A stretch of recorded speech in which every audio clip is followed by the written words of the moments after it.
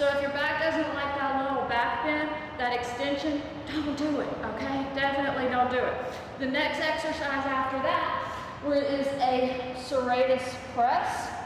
So we're gonna come into this plank, knees or toes, doesn't matter to me. And you're gonna push through the upper back, opening up through those shoulder blades, and then lower down. Press up and down. Hitting this muscle right here, that's serratus. Excellent for the posture. All right, so we're gonna start. We're gonna do 10, 10, and I'll give you a little 5 to 10 second breather, and then we'll do those 3 times, all right? So set yourself up for the plank and dive.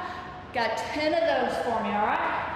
So lower all the way down, lift, pull it up, come up. Try to come up and down in a good straight unit. All right, we're just warming up, so we're just starting now. So you really should be able to give these all your energy. And you see I'm kind of kick-starting a little bit there with my knee. We're halfway done here. And that's fine. I'm a little sore from doing this yesterday. Reach.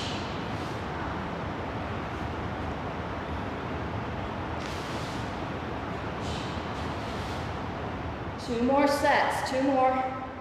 2.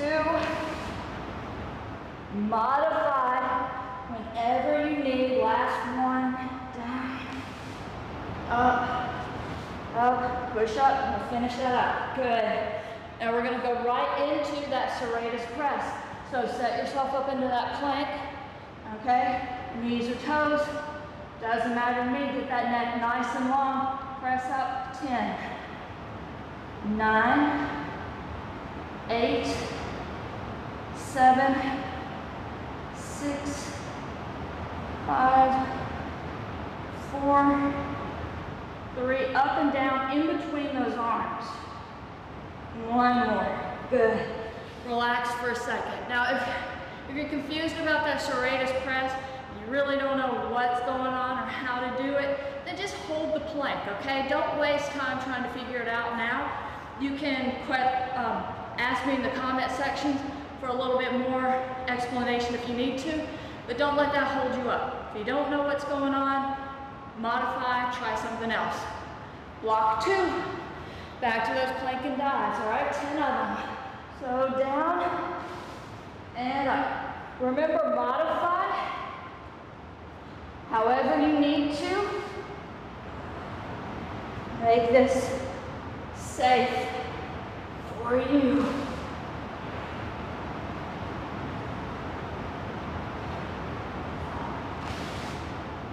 Here's where I need our vet accountant for me. I know she's counting at home, but that's not going to help me out.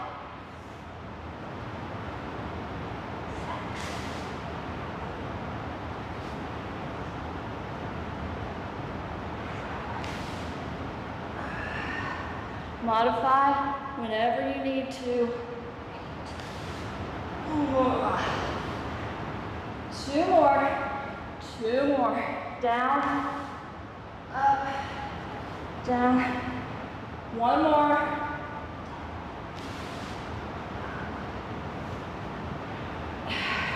Excellent.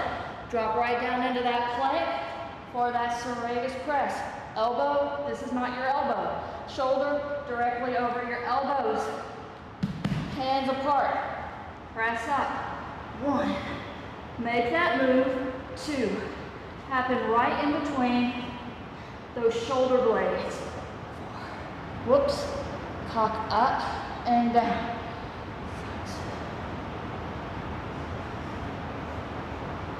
2 more. And 10. Good. Give me a little puppy stretch. Stretch that out. Get off the hands for just a second. Again, modify however you need.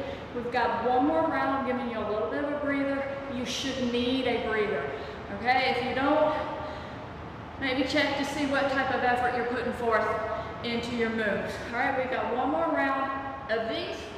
Then we'll forget all of those and start a new exercise duo. So last set, plank and dives, is just 10. Make it count. Go ahead, push through, get good, strong movements here. Up and down in one complete unit. Remember, if that lower back is bothering you, don't do this, okay? Stay within your comfort zone and go slightly outside of the comfort zone. I don't want you comfortable, I want you to feel challenged, but I don't want you hurting yourself. I sure hope that was 6.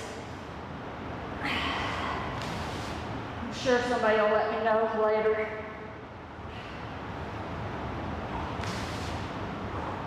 Two more sets. Modify if you need to. Last one, make it strong, make it count. Excellent, awesome. Right into that serratus press for me, please. Set it down, get those elbows right under the shoulder. It's just 10, it's just 10, here we go. 10, really push through. 9, so think about driving your elbows into the floor. 7, feel it right here. 5, 4, 3, 2, and 1. Good, give me that nice little stretch. You should feel this all right in here. Drop it down. Now you get a little bit of extra break. So I'm going to tell you, walk you through your next 2 moves, biceps and triceps. Now this bicep one, I will confess, it is a little awkward, but I really like it. I just kind of stumbled across it recently. So you might not be able to do it. You might not even be able to understand what I'm talking about. So again, you can shoot me an email or hit me up in those comments if you don't quite understand. If this isn't your cup of tea, you can set this out, or you can turn this. Looks sort of like an ab workout, so you can make this an ab workout if you can't figure out with the bicep, all right? So what I want you to do is we're gonna come over onto your side, nice little fleshy part of the butt, okay? And we're gonna start laying down, upper arm, that tricep is on the floor. Lift your legs and hold them here. Good, strong core. And then I want you to pull yourself up with that arm, okay? So you see that little bicep curl there fell off the mat. Maybe you need a towel or a rag underneath that elbow, but a nice little curl here, okay? It's not this, okay? It's not an ab workout, but if you can't figure out the bicep, make it an ab workout, okay? As long as you're doing something. Then your second exercise is going to be a tricep dip, okay?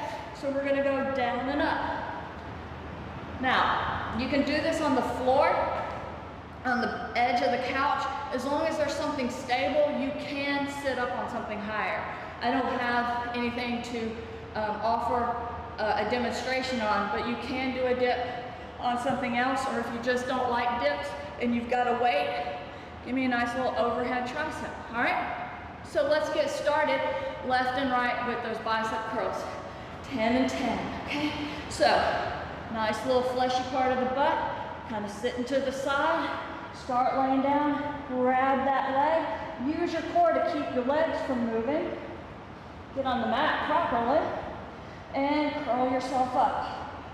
1, go all the way up as far as you can, get that good squeeze. 2, now if perchance, 3, you have some weights at home. If you'd rather do a bicep curl, you can, but the whole objective of this exercise is where you don't have to use weights at all. Squeeze it. You gotta come all the way up. Nice curl. 2 more, 2 more. Then we gotta go to the other side. Last one. 10. Good. Quickly flip over to your other side, all right? This one's my worst side. Please don't make fun of me, okay? Everybody has a weak side. This one is mine, this particular exercise. Normally, I'm stronger on the left, but who knows why? So here we go. Curl it up. Oh, 1. That was horrible. 2. There we go. 3. Really make a point. Make sure that you're contracting the bicep and not just using your core. Really try to keep your core out of it. It needs to be engaged. 2 more, I think. 1 more. And there's your last one there. Sit up, transition quickly into that tricep dip, okay? Hands are back behind you. They're underneath your shoulders, underneath your elbows. You lift up as high as you're comfortable. Bend and straighten the elbows. 2. That core is engaged. Bend and straighten the elbows. Modify if you need to. 2 more. And 10. Good. Give you a little bit of a breather. I don't think we need that much. We're coming back into that bicep curl, okay? So go ahead and set yourself up mentally and physically. All right, so you're on the side here, starting on that hip, the fleshy part. Don't get on the bone. Knees are up. Core is isometrically engaged for support. All right, curl it up. 1. And down. 2. Really squeeze. Make sure that you are getting this bicep. Touch it if you need to. All right. Make sure you're not using your core. I'm trying really hard not to. 4 more. Repositioning. Really squeeze it. 2 more. Make sure you're not hurting your shoulder. And last one. Woo, nice. Flip over to the other side. I'm spinning. You don't have to spin. You can literally just turn yourself over. I don't think you want to see my back. So set yourself up. Fleshy part of the glute. Knees up. Core is tight. Curl it up. Now see there, I use that core just a little bit. It's okay. It's a new move. We're learning. All the way down, kind of get a relaxation.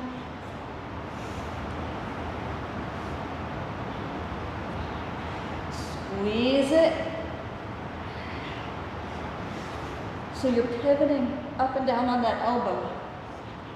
But there's not a lot of weight on that elbow, so it shouldn't be hurting. Was that 8 or 9? Nobody's counting behind me.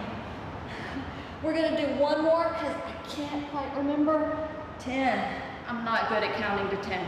All right, so up we go, right into that tricep dip again, please. I'm sure someone will let me know in the comments if I did 1 too many. Keep that core tight. Try to keep your weight over your palms. Keep your toes down. Keep those legs energized. 9 and 10. Excellent. Take a quick little breather. We've got 1 more set of these, and then you can forget all about all of this until you replay it again. What's today? Thursday? Saturday? Or maybe Friday. All right? Last set of these bicep curls, and then you can kiss those goodbye. Here we go. Curl it up. 1. All right? Make sure. Now you're kind of getting tired too, maybe a little frustrated, so you're going to want to cheat. Don't. All right, it's just 10. Squeeze that bicep.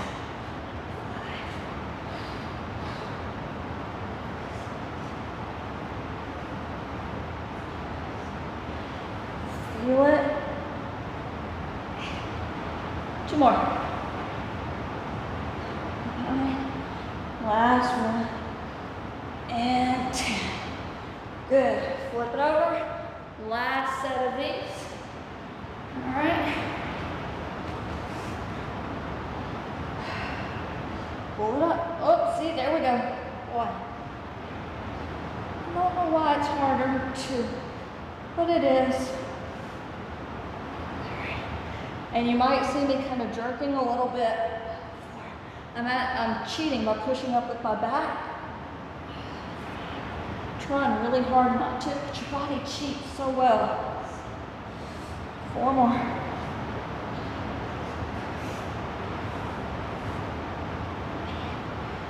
2 more. Last one, and that's 10. Nice. Set yourself up for those tricep dips. Last set. All right. Almost there. So close. Down and up. 10. 9. Toes are on the floor. Push back just a little bit with your feet to keep you over your wrists.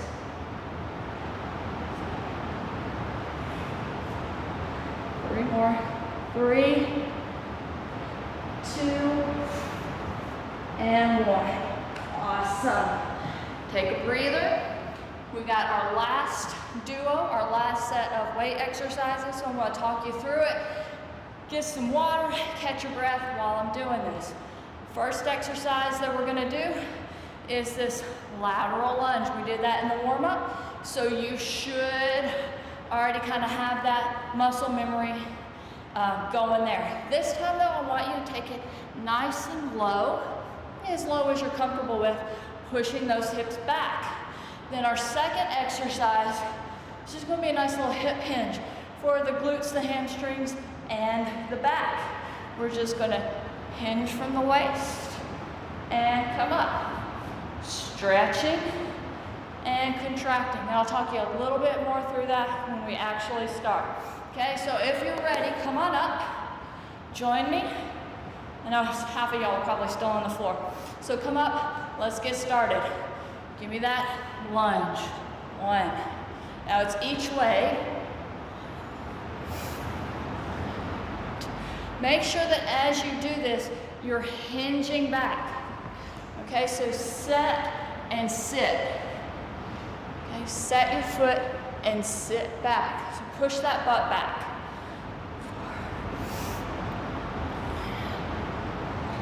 Now, if you're just really feeling it and want to add a little extra to it, why not add the arms? Make sure you're pushing back and that you're not swaying and pressing out into that hip. So hip goes back.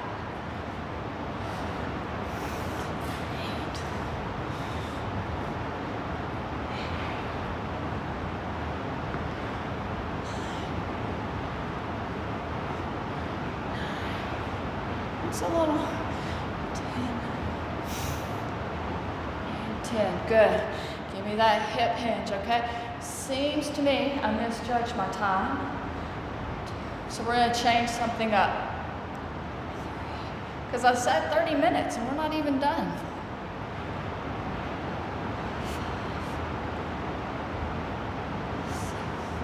Is it that big of a deal if we go over 30 minutes? You're smiling, but you're not saying, no, go ahead. 9. All right. And 10. Good. Okay. So we're going to condense it a little bit. We're going to change that lateral squat into just a regular squat. Kind of condense the time, all right? So I just want you going down, touch if you can, and up. All right? Here we go. Down and up. 2. 3. 4.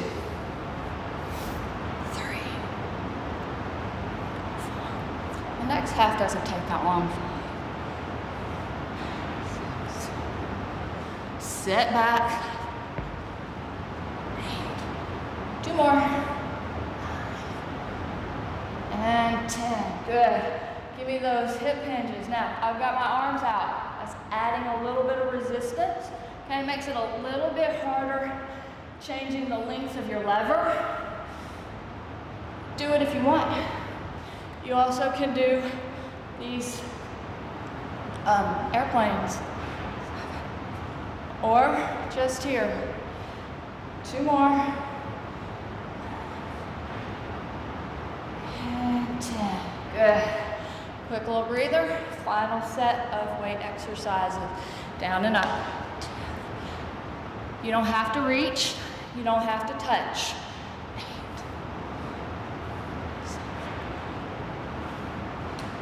6.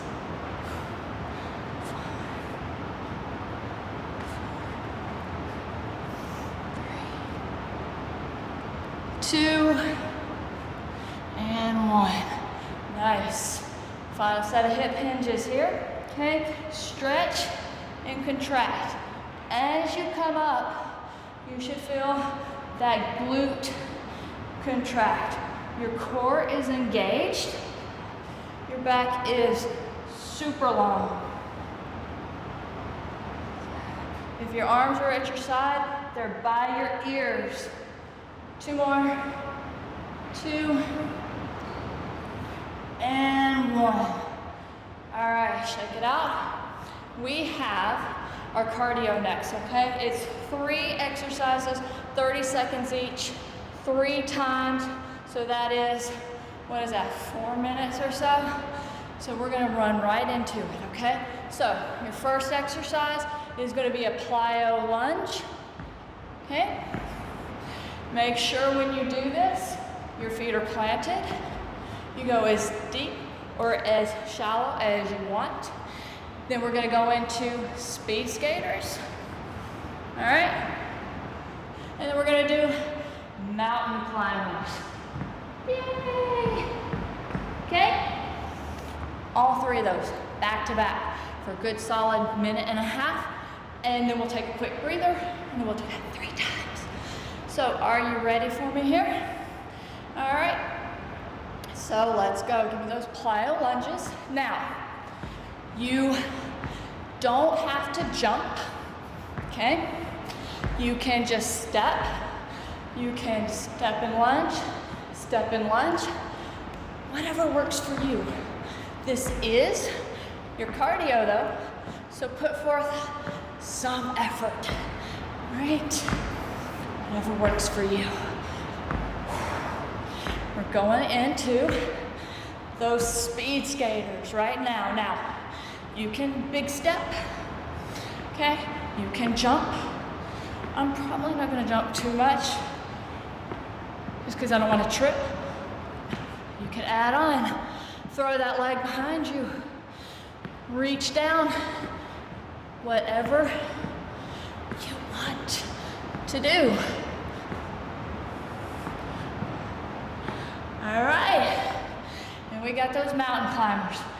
Take it down, oops, sorry, take it down, and you can go slow, okay? You can rotate, or you can go fast. I lost my clock, there it is. Go fast with me, come on. This isn't that fast. It's not that bad. It's only for 30 seconds. So I know you can do that. See? You did it. Catch your breath. Get you a sip if you need to. We're starting up in 5 seconds. Back to those plyo lunges. Here we go. Okay?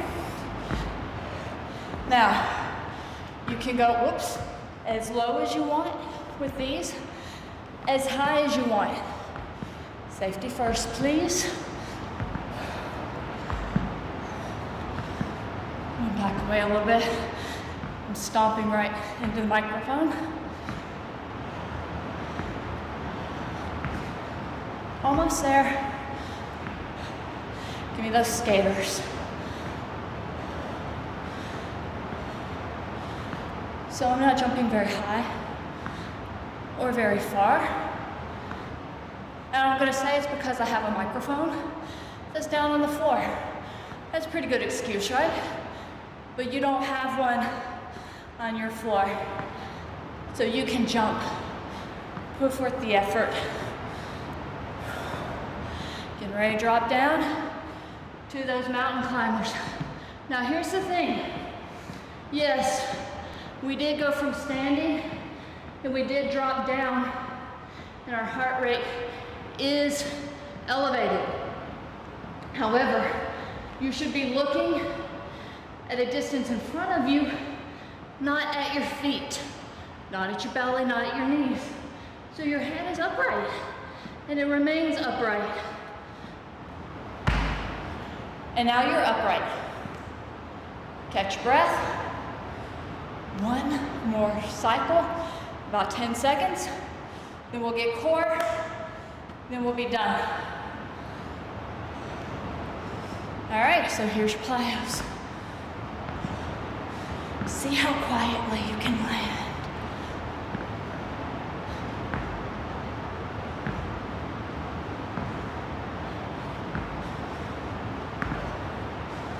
If you want to add some arms, add them.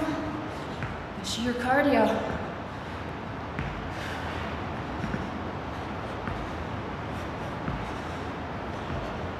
Speed skater.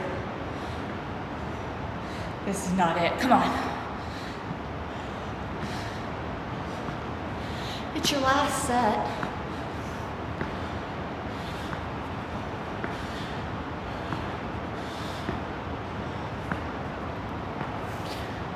Land softly. No sense in shaking all those knickknacks. They're on the shelves around your house. Good. Mountain climbers. Ready? And go. It's just 30 seconds. It is just 30 seconds. Checking. Make sure my shirt stays where I want it to. Get your weight over your hands.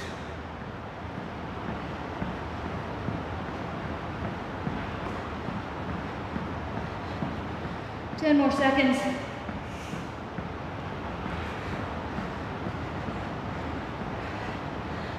Good enough. Catch your breath. We're gonna come down onto the floor. We're gonna finish up with your core exercises, and then we'll be done, okay? No stretches here. I'm gonna ask you to stretch on your own when you get home. First exercise we're gonna do is the dead bug. This is a variation of the dead bug. Opposite arm, opposite leg, moving through the shoulder and the hip. Then your second move is gonna be this nice little double crunch. 30 seconds each. Take a little breather. We'll do those 3 times. So I'm gonna find my clock. Set yourself up. Nice tight core.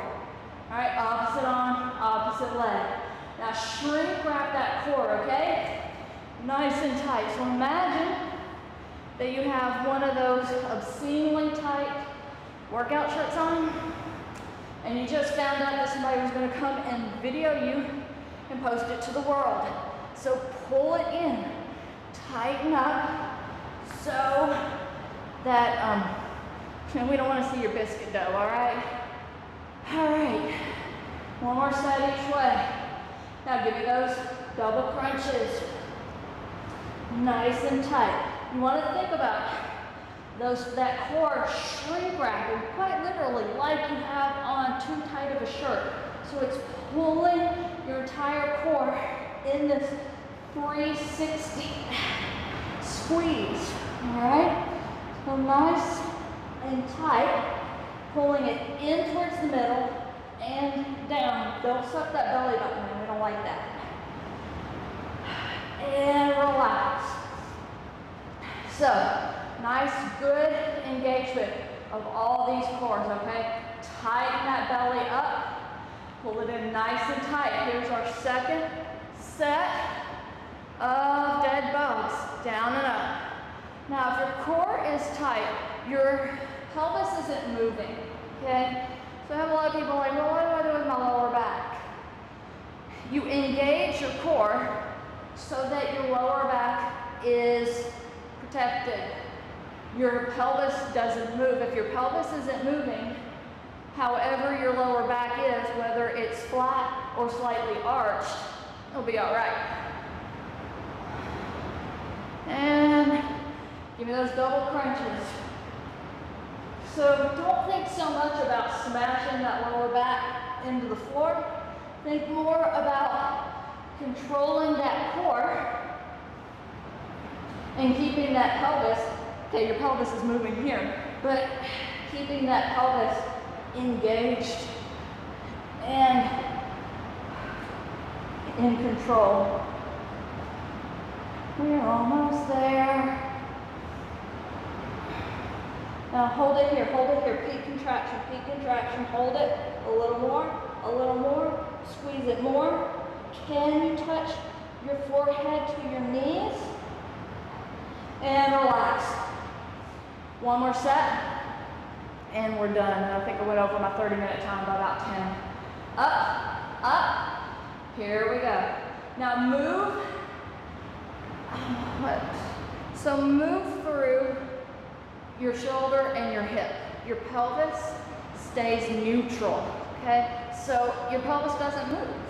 And if your pelvis doesn't move, that means your core is engaged so that your back is protected, all right? So just pay attention to what you're doing. Keep that core shrink wrapped. Pull it in. Ooh. And I'm gonna tell you right now, I forgot what I started on that time. This seems like a good one.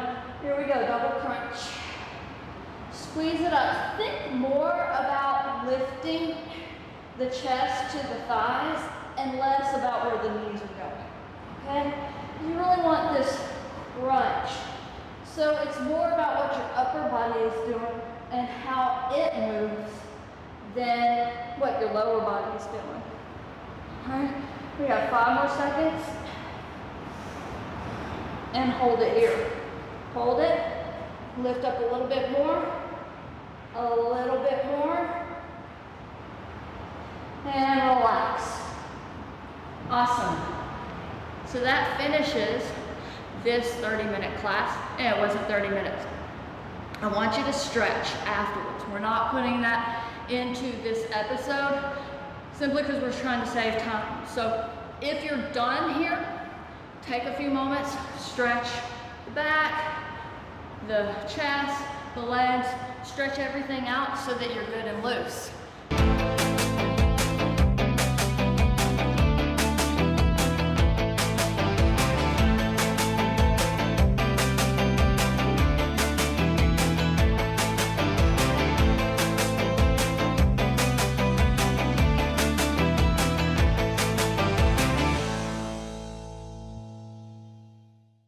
Coming up next on Behind the Badge, MPD officers now have the power to save lives right in their patrol cars. As summer approaches, residents are encouraged to park smart in hopes of reducing car break-ins. Mother-daughter duo. We introduce you to the first mother and daughter at MPD helping to fight crime. MPD has added 2 more mental health co-responders, helping those who may be going through a mental health crisis. Scouting open house. Local scouting troops and packs toured the MPD headquarters. Those stories and more. Behind the Badge starts right now. Hello everyone, I'm Larry Flowers, and welcome to another edition of Behind the Badge, an inside look at news and newsmakers of the Murfreesboro Police Department. The Murfreesboro Police Department has started to equip its police cars with a device that could save lives in a heartbeat. In an emergency, every second counts. For a person having a heart attack, getting help to them as soon as possible is crucial. A lot of people in our community die every year of heart attacks.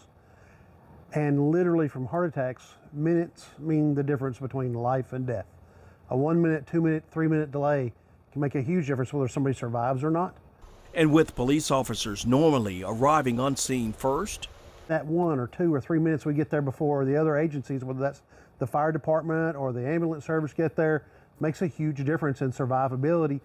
that's why MPD decided to equip its police cars with a device that could save lives in a heartbeat. Automatic defibrillator. Unit okay. Stay calm. Check responsiveness. Call for help. Uniformed officers will have automatic external defibrillators or AEDs on hand for emergencies.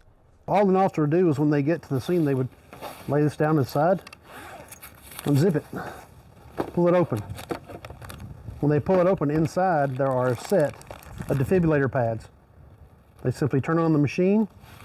As part of their in-service training, officers undergo CPR and AED training every 2 years. I look back over my career, I wish that I'd had these a long time ago. But just think of the lives that we're going to save now. An AED is an easy-to-use medical device designed to help a person who may be experiencing a sudden cardiac arrest. Stay calm. Check responsiveness. Call for help. Attach defib pads to patient's bare chest. With the press of a button, the machine automatically analyzes the heart's rhythm and, if necessary, it will deliver an electrical shock to help reestablish an effective heart rhythm. CPR buys time. Defibrillation saves lives. MPD began equipping cruisers with AEDs in mid-April. The goal is to issue all uniformed officers an AED by the end of the year. Literally, we have the ability to save lives right in our patrol car. The goal is to issue all uniformed officers an AED by the end of the year. Murfreesboro Police and Murfreesboro Parks and Recreation Department recently kicked off a Park Smart campaign, hoping to reduce the number of car break-ins across the city. Did you know that locking your vehicle doors may not be enough to keep your vehicle safe, especially if you're leaving your items in open view? Thieves are taking that next step and breaking in car windows to steal your wallet, purse, or phone if you've left them in plain sight. Locking your doors is great, but take that extra step and be sure to hide your items or just take them with you when you leave your vehicle. Remember to always park smart. Hide your stuff, lock your car, and take your key. MPD and Parks and Rec will also be promoting the Park Smart campaign on social media as part of the 9 p.m. routine. A reminder that each night by 9 p.m. to make sure your cars are locked, valuable items and guns are removed, also that you take your keys and key fobs. MPD has added 2 additional mental health co-responders, bringing the number to 3, helping those who may be experiencing a mental health crisis. Kevin Wilson and Sydney Kucinski-Land joined co-responder Heather Newless, who began working with MPD's Crisis Intervention Team, or CIT, in February of 2022. Wilson is a licensed master social worker and mandatory pre-screening agent undergoing LCSW supervision for the state of Tennessee. He is serving on MPD's Homeless Outreach Support Team, or HOST, as an MPD Volunteer Behavioral Healthcare System co-response specialist. Kucinski-Land is a clinician hired by Volunteer Behavioral Healthcare Systems. She embedded with MPD last October. She responds to mental health related calls with CIT officers Monday through Fridays from 2 p.m. to 10 p.m.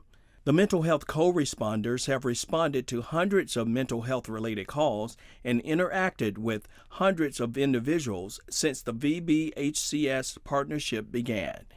29% of the mental health related calls were for individuals experiencing psychosis, 29% for suicidal thoughts, and 12% for depression or anxiety. Many were diverted from incarceration to treatment-based alternatives. Only 6 of the 300-plus consumers were arrested. 65 clients would have unnecessarily been transported to the emergency room for psychiatric evaluation. if it wasn't for those mental health co-responders and CIT officers. The City of Murfreesboro, Murfreesboro Police, and Volunteer Behavioral Healthcare Systems funded the 2 new positions through a $500,000 grant. The contract expires in June of 2024. For the first time in the history of the Murfreesboro Police Department, a mother-daughter duo is on duty, helping to fight crime in the city. I'm very proud of Class 1972. At the Tennessee Law Enforcement Training Academy graduation, recently held at Middle Tennessee State University. They've also learned the value of service. A special bond in Class 1972 between a police recruit and her mother. Kara Michelle Tresway, Murfreesboro Police Department. Officer Kara Treadway was presented her basic training class certificate of completion by her mother, Murfreesboro Police Department Criminal Investigations Division Detective Julia Cox, becoming one of the first in Toledo's history to do so. I did have a couple other chiefs come up to me and say that they had never seen a mother-daughter or a mother presenting the daughter with a certificate at, in the same department. So hopefully this tradition will live on. I was very happy. I was very honored to shake her hand to receive the certificate from her specifically. It felt like I was making her very proud, and I wanted to cry, but I had to hold it in together for her, but I love her so much. The day brought back memories for Detective Cox. A couple of different things. One, little deja vu. It just seems like yesterday I was walking across that stage, even though it was almost 13 years ago. Law enforcement for them is a family affair. We try and teach our children to do as we say, not as we do. I hope that they learn from our mistakes. But her following in the line of law enforcement is something that I, as her mom, is very proud of, that she decided to follow in those footsteps. Of course, her stepdad was retired law enforcement as well. So it runs in the family. Just very proud, and I'm here to support her and be there for her, and I know she'll do well. Just seeing what they did, how they made people proud, how they changed people's perspective and helped others. I've always wanted to do that. I've always wanted to make a difference. They just made me proud, so I want to make them proud too. These two also become the first mother-daughter duo to work at MPD. It's definitely going to be interesting having my daughter in the same department, seeing her in the hallway, seeing her out in the parking lot, hearing her voice over the radio. It's definitely going to be an adjustment, but I think that she'll make me proud. It's nice knowing that I'll have somebody that I know, I'll have good connections. Just knowing that I'll have her there and she'll always have my back no matter what. I just love having her around. She's my best friend. A special mother-daughter moment that will live on. It was nerve-wracking, but it felt like just a goal that I had been wanting to achieve for so long. It felt like I fulfilled a very high hope in myself. Primarily proud. She's worked very hard to get where she's at, and just a proud mom moment. The mother-daughter duo is hoping other mothers and daughters will be inspired to follow in their footsteps. MPD recently held its first scouting open house at the police department. It was a day for local PACs and troops to come together to see what we have to offer at the police department. The Murfreesboro Police Department Community Engagement Division invited area scout packs and troops from kindergarten to 5th grade to attend the scouting open house. Activities included a building tour, including our Emergency Communications Center, a patrol car tour, K-9 demonstrations, and a training on proper flag folding. We usually get requests for tours for Boy Scouts, Cub Scouts, Girl Scouts, Brownies, so we decided to just bring them all in one night and have an open house night. We've had probably 15 groups so far, and we're not done yet. The Community Engagement Division is hoping to sponsor another scouting open house later this year. Each April, we pause to say thank you to the 911 workers as part of National Telecommunicators Week.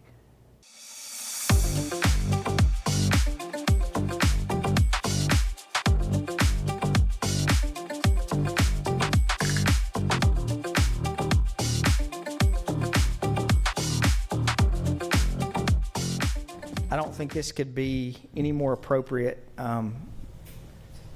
based upon the last week. We've had, so, you know, I have a 10-year-old son, and I think we all have gone through listening to the video or listening to the communication, the 911 communication of the Covenant shooting. We've watched all the videos, and then on Friday or Thursday and Friday to be able to listen to what's happened in Reedyville.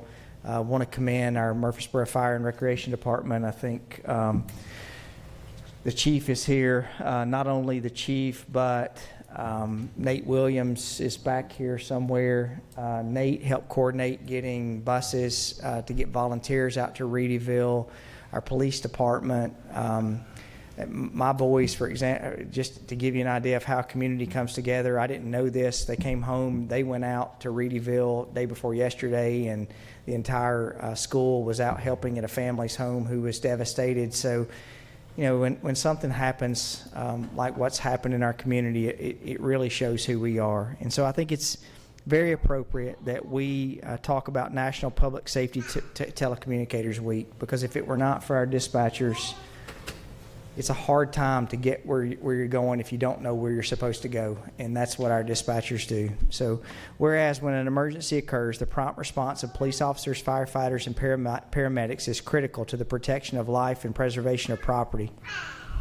And whereas the safety of our police officers and firefighters is dependent upon the quality and accuracy of information obtained from citizens who call the Murfreesboro Emergency Communications Center for help. Whereas public safety telecommunicators, the first and most critical contact our citizens have with emergency services. And whereas public safety telecommunicators provide a vital link to our police officers and firefighters by providing them information and ensuring their safety.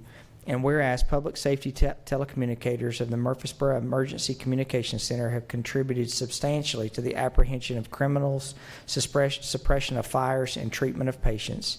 And whereas each public safety telecommunicator says exhibit compassion, understanding, and professionalism during the performance of his or her duties in the past year.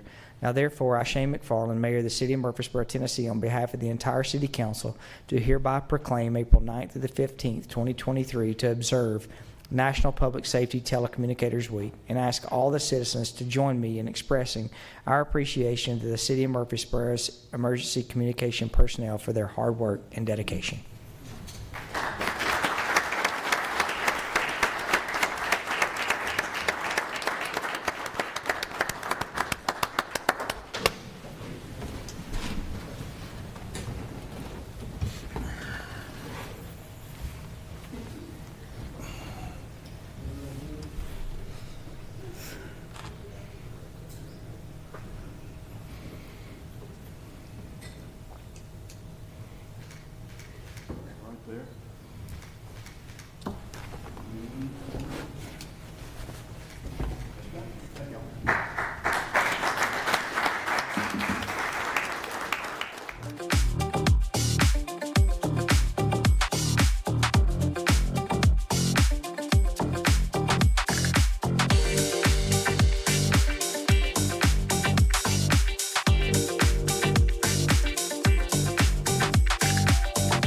Well, I'm about to come up on my 12-year anniversary, so I started here in April of 2011. It's not really something I ever saw myself doing. I don't know if it was even on my radar as a career choice. I just kind of fell into it, and then I found the love of helping people. It's different every day. You just never know what you're going to get when you come in.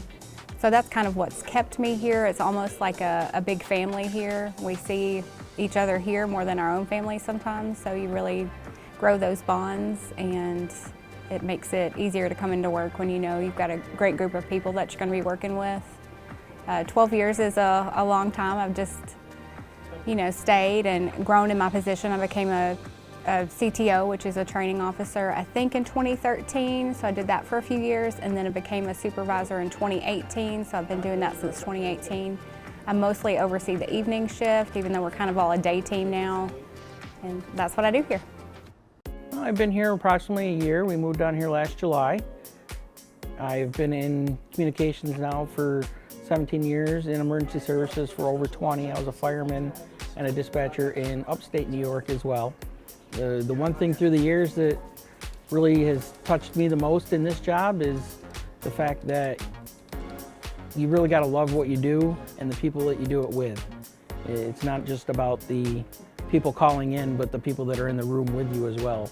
They're going through the same calls and the same stress that you're going through, and you got to lean on each other to get through that. Well, the one thing that really impressed me when I first came down here was the fact that they really opened their arms up to me, not just as a person, but as somebody with 16 years of experience. Some people have actually come and asked me, you know, questions as to what I've learned in the past and how they could use that here to assist with furthering this center as well. I served for probably about a little over 4 years in Fayetteville, North Carolina, and then I've been here for just over a year. I read an article a long time ago that said that people who get into this profession to save lives is not necessarily the right way, but if you get in it to help people, you're going to help someone every single day. So I like to work by that philosophy, I guess. Another thing that I kind of, I guess, base my work around is CIT. But everyone knows that is, but it's crisis interventions training. And not all telecommunicators get it. I actually got it with my previous agency. But they teach you a lot about how everyone who's calling 911 is in crisis in some way or another. And it kind of like rewired my whole brain for the job. I think a lot of people easily lose empathy in this field or in just public services in general because we deal with it so much day in, day out. And it's kind of a way to protect ourselves. But I'm a big believer in maintaining the empathy because you're working with these people who are in crisis and they need an empathetic voice on the phone when they're going through that. So I helped someone give birth over the phone. It was actually her brother calling, so I directed him through the birth. That was probably my dream call, like the call that I really, really wanted to take. It's one of the very, very few happy things we get to deal with in here, or just in this field. And I knew it was rare to happen because these days response times are so quick. They have to call and just be right about to give birth when they're calling. So that was very fulfilling to finally get to do that. A lot of times we're in the background. Sometimes people don't even really know what we do, but we're always here if you need to call us. We're here 24/7, 365. We don't get holidays. Anytime that you call in, somebody is going to answer the phone that's well-trained and prepared to take your call. They're going to get you the help that you need, make sure that you're safe, make sure if you're having a medical emergency that you get the paramedics there quickly.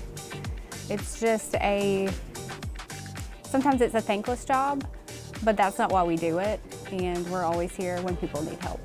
The dispatcher role is, they debate whether or not we're responders or we're first responders, but we are the people that are talking to that person on their worst day first.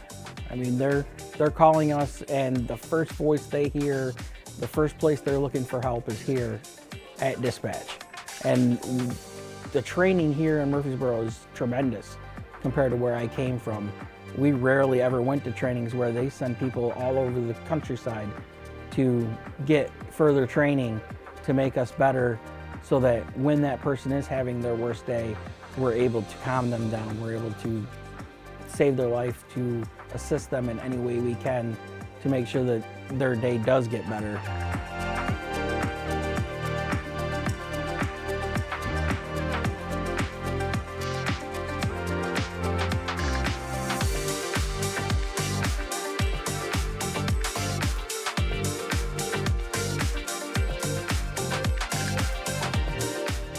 Telecommunicators Week was recognized April 9th through the 15th. MPD launched a new webpage that assists residents in reporting reoccurring traffic issues such as speeding, failing to stop at a stop sign or red light, parking issues, and other traffic violations. To report a traffic violation, simply visit the Murfreesboro Police Department's webpage you see there on your screen and click the Report a Traffic Complaint tab. You can report anonymously or leave your contact information for a traffic supervisor to contact you. Before we go, we want to give a few shout outs. A special shout out to Sergeant Mark Wood, Field Training Officer Drew Stallnecker, and Officer Bree Dunn with the MPD Homeless Outreach Support Team or HOST on being named Officer of the Year by the Exchange Club of Rutherford County for working with the city's unhoused community. A special shout out to SVU Sergeant Paul Mungo, who received a Heroes Award from the Child Advocacy Center of Rutherford County Annual Walk for Children for all the work that he does in helping to protect our children in the community. A shout out goes to SVU Detective Michael Yates and Police Evidence Technician Robbie Walls, who won the Best Dessert and Best Chili Recipe at the annual Chili Cook-Off to raise money for the American Cancer Society.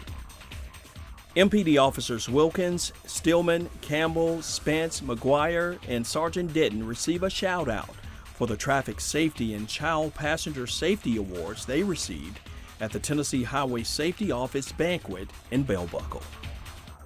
A thank you shout out goes to the MPD basketball team who participated in the Guns and Hoses basketball game. MFRD won the game, but the real winner was the American Cancer Society, who received proceeds from the fundraiser. A shout out for Officer McGuire and Shanna Barger, who received a letter of thank you from an accident victim involved in a crash on Highway 96 in Fortress. A shout out for Officer Peterson and Ellis, who participated in the Rutherford County's 22nd annual Earth Day celebration. Also, a shout out for Sergeant Amy Denton and the MPD interns who participated in the MTSU Career Fair. Shout outs for Officer Spence, Officer Templeton, and Lloyd for 30 years of valuable and faithful service to MPD. And finally, shout outs to the following MPD employees on their recent retirement. Sergeant Tim Higgins, IT Network Manager Bill Terry. Remember, we're here to serve and protect you. If you have any questions about the Murfreesboro Police Department or if you're looking for a job, give us a call at 615-849-2MPD. Thanks for watching. We'll see you next time as we go behind the badge.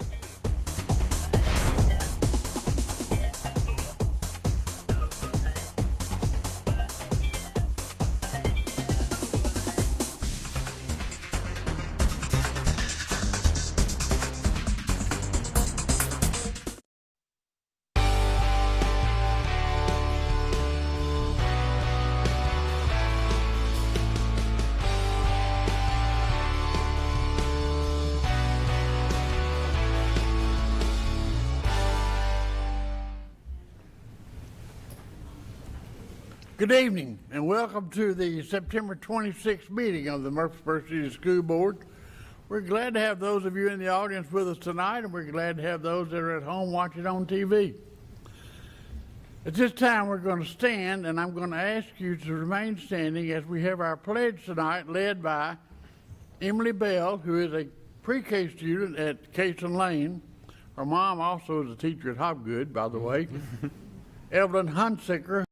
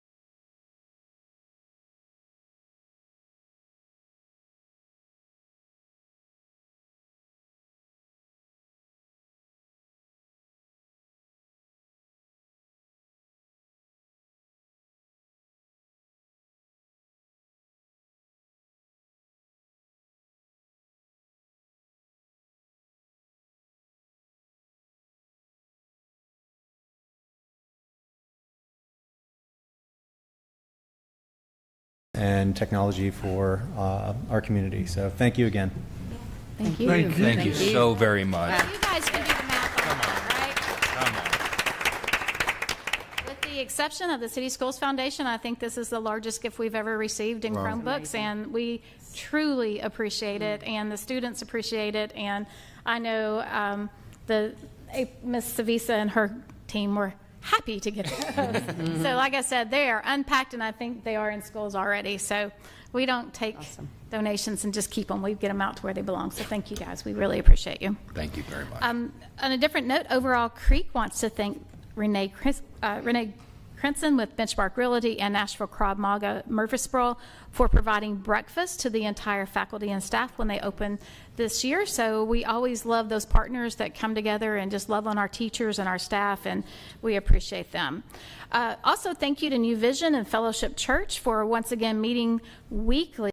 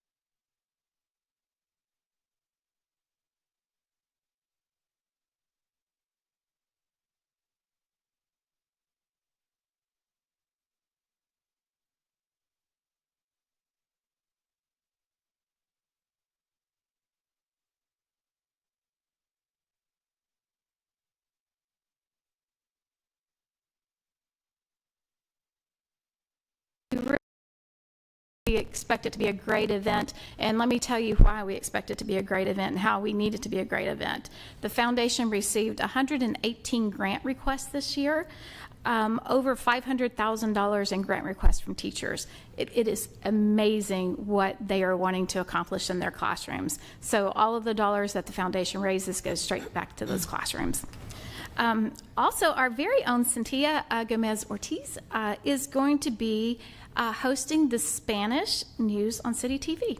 She starts this month, and we're so very proud of her. If y'all haven't been able to meet her, she's one of our new outreach coordinators, and is just going to be delightful on TV. I think it's a win-win all around. Reading in the Schools Day, thank you so much for all of you that came out and read to us. It was a huge success.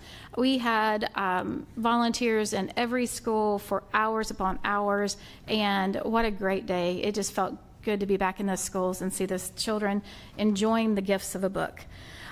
Building Strong Brains, it's a partnership between Murfreesboro City Schools, John Pittard, and Prevention Coalition is actually going on now. It's probably wrapping up now. It's a program we're trying to work together with Murfreesboro Medical Clinic and provide this to the community in various ways. But we're glad to see that's the first time we've all three come together to try to do this program. And then lastly, but not least, Bradley Academy will be celebrating Hispanic Heritage Month on October the 19th. So I expect we will be giving you flyers about that very, very soon. That is everything I have. I'll give it to Dr. Duke. Thank you, ma'am. Very good. Best of MCS, Dr. Duke. Thank you, Board. Tonight I am delighted to be back in front of the Board to honor another Best of MCS employee. This month's recipient is someone who has served the students of Murfreesboro City Schools in several different roles, and we are thrilled to recognize her tonight. So I'm going to ask Miss Emily Bradley to join me at the podium. Miss Bradley is in her second full year as a school counselor. However, this is her 6th year working at MCS. Like so many other amazing employees, Miss Bradley began her work experience with us in ESP at Mitchell Nilsson, and then being promoted to the assistant site director at Mitchell Nilsson and Irma Siegel, before taking an educational assistant position at Reeves Rogers. She also served as a substitute teacher for us while completing her school counselor internship at Overall Creek. So she's been in almost every school. And in August of 2022, she moved into her current position as one of our school counselors at Scales Elementary School. If you talk to her colleagues, they will tell you that Emily is an excellent representative of MCS because she always goes above and beyond with everything she does for her school. She supports her teachers, students, and schools with anything they need. She is constantly thinking of ways she can do more for Scales, and others admire her for that. Her love to provide the very best for her students does not go unrecognized by those she works with every day. Her principal, Miss Oakley, told me that Emily is a patient, empathetic, and resourceful professional who is the multitasking ninja, helping students with their goals and challenges, collaborating with teachers, administrators, and families to develop and implement plans for diverse learners, advocating for students, fostering resilience, and restoring hope. Miss Bradley is all of these things and more.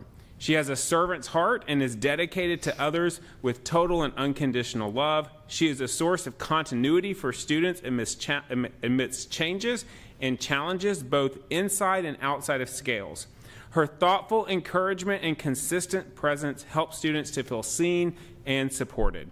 She reaches beyond the school walls to support families. She is a constant advocate who works tirelessly to remove barriers and always leads with putting students first. As Ms. Oakley says, she is a true superstar. Ms. Amanda Adams from our district team also works closely with Emily and echoed many of Ms. Oakley's comments. She added that Emily brings energy and positivity to her work as a school counselor with students, parents, and staff. She is a problem solver and a team player that strives to help her students excel each day. I asked Miss Bradley to tell me why she does what she does each day. And she said, "My students are the foundation of why I stay in education.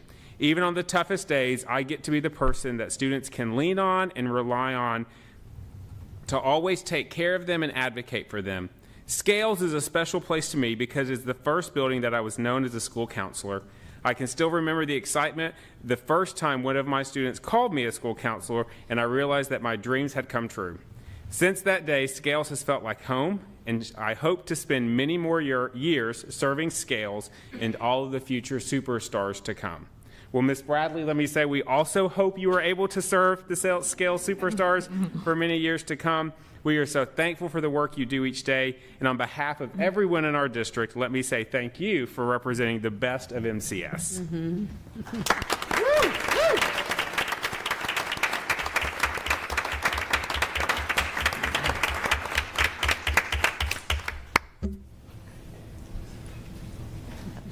Thank you so much. It is such an honor to receive this, and I can't wait to display it in my office. Thank you. Thank you. Thank you. Thank you. It's an honor to have you.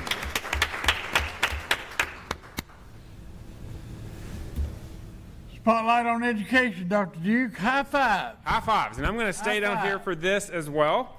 So tonight we are thrilled to recognize 6 of our schools for their hard work last year that resulted in true academic growth for our students. These schools achieved a level 5 TVAS growth score. This means that last year the academic growth made by students in this building was higher than the state's average growth. We know that by growing students academically, we are closing achievement gaps and preparing them for future successes as they progress through their school years. We are so excited to be able to shine a spotlight on these 6 schools and celebrate them for the hard work they have done. So at this time, I'm going to ask the principals of the schools to come forward and receive a sign they can proudly display on the grounds of their school. And then I'm going to ask them to move in front of the board so Lisa can get a picture at the end. I know we're so excited. So I'm going to start first as a level 5 school from Reeves Rogers, Miss Natalie Hardiman. All right.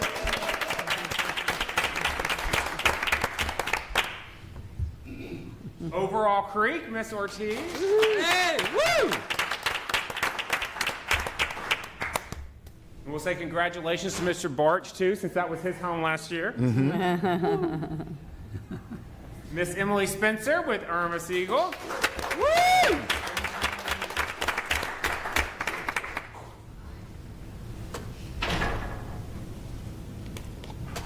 Mitchell Nilsson, Mr. Bryson, and Miss Newell, who was there last year. Woo!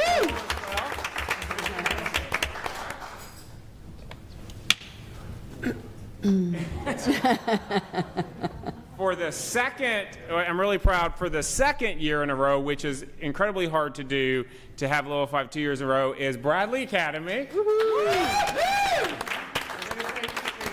Dr. Lewis gets to hold the poster now, but he wouldn't be remiss to not say that the school he came from is also a level 5. There you go. And finally, from Black Fox, Miss Strevel, for the third year in a row.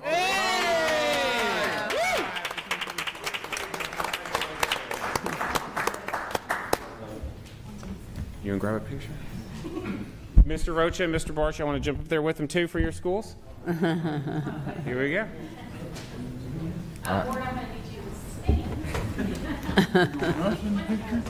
Just make sure we all look good. Yeah. It's a tall order.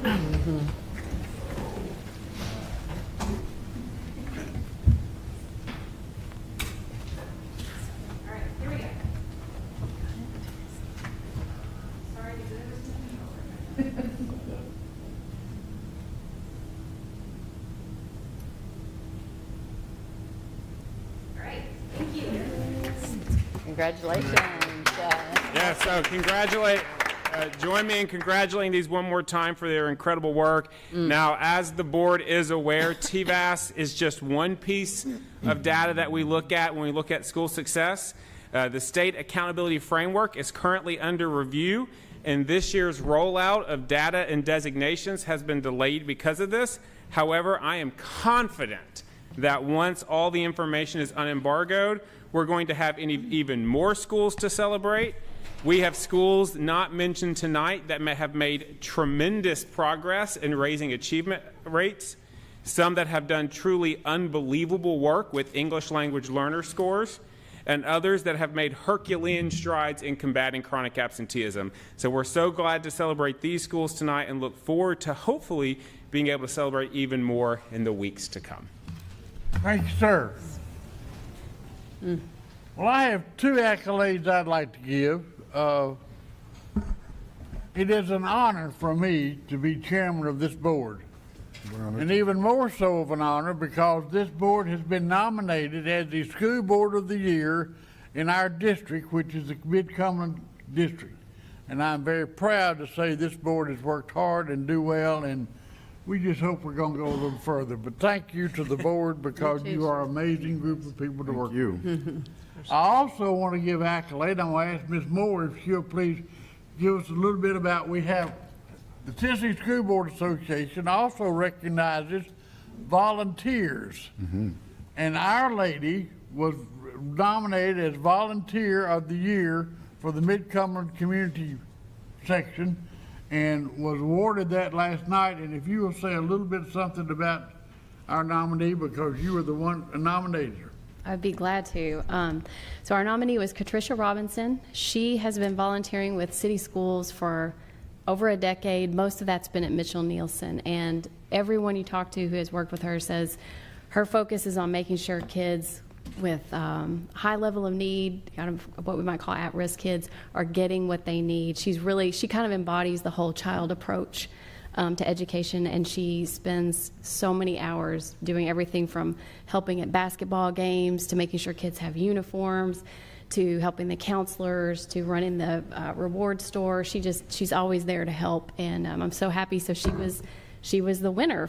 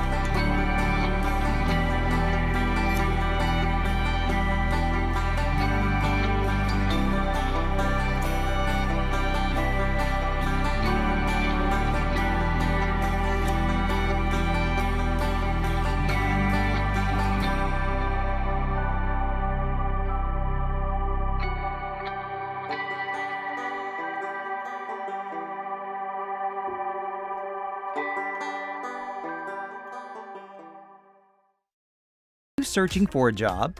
Have you searched everywhere for that perfect job that's right for you?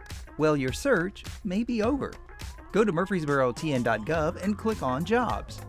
The City of Murfreesboro has a wide variety of jobs available: full-time, part-time, and seasonal positions. Benefits for full-time employees include medical, dental, vision, paid life insurance, a 401k plan, and more. Applying is easy, so give it a try. Again, go to murfreesborotn.gov, click on Jobs, and start a career with the City of Murfreesboro.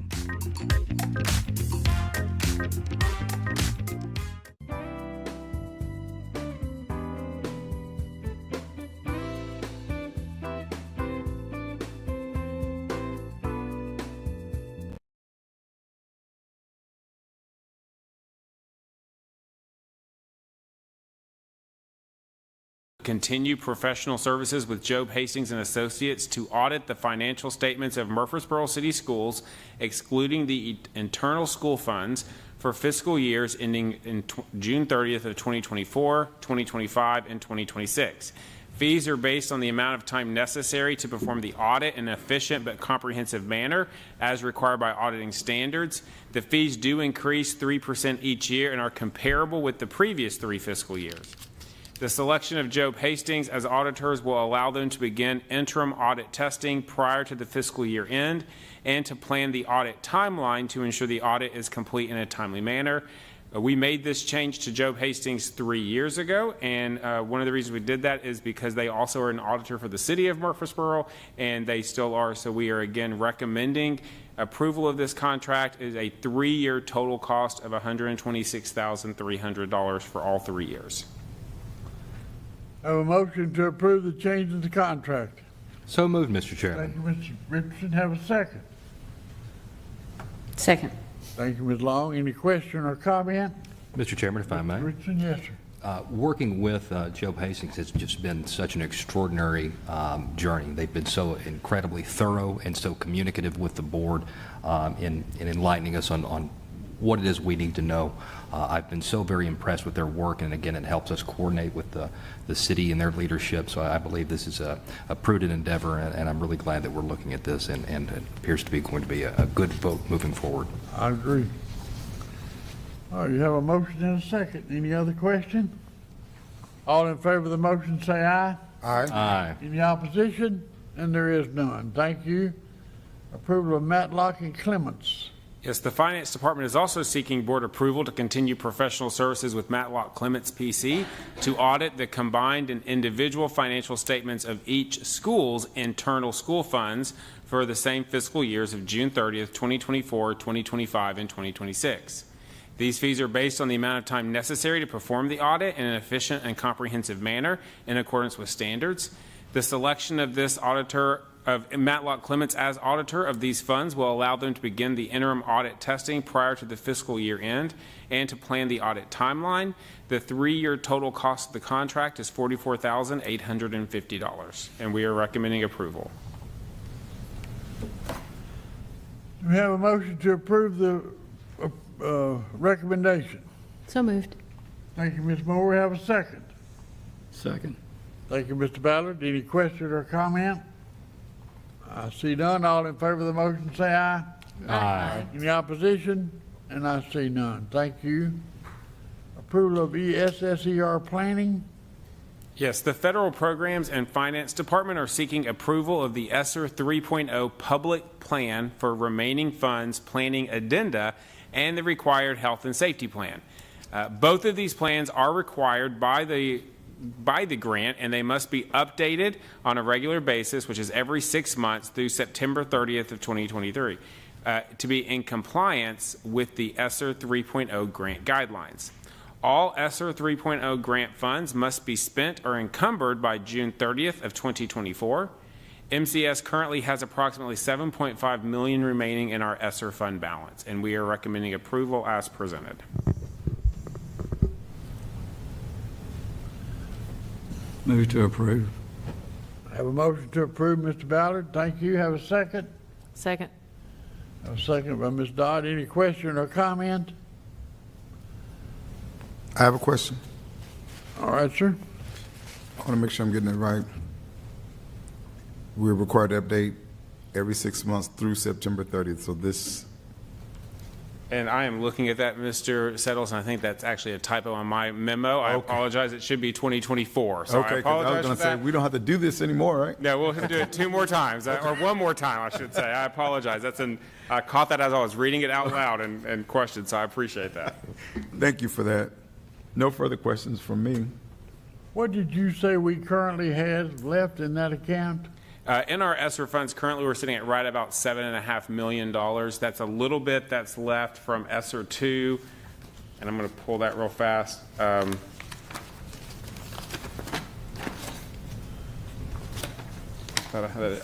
ESSER 2 is, I think, right at 119,000 that's left at the time of the reporting, and that's really some carryovers because the last day for that was June 30th of this year, so it's just some things we're still paying out. The remaining $7.6 million is all in the ESSER 3 component. If you remember, it came in 3 different phases, ESSER 1, 2, and 3, for a grand total of close to a little over $22 million. So this amount that we're showing is 7.679, but that's before the 100 and some odd was taken out, right? Yes, sir. So the 7.6 includes the ESSER 2 funds as well, which is at 119. Okay. What's left in ESSER 3 is $7,559,757. All right, sir. Thank you. Any questions? I have a motion and a second. All in favor say aye. Aye. Opposition? There is none. Thank you. Approval of budget amendment, public schools grant. Yes, sir. As in the spring of 2023, many of you are aware that Governor Lee and the General Assembly included a one-time, non-recurring investment of $40 million in public school security grants as part of the FY24 budget in conjunction with Governor Lee's school safety initiatives. Funds are used to support school safety efforts, including the improving of the physical school security. This budget amendment is to recognize $369,367.23, which is the full allocation received by Murfreesboro City Schools based on our student population. All right, you have a recommendation. Do we have a motion to approve the recommendation? So moved. Thank you, Ms. Long. Have a second? Second. Thank you, Mr. Richardson. Any question or comment? All in favor say aye. Aye. Any opposition? And there is none. Thank you. Budget amendment. Yes, sir. I think we're now on the 10 all-court one, and for the Federal Programs and Finance Department are seeking a budget amendment to the 10 all-core grant budget.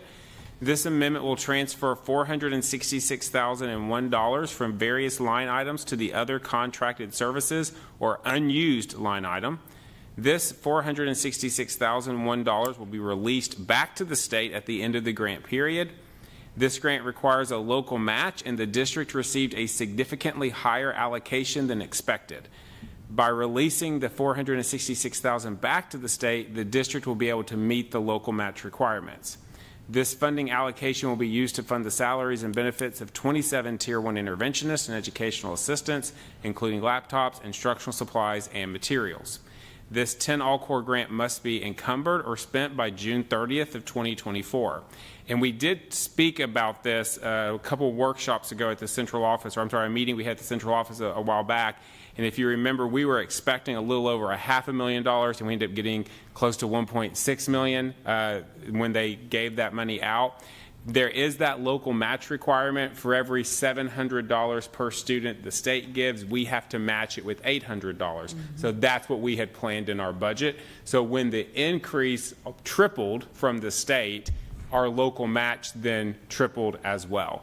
And so we wanted to make sure that we used the funds wisely, but weren't also redoing our budget in a way that didn't meet the needs of the district. So we are thrilled to have the funds we're going to use, which the funds that we are planning on spending and keeping are right at that $1.1 million range, which is, again, more than double what we were expecting. So we're thrilled with that. But we are going to be recommending we release some of this back to the state.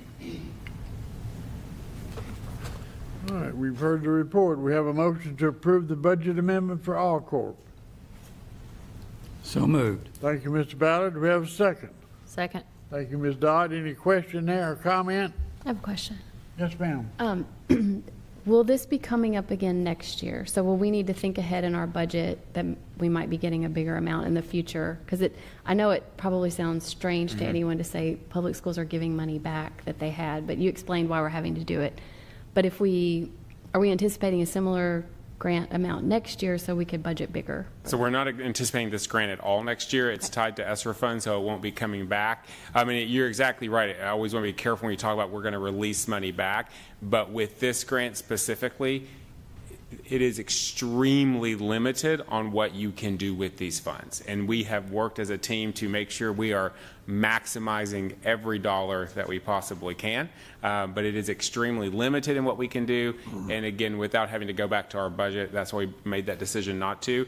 But it is the last year of this grant, and it will not be coming back around again in current form unless something changes. Okay, thank you. Okay.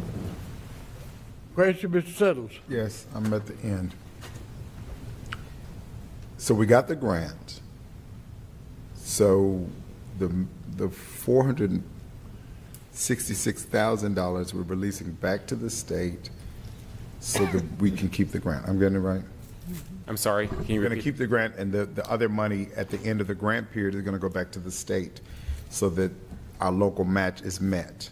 That is correct. The local match is actually higher per pupil than the grant amount is by $100. And so, again, we were anticipating, I think it was right out on the exact number, a little bit over $500,000. So when we got the 1.6, we were very excited, but obviously started working very quickly to said we knew our local match was going to go up. Can we make sure we can meet local match and use every penny we can without having to go back and redo a budget and grant to that extent? I knew there was a smart reason. I just had to hear it twice. Is Kim here? Kim is here. Thank you. You are so smart. Yeah, okay, so I think I got it. I think I understand it now. So it's not like everybody in television land, we're not giving away money. For us to keep that $466,000, we would have to come up, and I'll have to figure the exact amount, but we would have to come up with another $500,000 out of our budget to keep the $466,000. It made more fiscal sense just to send that back. Because with the way our budget is already laid out, and is we know the way we budget very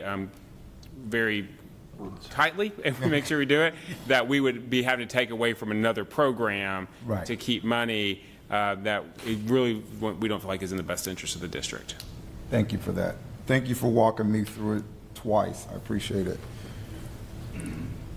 All right, you had a recommendation. We've had a motion to approve. Now, all in favor say aye. Aye. Opposition? There is none. Thank you. Budget amendment to replace maintenance vehicle. The Finance Department's requesting approval to amend $70,000 from unassigned fund balance for the purchase of a new maintenance vehicle to replace a 2004 3/4 ton truck that will be retired from service. The service truck has over 195,000 miles on it and is utilized by our grounds crew. Replacement is needed due to the estimate cost of the repairs. The new vehicle will be purchased off the statewide contract, and the retired vehicle will be sold on Gov Deals. We have a motion to approve the budget amendment for the maintenance vehicle. So moved, Mr. Chairman. Thank you, Mr. Richardson. We have a second. Second. Thank you, Mr. Ballard. Any question? Comment? Question, Mr. Settles.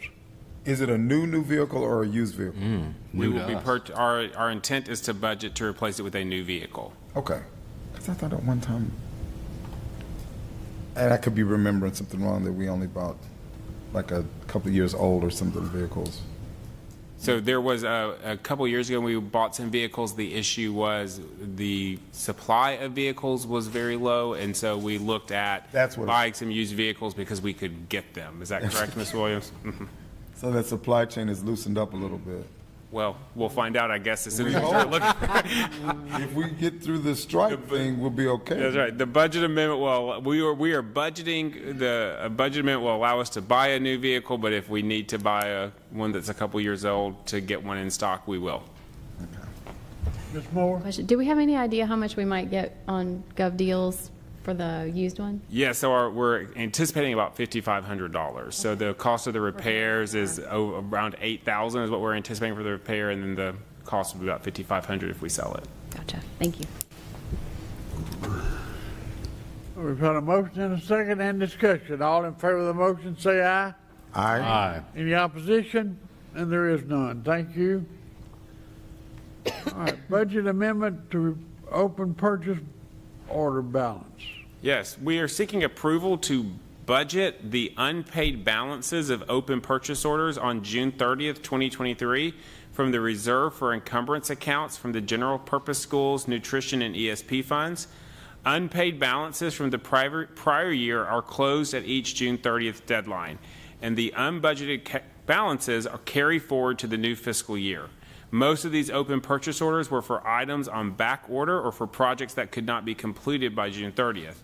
The budget amendment increases the expenditures in FY24 by $135,162 in the general purpose fund, $68,988 in the nutrition fund, and $522,240 in the ESP fund, and reduces the reserves account by the same amount.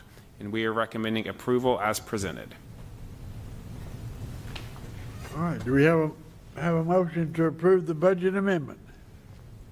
So move, Mr. Chairman. Thank you, Mr. Settle. We have a second. Second. Thank you, Ms. Long. Any question or comment, discussion? I see none. All in favor say aye. Aye. Opposition? And there is none. Thank you. Terrascape Cooperative Purchase Agreement. Pursuant to Board Policy 2.808, a cooperative purchasing agreement with Murray County Schools for the purchase of playground mulch through Terrascape is submitted to the Board for approval as the cost for this contract exceeds the $50,000 threshold. Tennessee Code Annotated allows school districts to engage in cooperative purchasing based on the same terms of a legal bid initiated by another district in Tennessee.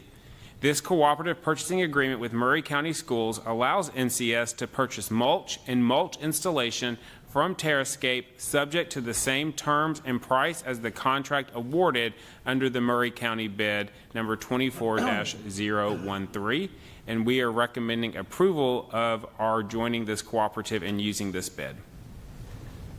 You've heard the recommendation. We have a motion to approve. So moved. Thank you, Ms. Moore. We have a second. Second. Thank you, Ms. Dodd. Any question or comment? All in favor say aye. Aye. Any opposition? And there is none. Thank you.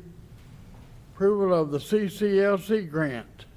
Our federal programs and extended school program, as well as our finance department, are seeking approval of the FY24 21st Century CCLC grant with their budget allocations. This budget allows ESP to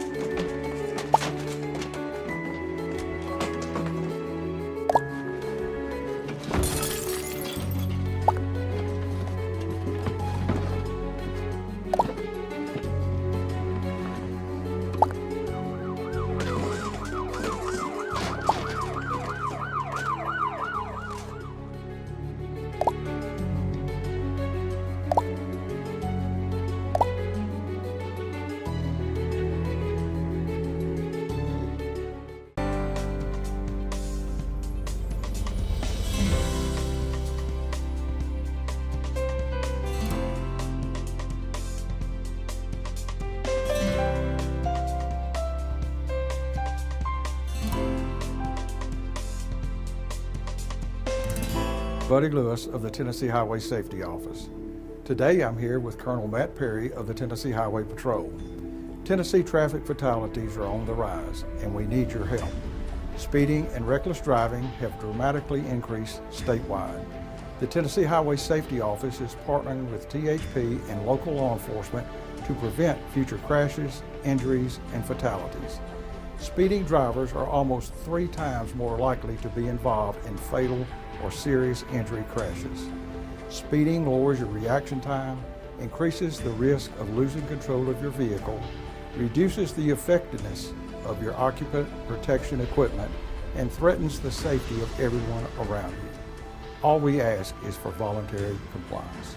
Speed is a contributing factor in approximately 15% of all traffic fatalities in Tennessee. From 2019 to 2021, there were over 22,000 speeding-related crashes in Tennessee. During the Slow Down Tennessee campaign, you will notice an increased presence of troopers statewide. Speed enforcement is a primary duty of the Tennessee Highway Patrol. We are asking everyone to slow down and focus on their driving. The most difficult part of our job is notifying someone's family of the loss of a loved one. However, you can help us prevent a future tragedy by obeying the law. If you see someone driving unsafe, please call one of our dispatch centers by dialing star THP. That is star 847 from your cell phone. We want everyone to make it home safely. Let's be considerate of all roadway users.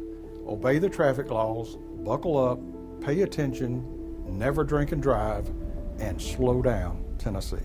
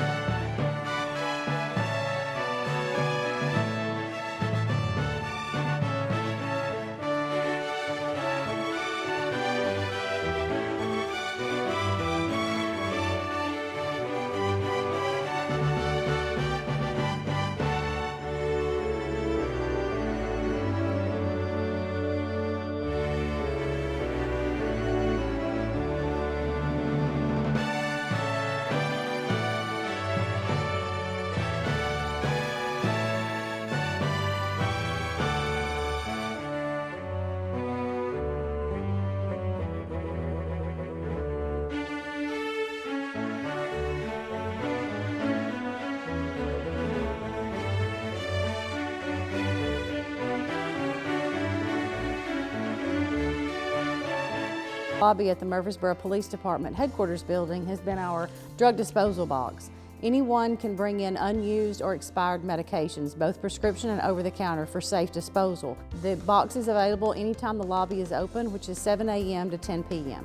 Any items can be brought in, such as pills in their original container, pills in bubble packs, even over-the-counter pills, liquids in their original containers, creams and inhalers. We cannot accept sharp items such as used needles, used syringes, EpiPens, things of that nature. All items placed within this container are retrieved in a controlled fashion and taken to an incinerator. There, the containers and the medications are all incinerated, which keeps them out of the local landfills and the local water sources. If you're looking for somewhere to dispose of medications, both prescription and over-the-counter, we encourage you to bring them here and put them in this box so they can be disposed of in a safe manner.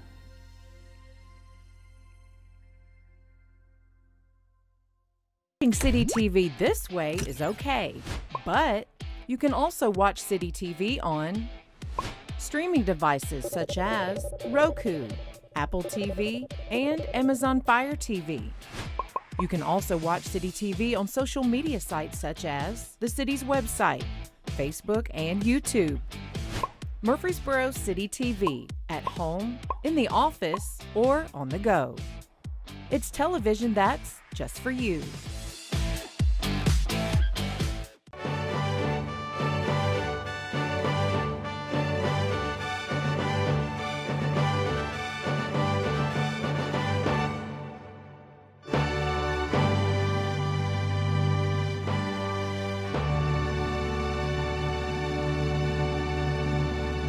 Murfreesboro would like to remind you your city property taxes are due on December 31st.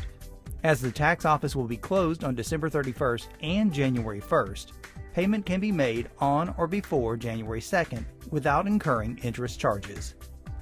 There are 3 ways you can pay your property taxes. You can stop by the tax department on the first floor of City Hall at 111 West Vine Street. You can mail a check to the City of Murfreesboro, P.O. Box 1139, Murfreesboro, Tennessee 37133. Or you can view and pay your property taxes online at www.murfreesborotntax.com.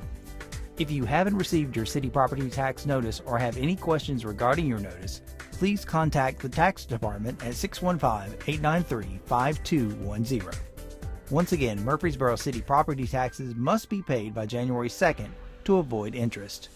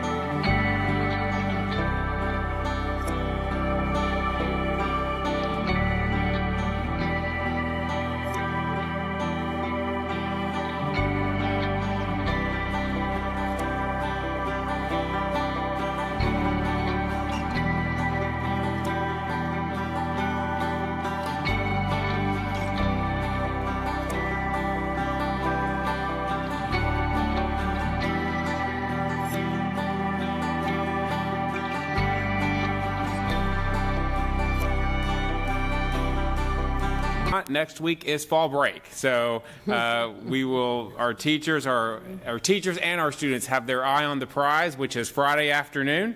And we're looking forward to a great fall break next week. And those are all of my updates. Okay. Anything else coming before this board tonight? Mr. Ballard? I'd just like to make a comment. I know we like to refresh the memory of all of our constituents and people that are watching, that when we go through a rather large agenda like tonight, it doesn't just happen that we sit here and decide yay or nay at the moment that it's presented to us. There's a lot of extra time that goes in by all of the board, and so people shouldn't think that we're just lightly tiptoeing through this. We dive into it, and then we try to understand as well as we can and have those conversations prior to the meeting that's going to help smooth things out. I felt that needed to be said, because we do like to remind people every once in a while that we're not just asleep at the wheel up here. Not all of us, anyway.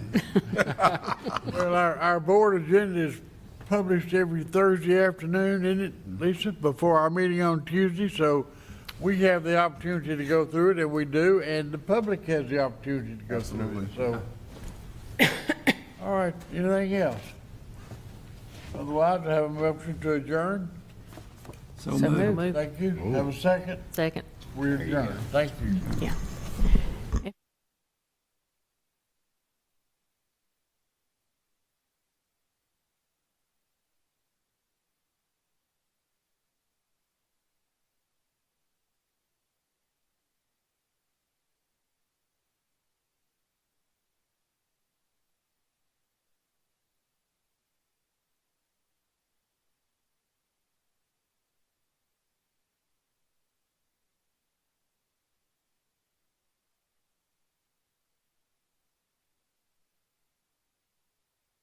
Nashville to US 231 in Murfreesboro. It will pair the interstate with State Route 1 as an alternative route, using nearly 30 miles of connector routes. The multi-phase project will include physical, technological, and operational improvements. Motorists will see emergency pull-offs added, entrance and exit ramps extended, and ramps metered in an effort to control merging conditions and reduce crashes. Intelligent transportation systems will also be upgraded.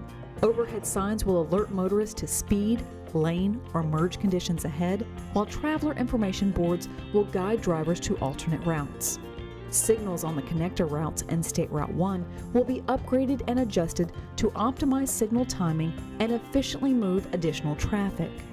The entire system will be integrated to allow TDOT to better communicate with motorists and better coordinate with partner agencies, which will ultimately improve mobility along the corridor.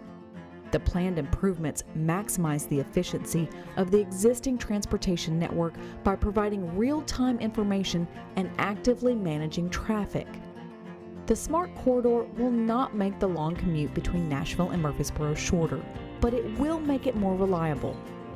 Safety, mobility, automated, real-time traffic management. That's a smart corridor.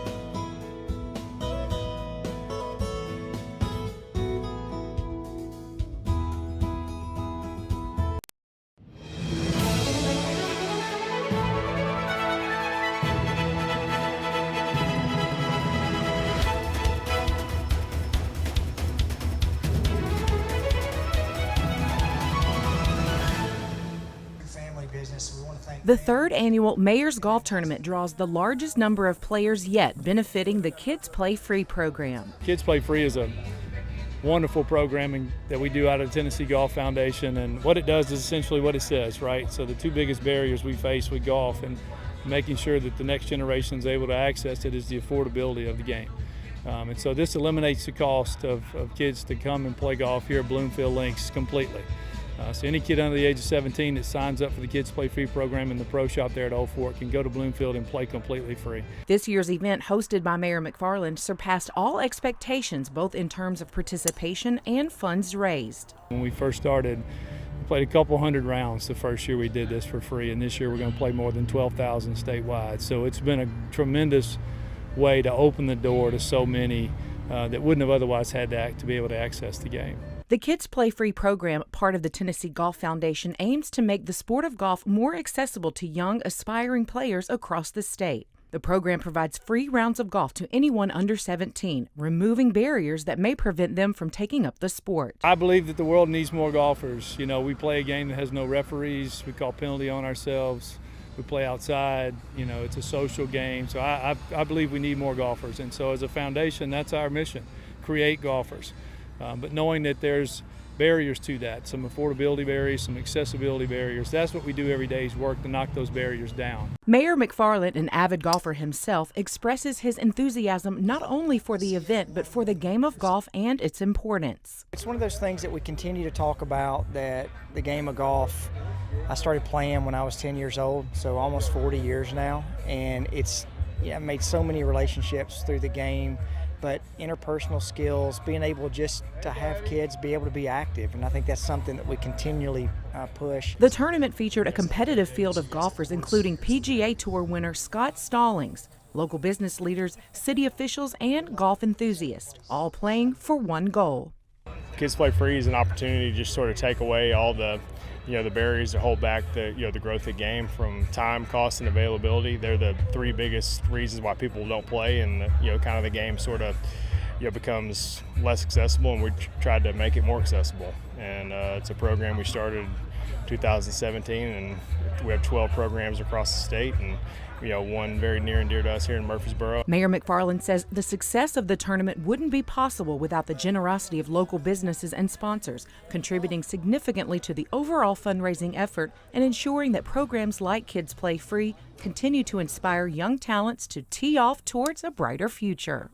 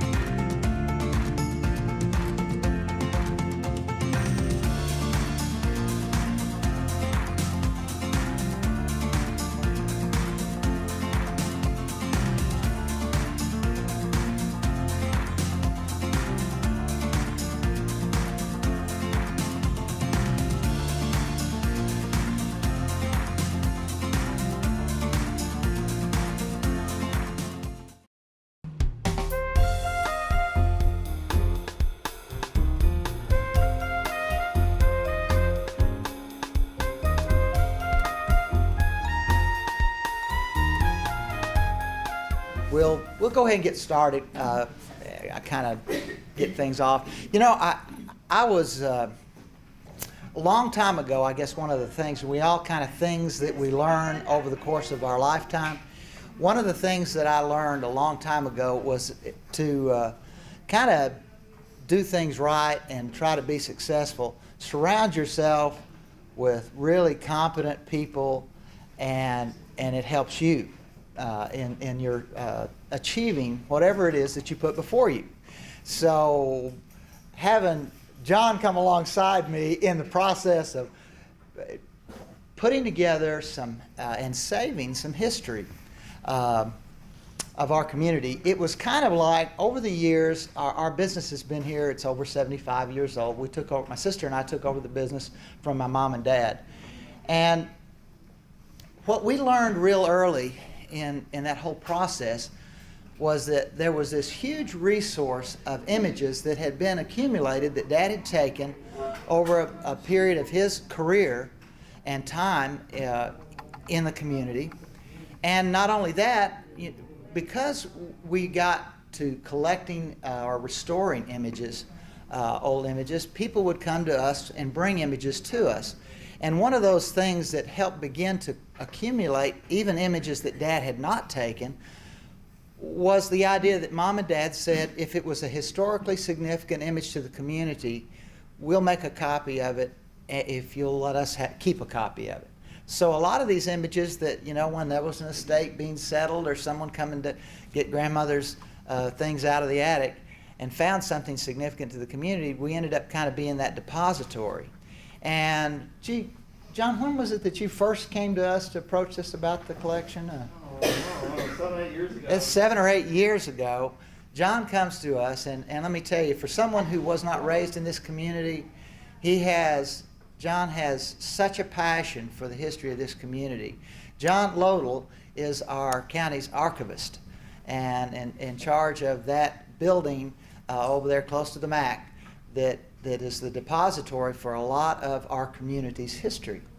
And we're not only does, like I say, he's trained and competent in it, but he has a real passion for that. Well, he came to us and said that our images had been identified by the state, as one of 3 collections, I think. Tell the story of how you came to us. Let me tell you about your photos. Oh, thank you. Bill and Gloria's father over his lifetime, like Bill just said, took pictures, collected pictures, loved history. And so as an archivist, I'm John Lodel. I run the Rutherford County Archives, 2 blocks that way.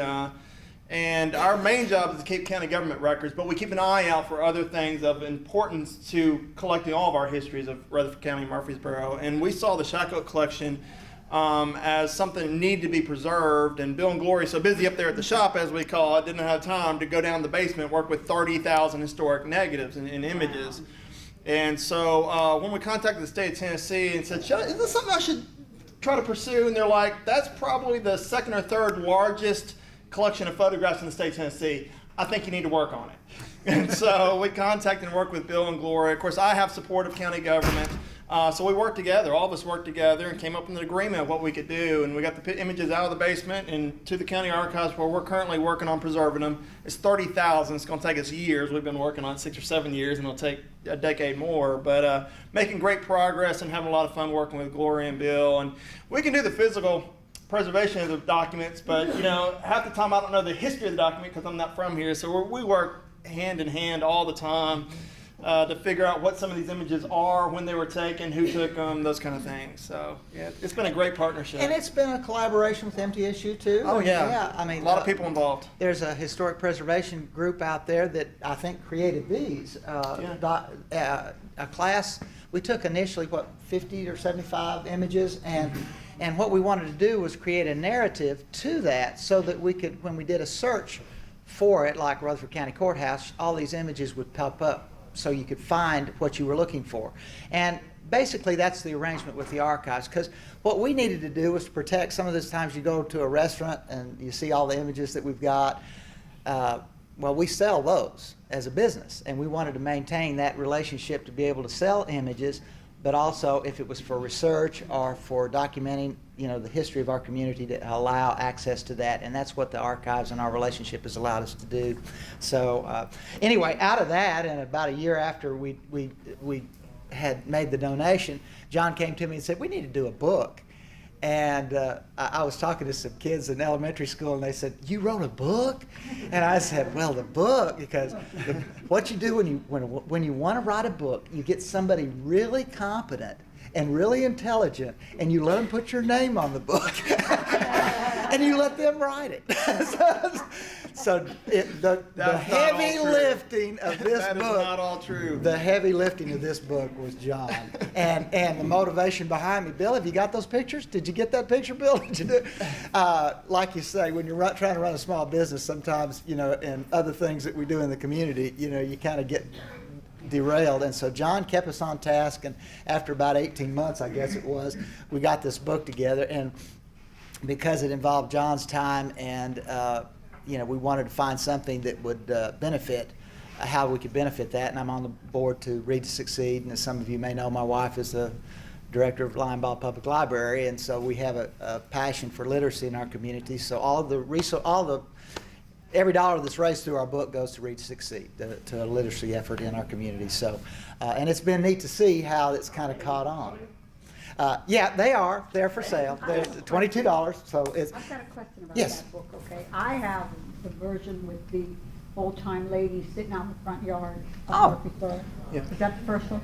Well, my question is, are the same pictures from that book in that book? No, it's different. Arcadia Press does books throughout the nation. They're history-based city books, so to speak. So they do different series, like a postcard books, historic images book, sports, history of universities. MTSU has one of these little historic picture books, and this one's then and now. The difference with this book is you match a now picture that we took a couple years ago with a historic image, so you can see the contrast from years ago and today, so to speak. So the series is then and now, and this is for the city of Murfreesboro, and Bill and I collaborated on this. And yeah, we're not making a dime off of this, by the way. We're two public officials here, so so all the money's going to Read to Succeed, which is a great effort on their part. And we really did it to promote the collection, to let people know that this collection exists, where they can find it at the county archives. Y'all can come. We're open Monday through Friday, 8:30 to 4. We have a website. You can find us very easily. You can call us if you can't make it to the building, and we can share the images with you. Now, these images are not available on the internet because of copyright issues, but under Copyright Fair Clause Act, you can come to the archives and look at them. You can use them for research. If you want a big print to put on the wall of a business, then you contact Mr. Bill, and he'll make that happen for you. Work with you on that. So we've done a lot with the images, and we're just starting. Yeah. And Bill wants to talk more. I think we have a couple presentations, and at the end, maybe we can tell some funny stories about doing this book. Yeah. Let's see. Can we go to the play right there? How many of you have? Yeah, we'll turn those lights off. Have you ever done a book in 8 minutes? No. You're about to do a book in 8 minutes. Turn the lights down and hit play.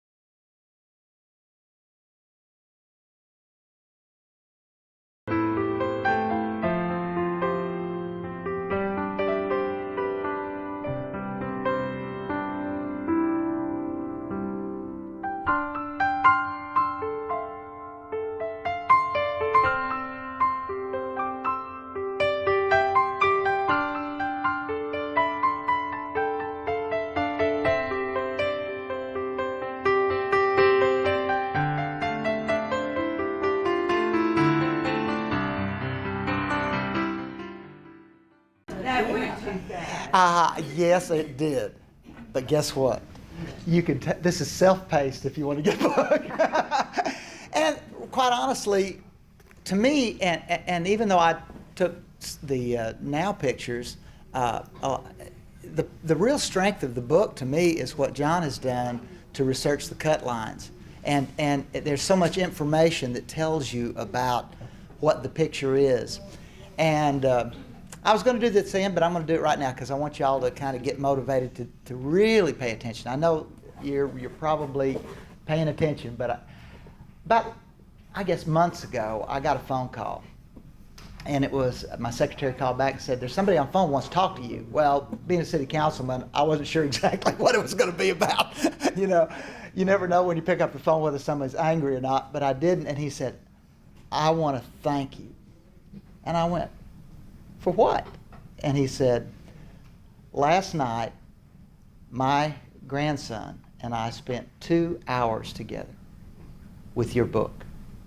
He crawled up in my lap, and we went page by page, and I would tell him what I knew about and how I had lived in that time and knew something about it. And he said, we just shared for 2 hours. And he said it was the sweetest time I've spent with my grandchild since he's been here. And I called John, right after he did that, I called John, I said, John, that's why we did this book. That's why we did this book, so that those moments could happen. And, you know, the neat thing about, you know, when you tell a story, you then have, or you hear a story, you have that responsibility to share that story. And even the neat thing about pictures is they do communicate in a very effective way. Help us recall things. Help us remember things. When I was just a boy, we used to sit every Sunday. There were 5 relatives, Shacklet boys, and 1 girl in Georgia. But we used to, at the end of the day, Sundays, we used to end up at grandmother's house out on Sulphur Springs Road. Just Sunday afternoon, eventually everybody ended up at grandmother's house and sitting on the back porch, and they would just, you know, at the end of the day, just tell stories. And quite honestly, to be frank with you, I was bored to tears. I want to play baseball. I want to go fishing, go do something. I didn't want to sit there and listen to those listen to those folks tell stories. I would give anything to spend an afternoon on that back porch listening to those stories. I wish I paid attention more. I wish I'd have recorded them. My grandmother was the first welfare lady in the city of Murfreesboro. Her office was in City Hall, Council of Social Services. And we've got 8 hours of not video, but cassette recording of grandmother telling stories. And let me tell you, they communicate so much more, those stories, and her voice. She was about 5 foot tall. And if you needed help, she would bust a gut to get you help. But if you were trying to take over the system and trying to take advantage of it, she didn't care if you were 12 feet tall. She wouldn't let you, she would ride you. I'll tell you a brief story on her. They had given her a badge and deputized her. She was the first policewoman in Murfreesboro. They deputized her so that when they arrested a woman, that she could go frisk them. And she was the only policewoman, you know, there, but she was in the same building. So they had arrested a lady that was a bootlegger. And Granny walks in there. She tells the story, and I've got it on tape, 92 years old, walking into the room, and her name was Nina. And she says, the lady says, Miss Nina, don't take my living, don't take my whiskey, that's my living. And Granny at 92 years old says, but I reached right down there in them bosoms and I got that whiskey. Now, a little 5-foot granny telling that story communicated who my grandmother was so much more than anything I could have told her. I could have showed her pictures even, and it wouldn't have said. She was a wonderful lady. And so when I see stubbornness in my children, I know where it came from. They have a stout heart, and they have conviction as to what they're going to do. I wanted to talk through just a little bit of history of where we are. And John, if you want to chime in, please do. Like so many southern towns, Murfreesboro was agricultural based. You know, that was the economy of our community, and a lot of it related to just people working in the field. And we didn't have a whole lot of mechanization. It was just basically people working in the field.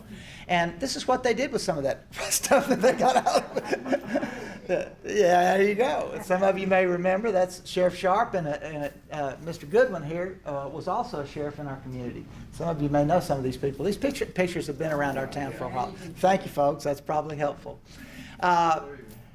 This is not too far off the square, 1 block off the square, and a famous building. Does anybody know what that building is right there?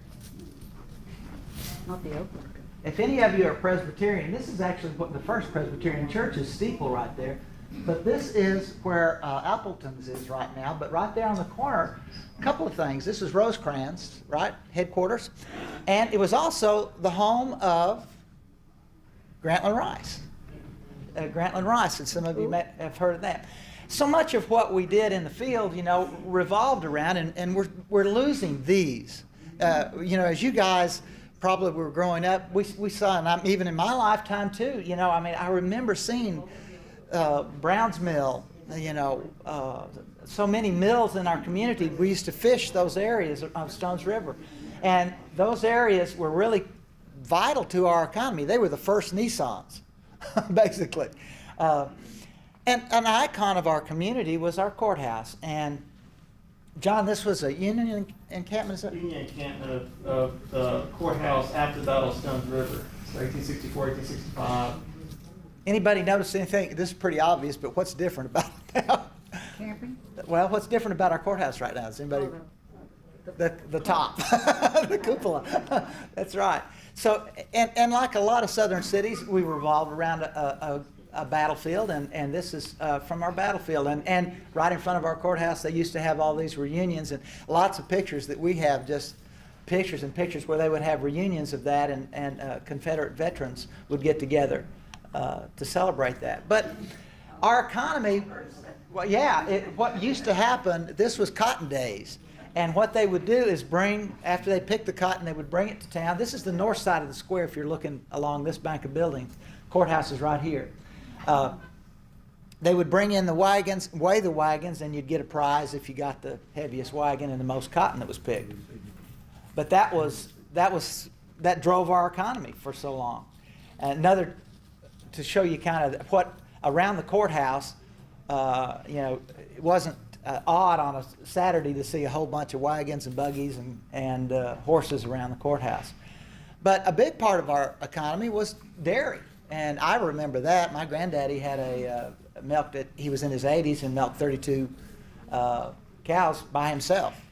And after he had an accident, my uncle and myself and my dad went out to take care of his 32 head for several months. And it was so funny, as an 82-year-old guy, he could maintain grade A. And as three of us, we couldn't get anything higher than grade B. And we worked like the dickens, I thought. But, I got to tell you the story of the first milk check. The first milk check came after a month of us working twice a day. You know, the cows, they don't take off on the weekends. You know, so you milk twice a day, and you're up at 4 o'clock in the morning, and you have to go back out and milk at night. And so it's a lot of work. And the milk check comes in, Dad says, the milk check came. I said, wow, how much did we get? 3 of us working twice a day, every day. It was $132. And Dad said, that was the best thing I could have done for you to commit yourself to your college education. To show you, stay on the farm, you're going to make $132, maybe. This is still here, but can anybody tell me what that is? That really is our first Nissan that came to Murfreesboro. Carnation Milk Plant, that's exactly right. And the chimney is still out there. You know, that little chimney that you see there, that's the Carnation Milk Plant. And that particular kind of, because it supplemented and was a place for us to deposit all of our dairies products, that was a big deal for Carnation to come to Murfreesboro and supply, and then gathered milk from the farms around our area. And this was a big celebration. Welcome, the Middle Tennessee Dairy Celebration. They have a big parade in the downtown celebrating all that the dairy industry meant to our community. I mean, a big time parade. Some of you remember A.L. Smith's. It's Henry Florist is what A.L. Smith and Company Drugs right over there is where Henry's Florist used to be. Another industry that kind of supplemented that agricultural base was, if you've been out to Cannonsburg and seen that big bucket, the cedar bucket. This is the cedar bucket factory that was, again, part of our economy. And Christie, of course, the bottling works, Coca-Cola coming into town. I still remember on Broad Street, you remember we used to drive by the Coca-Cola plant and see the bottles running through. They were running bottles through there.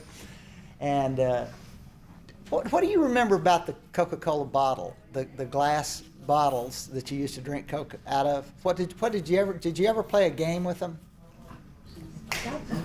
Well, yeah. What was the game that you played when you well, that too. We weren't very thoughtful. But yeah, that's true. But every time somebody got a Coke out of a machine, we used to play distance, because on the bottom of the bottle was where it was bottled. It was the name of the town that it was bottled in. And we'd always, it's just Murfreesboro. It's just Murfreesboro. And I remember we were somewhere, I can't remember, looking at antiques, and from it's just Murfreesboro. It's just Murfreesboro. When we were teenagers, we were down, I don't know, in Atlanta one time at an old, looking at antique stuff, and they had just bottles and bottles and bottles and bottles from all over the place. And I was diving through them trying to find one that said Murfreesboro on it. But, Murfreesboro, we were looking for something. The one thing that we didn't get, but God gave us, was location. And that we have benefited from that because of our location forever. And if you haven't been out to see the center of Tennessee, that's the monument out there. And it's because we have it right here. And so much of what the community that we have and the prosperity that we've enjoyed over the years is because of our location, where we are centrally located. This is the York Veterans Hospital, and this is when it was first being built. If you've been out there recently, I had to go out there for an event a few months ago, and it's a lot more than that. And where just past there is subdivisions, so it's changed a lot. And this picture was in the slideshow before, but I just love to show it. MTSU. Golly. How many people went to MTSU or attended? Yeah. It was a teacher's college. It started out as a teacher's college. In fact, I'm going to show you. Yeah, it started out as a teacher's college because, and that was its roots, because there was a real need. What's powerful to me as I look back at this is, those people that have gone before us, how thoughtful they were in pursuing things like education. Planning that as one of the cornerstones of our community. Education has always been important. There was a book that Dad produced for the city schools called Teaching Values many, many years ago. And it was nationally recognized because of the innovative way that they were looking at communication of values within the public education system. And it got lots of attention. But we've always been education in our community has always been significantly important, and it started with the university. But to me, see how it's changed. And you see how Middle Tennessee Boulevard now, it dead ends at Greenland Drive. It dead ends at Greenland Drive. Middle Tennessee State College, Dad and I, one of the things that as a boy I remember, we used to love to go out on as soon as the snow would come. I don't know if y'all remember how excited people would get when the snow would come in Murfreesboro. Everybody would get so excited. Well, Dad would go out, and he had a Jeep that he would get, and we would go out all over town and try to be the first ones out so you could get out before any of all the tracks would be in the snow, and go all over the county taking pictures. But this is one, Mr. Lynch, Gordon Lynch, some of you may remember that name as a contractor here in town, had a sled, and he would get out early in the morning, and we happened to catch him and his wife riding in their sleigh in front of the courthouse, in front of the monument there, and took that picture. Nowadays, if Murfreesboro got that much snow. Yeah. The whole. Stop. Right, I was getting ready to say that. Well, and it did then too. It did too. It's the nature of being in the South. I think we always thought they threatened snow, and there's no bread and there's no milk in the grocery store. I get such a kick. I know. We were from Gloria and I both were born in Idaho. My mother was from southern Idaho, a place called Twin Falls. If you remember where Evel Knievel jumped the Snake River Canyon, that's Twin Falls. And we used to laugh, when we first moved back to Tennessee, because we would go to school. They actually plowed the sidewalks, and it would go to snow that would be higher than us. And then, you get a threat of snow and they close school. Northern Ohio, just east of Cleveland. There you go. They measure snow in feet. In feet, not inches. What year was that? I would say in the 60s. In the 60s. With the horse and the buggy? Oh, no, well, he just saved that. I see. That would have been in the 60s, because I remember being with Dad when he took that picture. And there's the State Teachers College. That's back when it was that. And then, that would have been probably maybe 50s. But this was, you see Middle Tennessee State College, right there, where that used to be Murphy Center. Alumni Gym used to be, and lots of things took place in the Alumni Gym. I remember going to a concert in Alumni Gym, and it was so loud. And that was at a time when I appreciated really loud music. It was Chicago. And can you imagine Chicago performing it was a homecoming concert, and it was in Alumni Gym, and it was so loud. It was painful. I mean, it was actually painful. I put this picture in because this is out at Walter Hill. And back when a city begins to grow, it has to have power. And so this was generating power for our community at Walter Hill. And back there in the back, a lot of people didn't realize it, there was a pencil factory. And that big chimney there is a pencil. It's painted to be like a pencil, but it's a chimney. But the reason was that they were there is because there were so many cedar trees in this area, and a great source for what they did to use to make pencils. A lot of people don't realize that now, how much cedar was in this area, but cedars of Lebanon, all of that, there was a whole lot of. This is the downtown picture. The main drag of Murfreesboro was coming through College Street and then coming up to Spring Street and then over to James K. Polk Hotel and out Woodbury Highway. But you also notice that the cupola looks different even in this picture. It's different color. And that's the train station. So much happened around the train station. That was the chief way in and out. We were basically a whistle stop. People left for war. That picture was taken when people were going off to war. And of course, some of you remember that Dixie Flyer from L&N. That was the Dixie Flyer was L&N Railroad. And there's James K. Polk Hotel. The main drag again came up this street and went out this street. That was the main drag to Murfreesboro. Some of you remember great times at the Princess Theater. Any of you ever attend to go to a movie at the Princess? Yeah. I still remember the first time I slept through Gone with the Wind was at Princess Theater. That wasn't the last time I slept through the Princess. It took me till probably in my 20s before I actually got to see the whole movie. I would just see parts of it. But the first time I slept through Gone with the Wind was in Princess Theater. I think it's not standing anymore. No, it's right, and I'll show you here in just a minute where it burned, and then they changed the facade, and the facade then, most of my years, it looked like this. Yeah. When did they do away with that? When that, let's see if I've got a picture. It's the Pinnacle Bank building now. It's where the Pinnacle Bank building. Yeah, but I mean, when I came, Princess wasn't here, and I've been here for 40 years. Yeah, when they built Pinnacle Bank is when it was torn down. And I'm not sure. It would have been. It would have been some.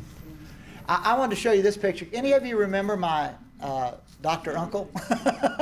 Who? My Dr. Uncle, our Uncle Doctor. that he was the one that I was named for. Oh well, that my uncle on my mother's side, but Uncle Bill. That's Uncle Bill.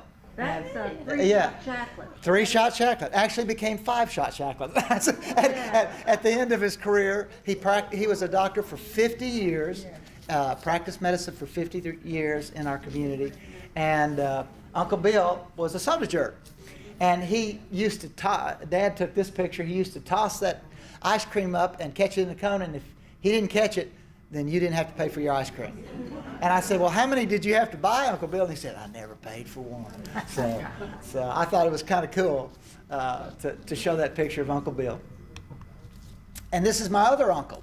Before there was McDonald's, before there was all the Shoney's and all the different things that we grew up with, there was Shacklett's. Any of you ever have a hamburger at Shacklett's? The Chuck Wagon, that sandwich that he had was called the Chuck Wagon, and that was on Broad Street. And I wanted to show you this picture because, we are right here. And right, there, we're right here. We're right here. And look how much land out from that area. I mean, right behind us was just a field. I live off of Haynes, so all that. Now, see, look, you were a farm. You're a farm. This is the Murfreesboro housing. This is Critchlow. But this was the high school at that time, before it burned. A little different angle to it, but it kind of shows you, this again, the main drag through town, but it kind of shows you a lot of what we were was basically just farmland. That's the courthouse as it is today, and I think the reason I wanted to show you that is just that there's been so many changes over the course of the years. There's something in this picture that has changed. The people, the trees. The trees, but I'm going to give you a couple of hints. Look at where the statue is. This is a Confederate soldier. Do you see where it is? In the front? It's in the front. It's out in front. Here's the front of the courthouse, and it's sitting out in front. Yeah. But where is it? Well, now I'm going to show you where it is. Let's see if we can find it. There it is. Who is that? That's a Confederate soldier. That was done. But that's where it is today, is on the corner, on the northeast corner of the courthouse. But when it was actually built, it was put right in the center. Right in the center. And this is Main Street. You're looking up Main Street right to the courthouse. About what year would that be? I don't know. Because this was after, I put both of these pictures in here because this was before the courthouse cupola was renovated, and then this is after. So, I want to say that the monument was built in 1904 and moved in 1909. Some close to that anyway. I don't know my dates exactly. Okay. Turn of the century kind of thing. Built in 1900 and moved in 1914. A little long. Yeah. Okay. And some of you remember on Saturdays coming to the square, that was basically our avenues or shopping centers before shopping centers. And, we all gathered at the square. And what's cool to me about the way some things are being done today, if you've been to the courthouse on a Saturday morning, that's the feeling that I get of my childhood, of coming to the square. We have the farmers market on Saturday. The community's out there and talking to each other and stuff, and it's really cool. That was a little popcorn stand, if some of you remember the little popcorn stand that's right here.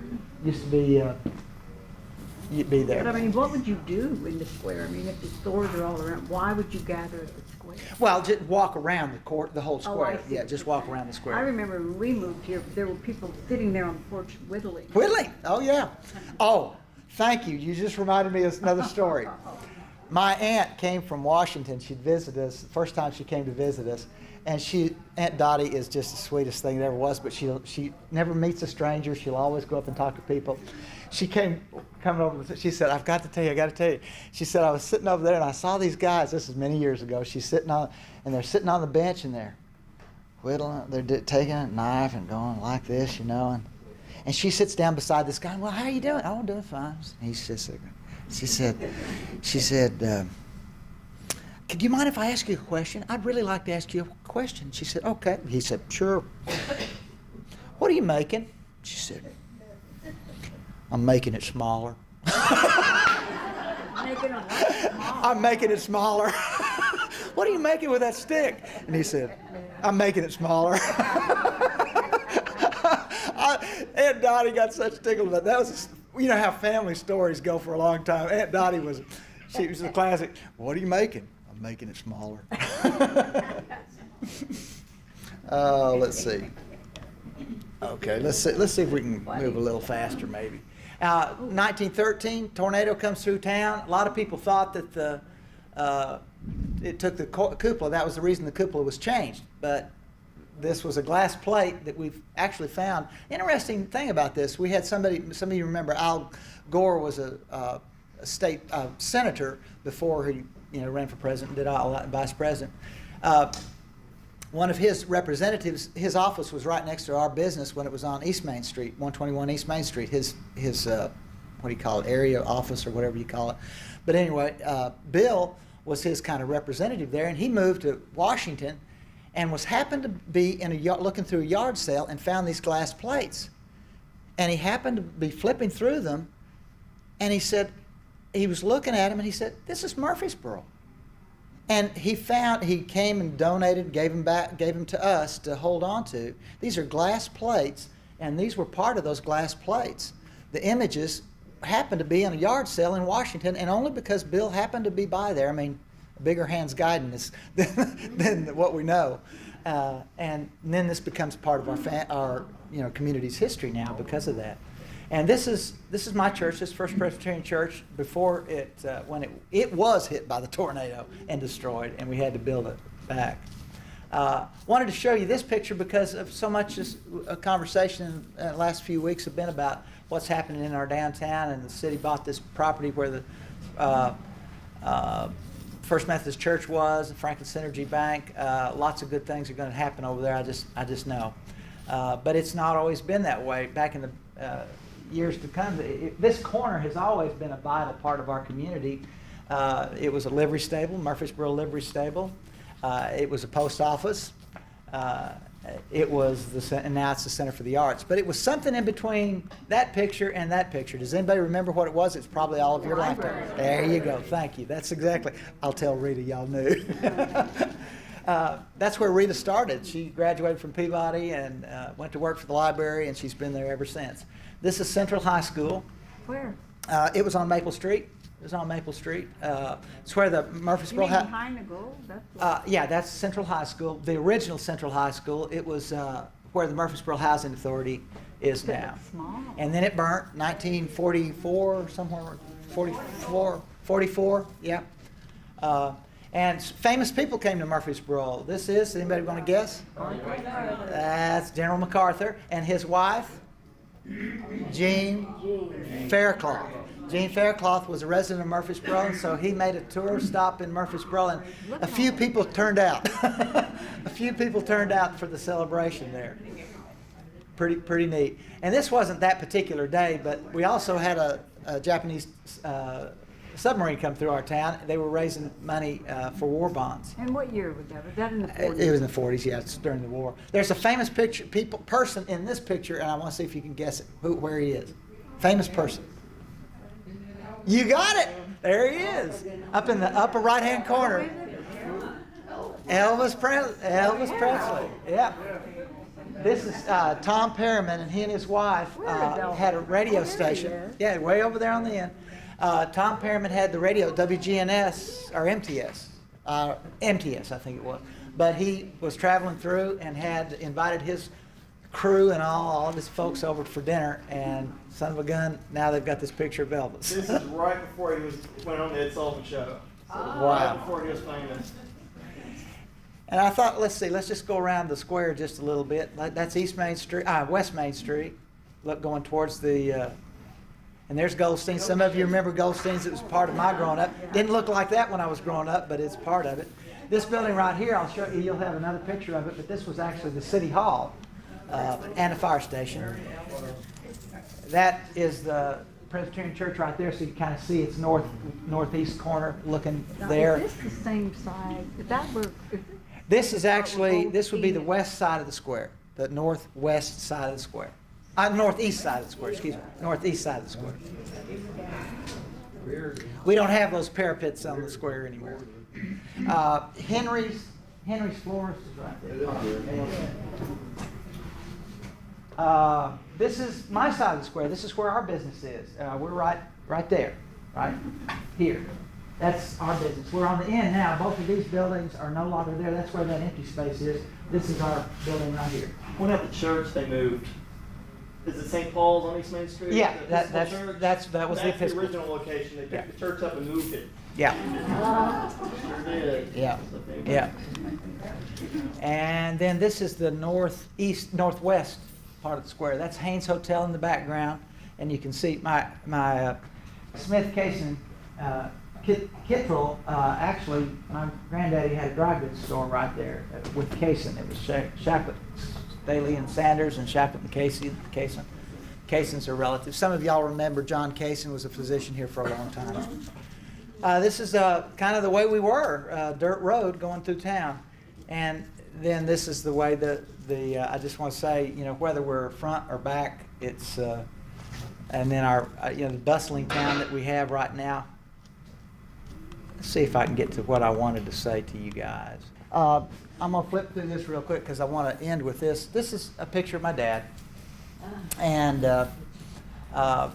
he did that in 1976, and but that was a picture taken a lot earlier than that. But when he started in photography, the last group that I spoke to was Youth Leadership Rutherford, and I found this quote before I spoke to them, and it was for them.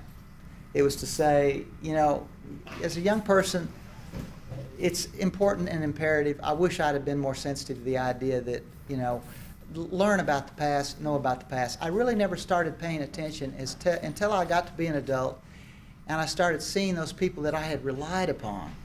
Yeah. Uncle John, Aunt Ruth, my father and mother. I'd relied upon them to communicate the stories or verify the facts as long as they were here. But when they started to pass away, I realized, the only person I got to pay attention, or something's going to be lost. And I thought it was so appropriate for them, but you know what? It's appropriate for all of us. It is so appropriate to all of us. As we look at these images, and I'll just flip through them real quick. That's the way we were. Dad took this picture when Center Hill was being put in. The Percy Priest Dam was being put in, and Center Hill Dam actually. And Dad went out to photograph. This is underwater now, but this is our life. This was the life that Dad was trying to remember and to help to remember. Outhouse, the path to the outhouse, a different world. Then he was. It is an outhouse, yeah. Really? It's an outhouse that you would walk away from, But it's a picture of a time that we don't have anymore, at least not in this country. Well, I can't say that because I have seen similar things like this when I go to South Dakota on the Indian reservation. But this is not a time. This is not the life that we see now in our town. This is a different kind of a life that we have, and. Some of these are the same pictures, but I'll let me see if I can get through this so I can show you something. I want to show you something at the end. This is like my slideshow of the whole. There's so many things that have changed.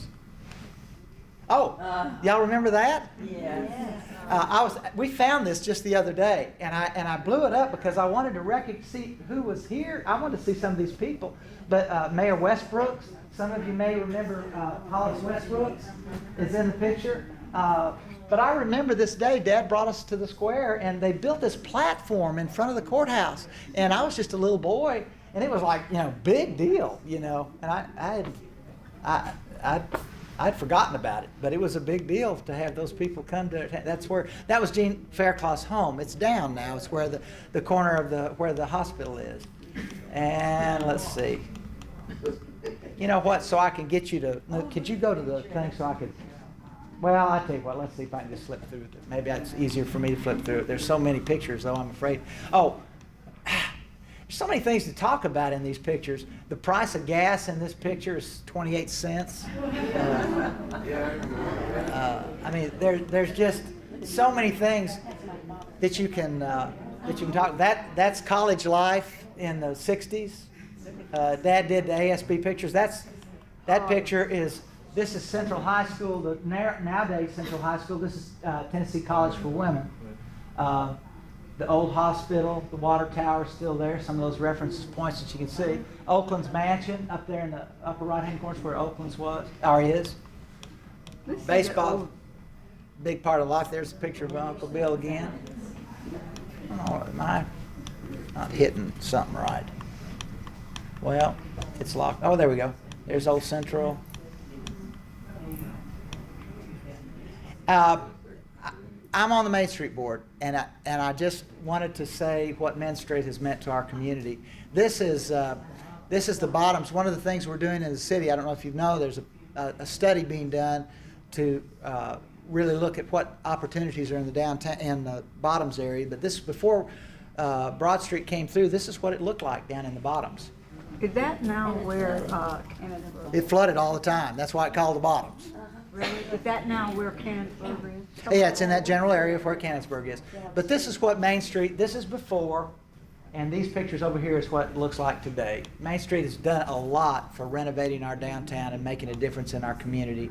One of the things, our streetscape is where we've taken all the wires down. You don't see when you come up West Main Street to the courthouse, you don't see all the wires. That's the way it looked, East Main Street looked, but now that's the way East Main Street looks.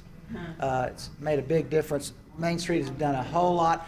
And something I wanted to invite you, the 1st of May, the first weekend in May is Jazz Fest, and I hope you'll get a chance to come down. If you enjoy what happens in the square, it's where we feel like a community. A lot of the things that Main Street has done, even though we're a bigger community and a more diverse community than we've ever been before, there's so many times and opportunities for us to feel like a community again. Come downtown the 1st of May on that weekend and listen to the great, on Friday night it'll be the high school bands, on Saturday you'll have other entertainment, but lots of good things happen. Our first Friday series happens on the first Friday of June, July, and August. Come and see that, feel like a community. Look at how many people are downtown, it's really sweet. Lots of events happen in our downtown community, make us together. Certainly our market, I hope you get a chance to come to our market this time. There's 56 vendors at our market in the downtown area, so you need to come. And we always say, you know, where hip meets historic. Again, I remind you that about the more you know about the past, the better you're prepared for the future. That's the way we were. Come on. Come on. There we go. That's the way we are, the way we were. Where do you park when they have this big project? There are a bunch of places out. There's a bunch of there's public parking in our city garage, particularly on the weekends. Good. I want to leave you with this, you know, and you know, I guess the one thing that I feel as a city councilman, you know, you get a chance to see some of the things as we're approaching what we're going to become and what we're doing, and make some of those decisions. But you need to have input. You need to be knowledgeable as it doesn't matter. It's not a function of age. It's a function of vitality and interest. So care about what our community is becoming, because like I say, change is inevitable. Progress is optional. But and it's important for us that have a memory of a time and a style and a quality of life. It's imperative on us as we look to save history of our community. The most important thing we can do, and all of us have that opportunity, is to share it. Find somebody and talk about the way things used to be. And we all can do that with the group that we're around, or seek other people to truly, and it's amazing to me when we go out, Gloria and I go out in the elementary schools and start talking about history and bringing some of the old photos. The kids just eat it up. They really do enjoy hearing and talking about the way things used to be. And some of the teachers are even doing projects now where they'll go ask them to interview older folks to kind of remember how things used to be. That's a good thing to intergenerationally connect with history. But the best way to save history is to share it. And I hope y'all have found something that you can share out of today's presentation. Thank you so much. They are.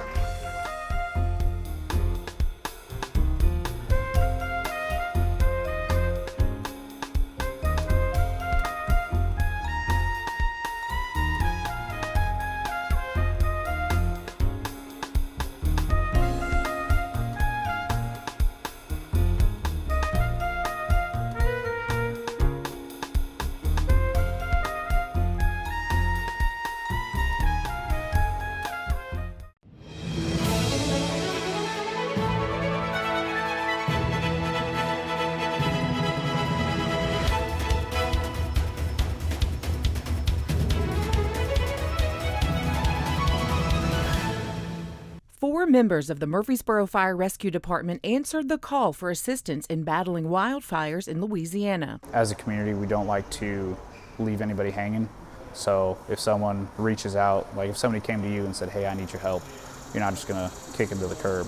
They came to us and said, hey, we need some help, and us, along with the surrounding fire departments, got together and said, hey, we'd like to help. We'd like to go down there and see what we can do to make a difference, to help out and help the community. Upon receiving the request for aid, MFRD quickly organized a team of firefighters and mobilized equipment designed for combating what was the largest wildfire in Louisiana state history. Engine 9, the newest truck of the fleet, was sent to ensure the safety of our firefighters. It is well equipped to handle the challenging terrain and unpredictable conditions that wildfires present. We initially got the call that we were going down there for structure protection, and with structure protection, all you're doing is protecting structures, basically.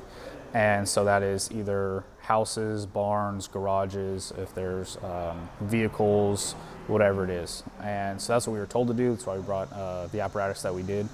And then as we got down there, they said, no, we don't need you for structure protection. We need you for actual, what they call mop-up, just making sure everything that's hot gets cold and stays cold. Heading into a situation that changes quickly is challenging, from monitoring the fire line to making sure certain fires don't reignite. Assistance from agencies like MFRD are essential in handling such a large emergency. We were basically digging up big, large stumps that were still burning. There were trees that there was a couple trees that still had fire all the way going up to the top kind of thing. So we would drop those and make sure that all the fire was out. Making sure that we monitored the fire line constantly, every day, a couple times a day, just to make sure that nothing crossed the line. Eyes in the green, eyes in the black, that kind of thing. Cooperation and mutual aid agreements allow for the sharing of resources during emergencies like this, ensuring that affected areas receive the support they need to combat wildfires and other natural disasters. Firefighter Meyer says he is grateful for the support and love the people of Louisiana showed them and calls the residents there heroes. I'd like to say just thank you to all the people that were in Louisiana. There was a community, it was a family, everyone took care of us way better than anyone I could ever imagine. And they kept calling us heroes. We kept looking at them and talking to them like they were heroes. And so everyone in Louisiana that we talked to that came across us that were either honking or waving or came up to us at a store or a gas station, I'd like to say thank you, because they were the people that mattered, and they're just amazing people.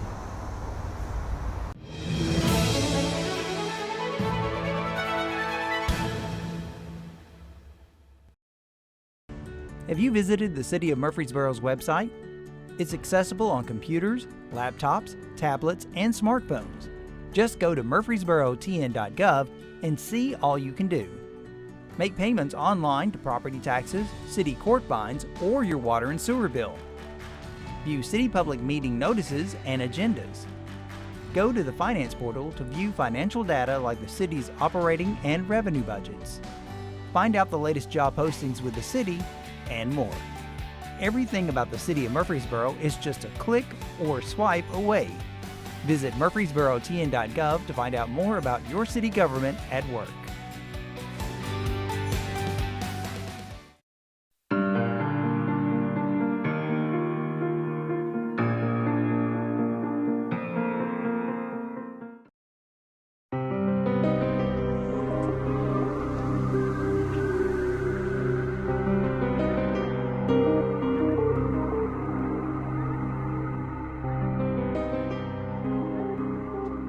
Let me start with a disclaimer.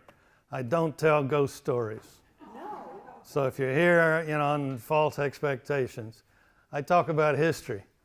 And I find in most cases, the history is more interesting or more amusing or more gruesome than a ghost story might be. So we're going to talk about real things. How many of you have heard me talk somewhere else in the last 30 days? Well, okay. I was going to make a test and ask you what I talked about, but maybe this one you'll remember. I want to read to you a true account. I got this from the first person, who at the time was a retired middle school, junior high principal. He was raised in the very northern extremes of our county. just very close to the border with Davidson County. He and his brother were big fishermen. It was nearly midnight when the Sweeney brothers finished stringing trot lines across the creek mouth one summer evening in the waning days of the 19th century. Everybody know what a trot line is? I think they may be illegal today, but it's where you string across the creek with all the hooks. Yeah. They were walking back across the Bryant place in the bright moonlight when they heard a wagon coming down the gravel road. The road was now the old Couchville Pike, was coming at a very fast pace. Out of both caution and curiosity, the boys waited beside the road for the wagon to pass. As it flew by, they saw three men crowded together on the bench seat. One of the men, wearing rough work clothes with a hat low over his eyes, held the reins and urged the horse on when he saw the boys. The man in the middle sat up straight, staring straight ahead and wearing what looked like a white shirt, a coat, and a tie with no hat. The third man was dressed like the first, with a hat nearly hiding his face. He had one arm around the shoulders of the middle passenger. "Did you see the fellow in the middle?" Mort asked his younger brother after the wagon passed. "Yeah, he was kind of dressed up," responded Howell. "Who was the man in the middle? Why was he dressed up?" Over breakfast this morning, my wife, who usually accompanies me on these, asked me what I was going to talk about, and I said, grave robbers. She says, "I think I'll pass today." What the Sweeney brothers saw was a very active and criminal activity in the 1890s, early 1900s, grave robbers. Given that this individual was almost across the county line, indicates that frequently they were very successful, or they were able to do what they were trying to do. And every time a event like this happened, it left an empty grave somewhere.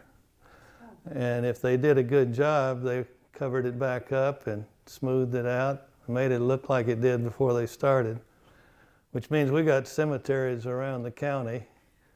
People are probably still putting flowers on some of them, and there ain't nobody there because they were taken. Let me back up and talk about the cemetery so we know where things like this might have happened. The first cemetery in Rutherford County, anybody of you know where that was? What was the first church in Rutherford County? Not Rutherford County, Murfreesboro, was the Presbyterian Church.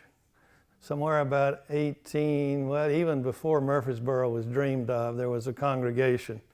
An entrepreneur had rounded up some congregation, and when Murfreesboro was founded, he moved his little church into town. And about 1818, it became the Presbyterian Church, First Presbyterian. They built on a piece of property that they didn't own. They thought it had been deeded to them, but the individual who gave the deed, a fellow named Captain Lytle, didn't own the property. So they were there on an invalid deed. But they built right next to, over on Vine Street, right next to where now is the cab stand. In fact, it's been a cab stand all my life, at the corner of what we refer to as the Old City Cemetery, originally the Presbyterian Church. When they built the church, they decided that the backyard, we'd call it, of the church would be used as a cemetery. This would have been about 1820-21 that they had the church built, and they dedicated the cemetery. Soon after the dedication of the cemetery, a local fella passed away, and his family wanted to use the church cemetery. It would have been the first burial in the cemetery. The church leadership, though, was a little uneasy because this individual owned and had operated the most notorious saloon gambling establishment on the square. The original businesses on the square, as you might guess, was dominated by saloons, good time houses, things of this sort, all servicing the courthouse, of course. The church said no, and they went back and forth for a while. Finally, the family says, okay, we're going to bury him in the front yard. It was about 1.5 blocks off the square, which they did, but the controversy continued. Finally, the church relented, so we can safely say that the saloon keeper converted to Presbyterianism in order to get buried. The second cemetery was when the Methodists built their first church in Murfreesboro. And if you know where the Murfreesboro Housing Authority used to be, MTEMC, the utility, before that sold college, that block was where the Methodists in 1824 built their first church. Now, it had a life and death history before that, because prior to 1820, it was used for any executions, hangings that were done in Rutherford County. We've documented 3. The law at the time said an execution has to be done in the county where there's a conviction, and it has to be done within 1 mile of the courthouse. So in the period 1813 to 1824, that Maple Street corner was vacant and available and was used for the executions. Nevertheless, the Methodists, they didn't take title to the property. Again, our friend Captain Lytle, he said, well, I'll let you use the property as long as it's a church. If it's not used for a church, it comes back to me. I hope he didn't have other executions planned. The Methodists built their church, and they dedicated the south end of the property as the cemetery. All of you familiar with our little Rover bus system, you know, where the Rover terminal is? Well, if you'll go walk around that terminal, you're walking on graves, remains. The cemetery was used for about 20 years. Over that time, quite a number of burials. In 1844, the church decided to move to bigger quarters, and they built and moved, and then they announced to the local population and their congregation that any family that has someone buried in the cemetery, we suggest you move it. In other words, it was left to the families to bear the expense, go the trouble of moving the graves. As you might expect, very few graves got moved. At that time, they were not sure where they would go, but the new city cemetery was just available. So that's one place where we're walking on the graves. The city cemetery was first opened in about 1830, when the family that were the daughter of our real true father, Colonel Hardy Murphy, his daughter owned the property, and she was married to a Hilliard. In the 1830s, they sold most of that property, which was around the Presbyterian Church, to the city to be used as a cemetery. A couple of interesting things. Remember, the church didn't have title. In fact, the title was in question. They surrounded it, and actually the property that the church had been built on was the Hilliard Murphy property. But they were members of the Presbyterian Church and apparently decided not to contest or argue about it. They did vigorously in other parts of town, but chose not to there. So the church remained without being challenged on the property. Her deed, though, when she sold the cemetery, said that the family plot, which was behind the church in the church cemetery, where her sister was buried, was not part of the sale. And to this day, that family plot remains the property of that family. Actually, by the time we got there, it was, what was the name? It was no longer Murphy. They had another family name, which I'll think of in a minute. So there's a part of that cemetery that doesn't belong to the city, and very few people could find it, but it's right behind where the church used to be, some distance. Jump ahead a minute. During the war, as I'm sure many of you read or heard, the church was basically dismantled. The reason being the military, when they were camped around here, needed bricks to build their brick ovens and other structures on the bases where they were camping. And they literally dismantled the church and used the bricks. If you're a souvenir hunter, go over past what used to be Procter, what was it, the bread plant over there off Church, and do a little digging along the river. We're still finding old bricks and such left over from the encampment. That's what happened to the church. So after the war, the Presbyterians said, well, we need to build a permanent building over on other property. And I have searched the deed records. They never signed anything, nobody else did. So that property is still untitled, but was simply taken over by the city because they had bought everything around it. So part of the city cemetery is untitled, and part of it still belongs to the Murphy family. The Confederates, after the Civil War, they called themselves United Confederate Veterans, working with the women of the community, which later became the Daughters of the Confederacy, decided that all of the Confederate bodies that were scattered all over the county, because they were usually buried by the local property owner wherever they fell. So there were many Confederate bodies scattered around the county. The ladies raised money and hired Colonel Anderson. If any of you are familiar with East Main Street, there's a beautiful old building, home that's called Daffodil Hill, was built by Anderson.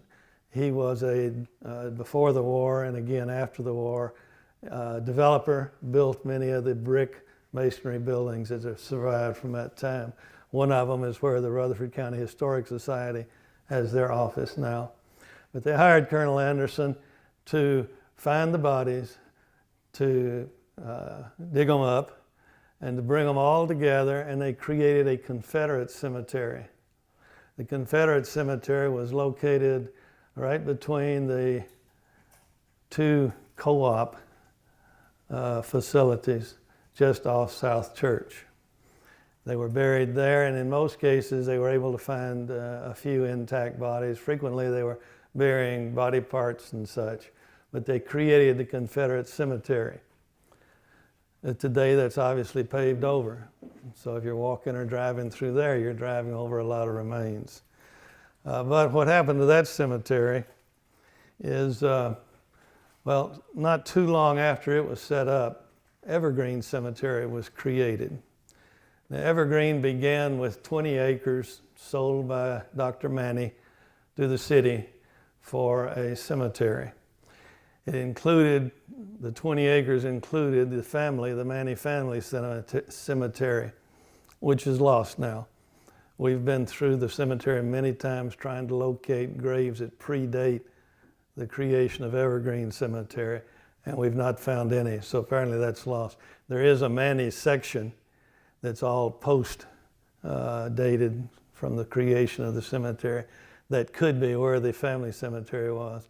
And then there were a lot of slave graves in the area, which I think also have probably been disturbed and obliterated as they used the rest of it. But if you go back and read the corporate records from that period, you find that the Board of Trustees for the early Evergreen Cemetery and the United Confederate Veterans were mostly the same people, the same fellows. They were community leaders.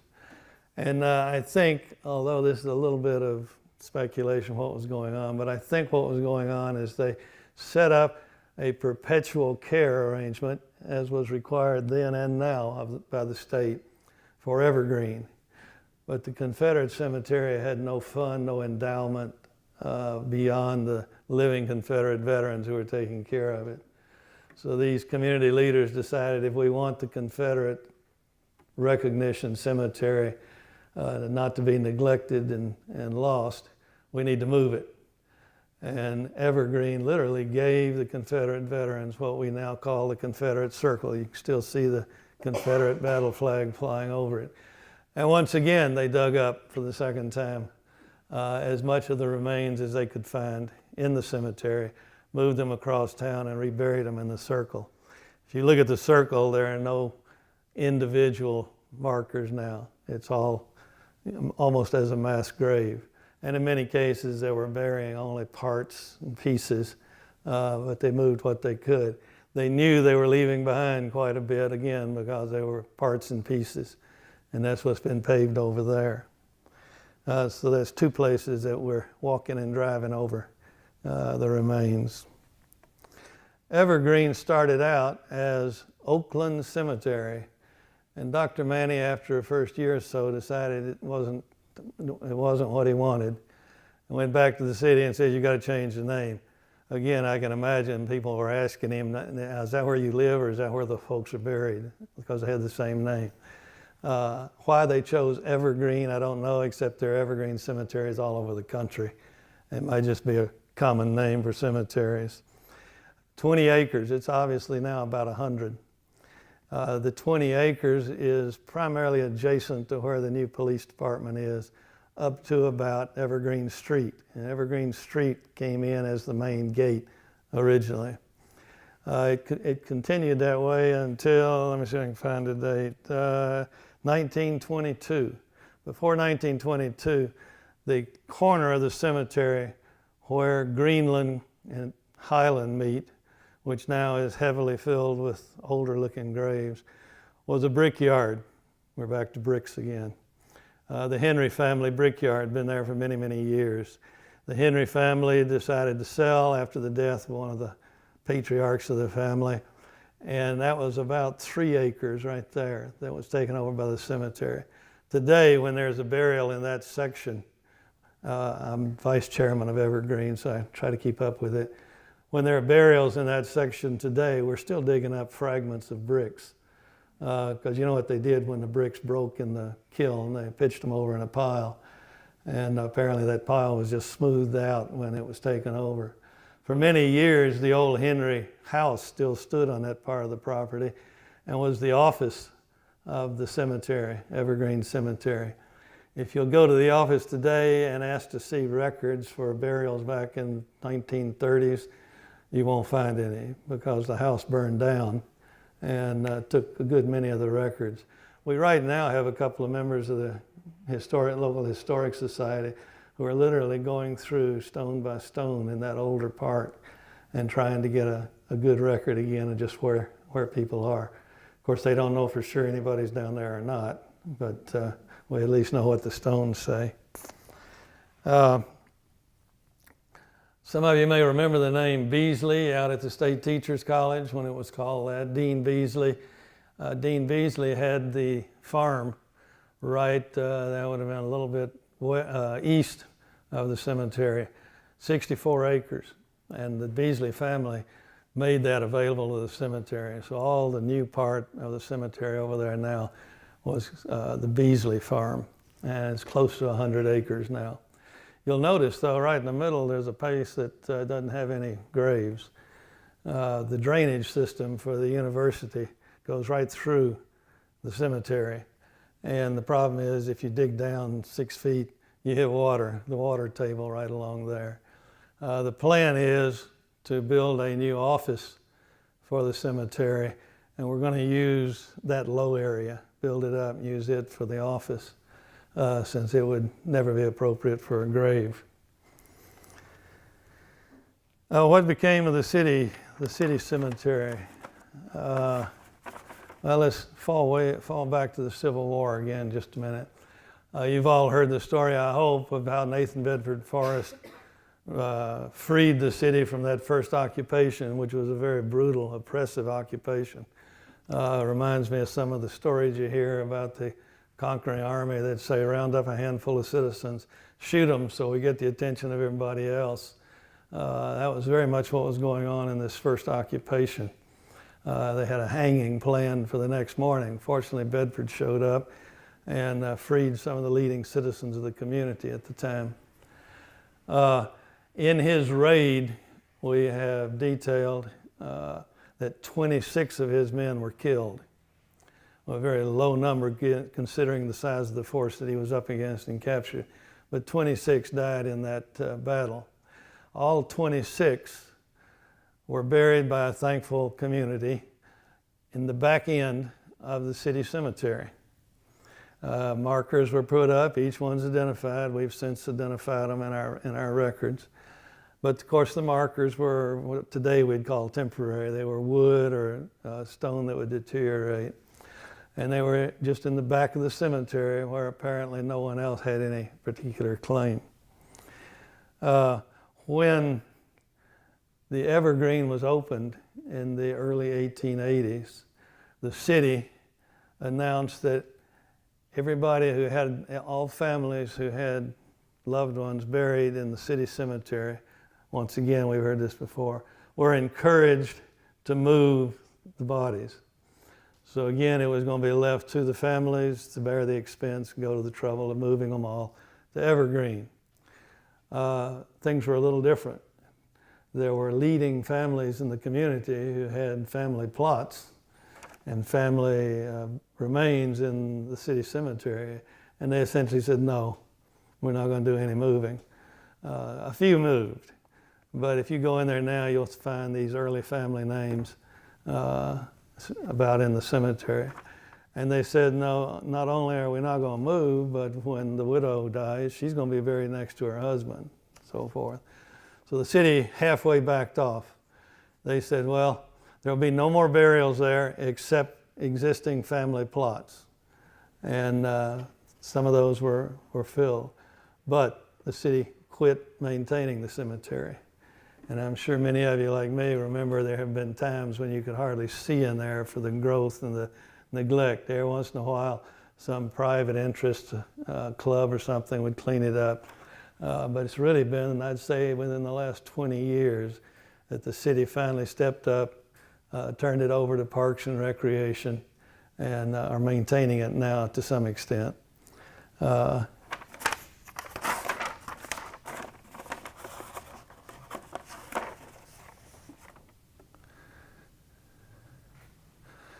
In 1905, let me pass something out. The city did make a decision with respect to the city cemetery.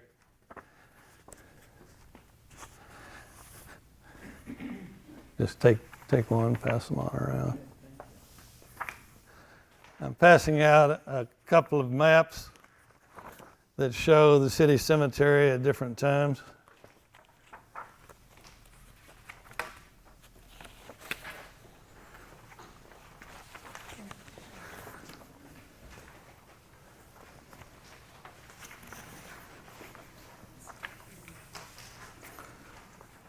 Everybody got something?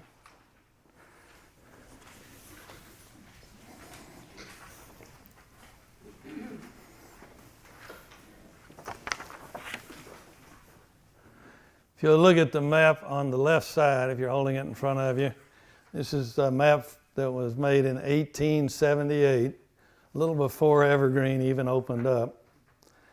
And you'll see the cemetery. And note that Vine Street runs across the north side of the cemetery. Sevier Street ends, dead ends, at the fence around the cemetery. And State Street ends at the fence around the cemetery. Everybody oriented? Now look at the 1932 city map. You see what's changed? Sevier Street still dead ends, although it picks up on the other side, but ends at the cemetery. But State Street goes right straight through. In 1905, the city decided to extend State Street right through the cemetery. We found nothing in the way of communication with families or movement of graves or anything. And indeed, I have talked to at least one old fella, recently died, named William Crockett. Black, lived over in the community there. And he remembered that his great uncle was part of the crew that laid State Street across. And he says, yeah, he was, according to family stories, he was finding buttons and other uniform pieces and apparel and what have you. 1905, the street was just cut through there, leaving part of the cemetery under, no pavement then, gravel, since paved, and part of the cemetery on the south side of State Street. In 1912, the city sold all of the cemetery property on the south side of State Street to developers. And if you go into the city records, the deed records, you can see that it was broken up, sold off in pieces, and built on. Today, if you'll drive State Street and stop there at the sidewalk right south of the cemetery, you're parking on top of a number of graves. The other side of the street is the Scales property. There's a house where T90 actually lived. It's now used for offices and storage. The funeral home is next to it. Behind it is the funeral home garage and equipment and such. I talked to our city councilwoman, Madeline Scales Harris, and she says, yeah, I remember my grandfather talking about how when they were building the house there, they were finding bones. I asked my source, original source, Mr. Crockett, I said, well, what did you think about that? He says, you know, folks back then just didn't have a lot of respect for the dead, but we did pass over them, run over them, and essentially develop it. So at least 3 places in the city where we're driving and walking over the remains of the old cemeteries.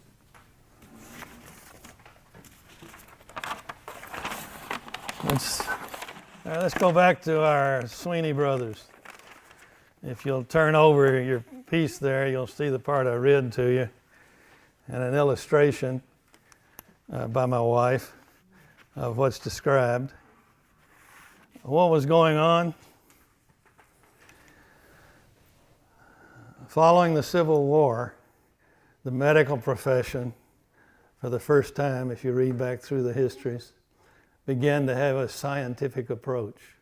Prior to the Civil War, it was an awful lot of mixings and what have you. In fact, you read some of the remedies, you wonder how anybody survived being treated with arsenic and such. But following the Civil War and the experience in the battlefield, the medical profession in its training became much more sensitive and focused on anatomy, the physiology of the body. And in order to teach the upcoming physicians, they had to have bodies. So most of the medical schools, including the University of Nashville, which later became Vanderbilt, made arrangements with the local authorities that anytime there was an unclaimed body, it would be given to the school.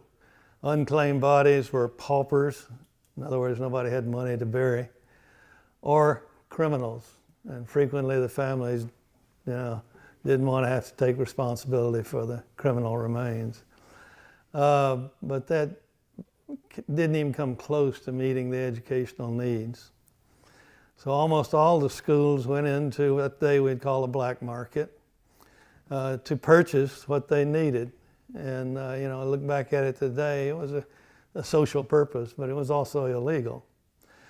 Some of the schools, we found one in Kansas City, the University of Kansas, had their own system and were paying directly for bodies that would be delivered to the school. Most of them worked through brokers, and this put the school one step away from it. And they'd buy from the broker, and the broker was dealing with the grave robbers. The problem, though, beyond having to wait for unclaimed bodies was back then, maybe changing some today, but back then, burial was by far the appropriate, preferred by almost every family way to treat the remains of their lost loved ones. So, the schools saw it as, I guess, a necessary evil. But there were other things that prompted the interest in the buried too. One was ransom. They'd steal the body from the grave and hold it for ransom, make the family pay again to recover the body and rebury it. Another reason was sideshows.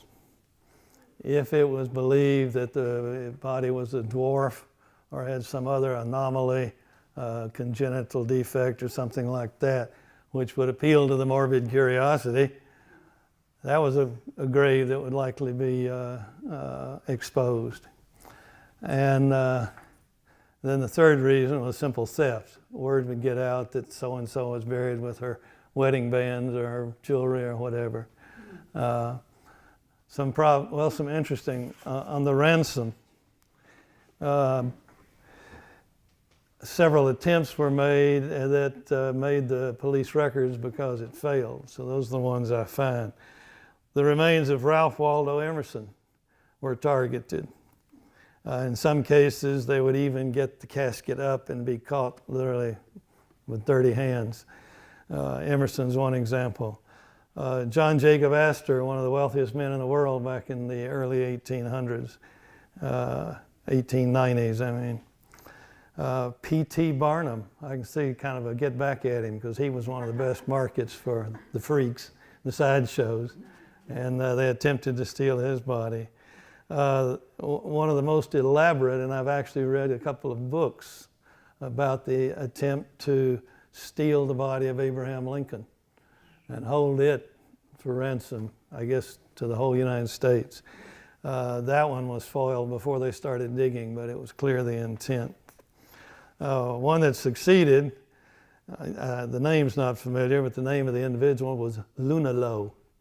He was the barefoot king of Hawaii before Hawaii was civilized and became a territory of the United States. His body was successfully stolen in 1899. His remains, however, were chopped up into little pieces and sold as good luck charms to the natives of the island.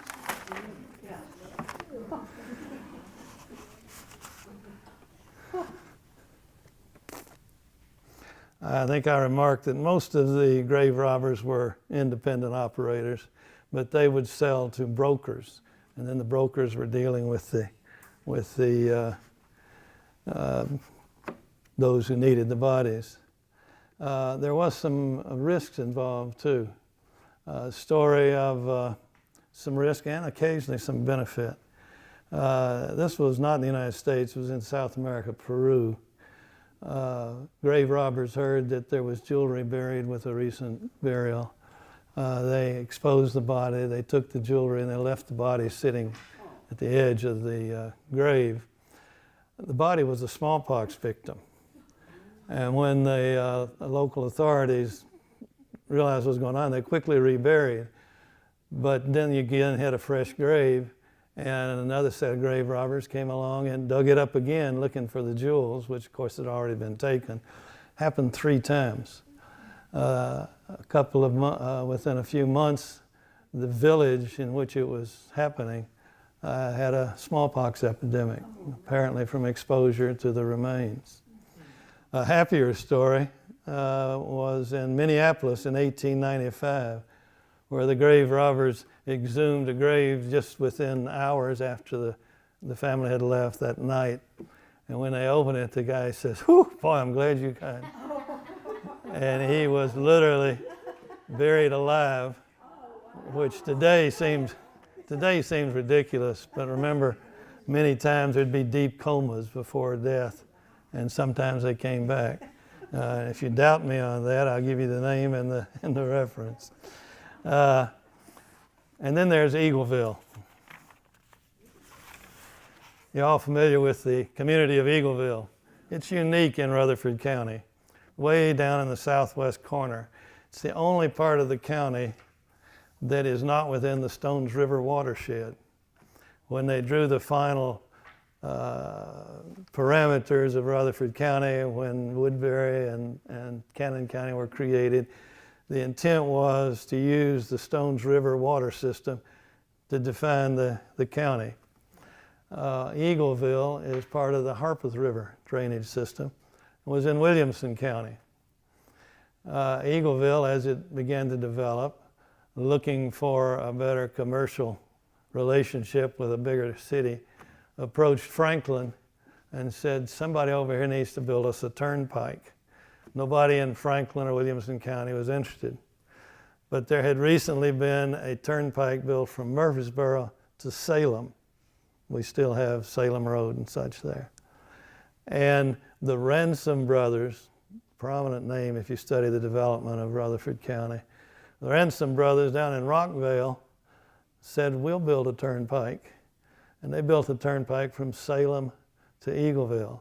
So at that point, the community leaders in Eagleville said, we should be part of Rutherford County, petition the county, the state, and such. And that was done. So Eagleville has always been a little bit of an oddball in the county. Eagleville was remote, and in the 1890s, early 1890s, they had no physician. So a fellow showed up, Dr. C.B. Highmark. Lowmark would have been a better name. C.B. Highmark, and he was welcomed with open arms. He said, hey, I'm a Vanderbilt graduate, I'm a doctor, and I want to set up my practice in your community. And he was received with open arms. He moved in as a boarder at one of the finer homes there, but he insisted he needed another area for some of his work. And just outside of town, he leased a building, and he padlocked it. And he commenced his practice. At the time, none reacted, but every once in a while, someone who didn't seem to be critically ill was treated by Dr. Highmark and then died. And also, Dr. Highmark had a habit of driving to Nashville with a couple of young fellows every so often at night. It turns out he had hired a young man, Jody McGowan. And I don't know why the police reports, news reports are so specific, but it says Jody McGowan, white, and a, quote, Negro boy. So at least he was an equal employment opportunity. The two of them worked together with him. And he would occasionally go to Nashville, the three of them, loaded with some equipment of some kind. He'd get to Nashville, spend the night, swap horses, come back, be back in time to practice in the morning. This went on for several years, several being 4 or 5. One day in 1897, the local farmer, his last name was G-E-E, Henry G., was working in a field next to a family graveyard, and he saw a tuft hung in the barbed wire around the property. And at first he thought, some cattle must have gotten over there, and he went over to see if the fence was damaged. He looked more closely at it, and it clearly wasn't animal fur. It was gray hair, human hair. And this prompted him to go into the cemetery and look around. He found 2 graves open, 2 open graves. It was the Russell Cemetery, if you're interested, the corner of North Main and Oak Streets in today's Eagleville. And checking one of them was the remains from a fairly prominent family, Eva Jane Corbett, and the other, and I couldn't find full identification, but it was a Mrs. Pruitt. Another individual in the community, a grocer named Charles Gillespie, heard the report that 2 bodies of women had been dug up and became concerned about his own family cemetery, which was the Bennett Cemetery, because some kids in the store had mentioned there's a sinkhole out there around the grave. So he went to the family, it was called the Bennett Cemetery. He went there, and the coffin was still there, but it was empty. And a pile of clothes were left beside the open grave. Bennett immediately contacted, he must have had some political connections, Governor Taylor, and explained to him what happened and what seemed to be going on. The governor turned the matter over to state enforcement, and they fairly easily were able to first hear the suspicions, because immediately Dr. Highmark was in focus. They went to Nashville and found shipment records where Dr. Highmark was shipping big boxes of books, that's what it said on the box, to an outfit in Connecticut. And they followed the boxes, the trail of the delivery, particularly with the advantage of 3 bodies that had disappeared. While they were following the paper trail, Miss Pruitt was found in the woods, abandoned. Apparently, the robbers had gotten surprised or concerned and had abandoned that body. The other 2 had actually gone to the brokerage, and the 2 bodies were recovered. And the 2 bodies were brought back to Murfreesboro. And this is interesting. The Nashville Banner, on the day that the bodies were returned to Murfreesboro, wrote about, let's see, the article says, "There hasn't been such a country gathering since the day the bodies arrived in Murfreesboro.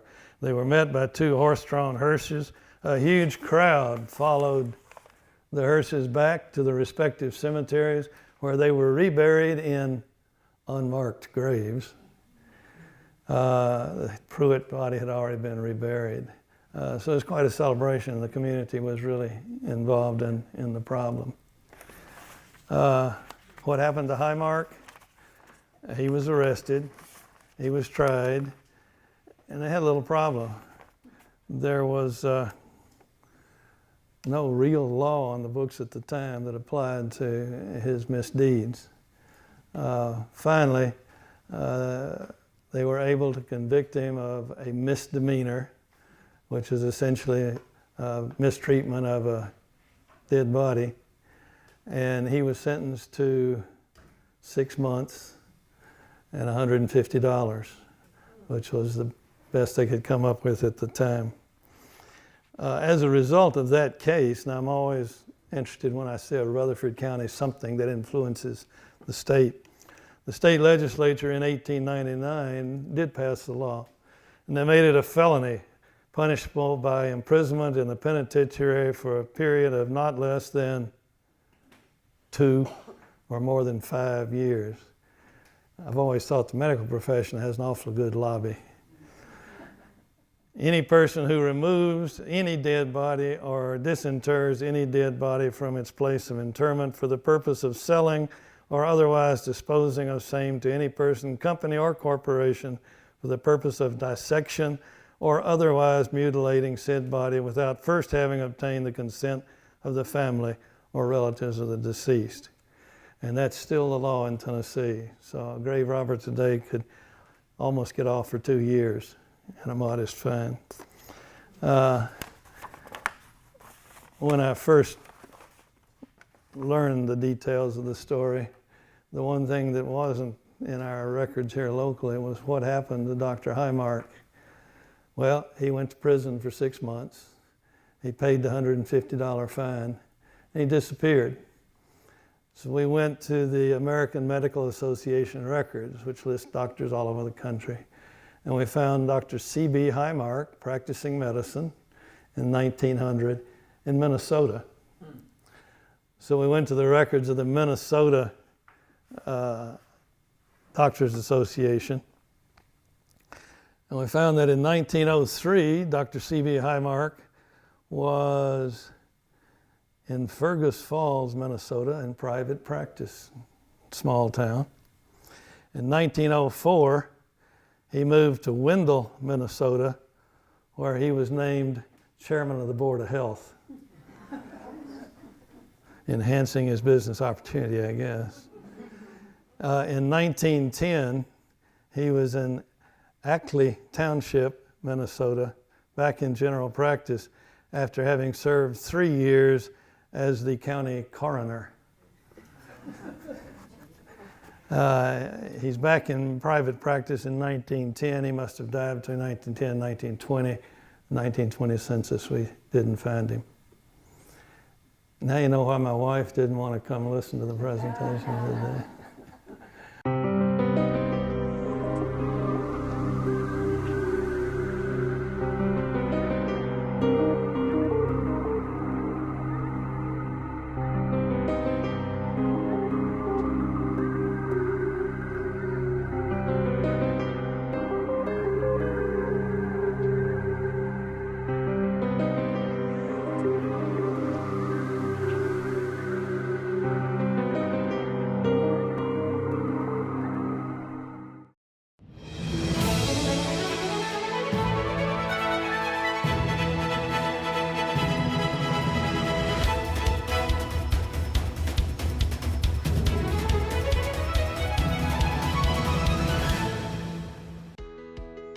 Special Kids Therapy and Nursing Center is proud to mark an exciting milestone as it celebrates over 2 decades of dedicated service to the community. Since it chartered in 1997 and opened 11 months later, the center has been a beacon of support, compassion, and care for children with special needs and their families. I've really just been so blessed to see God touch people's lives, and our staff included with the families and the children.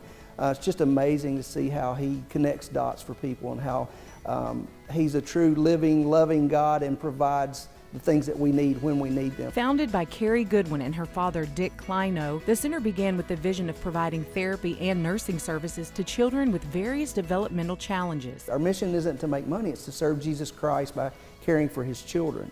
And so we've made that commitment. Dick and Carrie set us on the path to make that commitment. We still uphold that today, and we're going to keep doing that.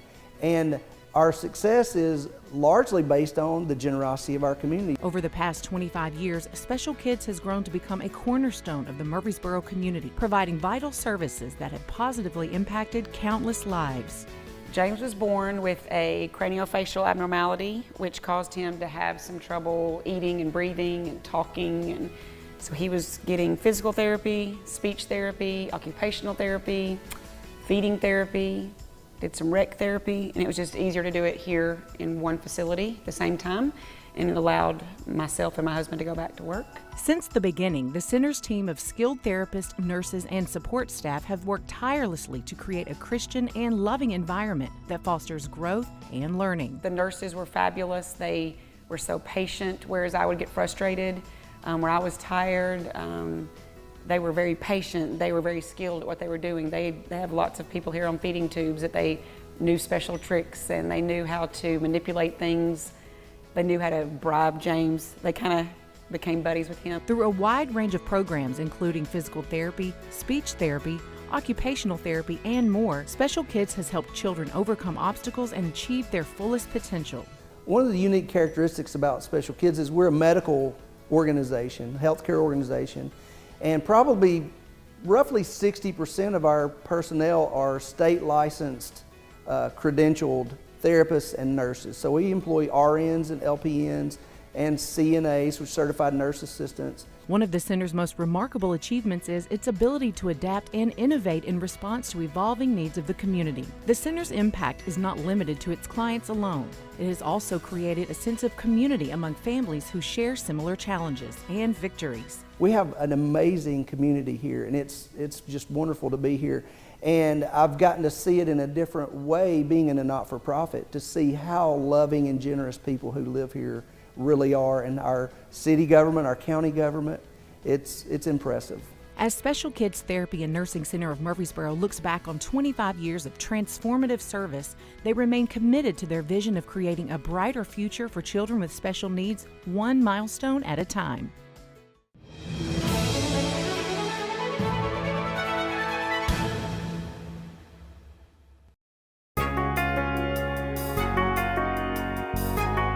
What watershed do you live in?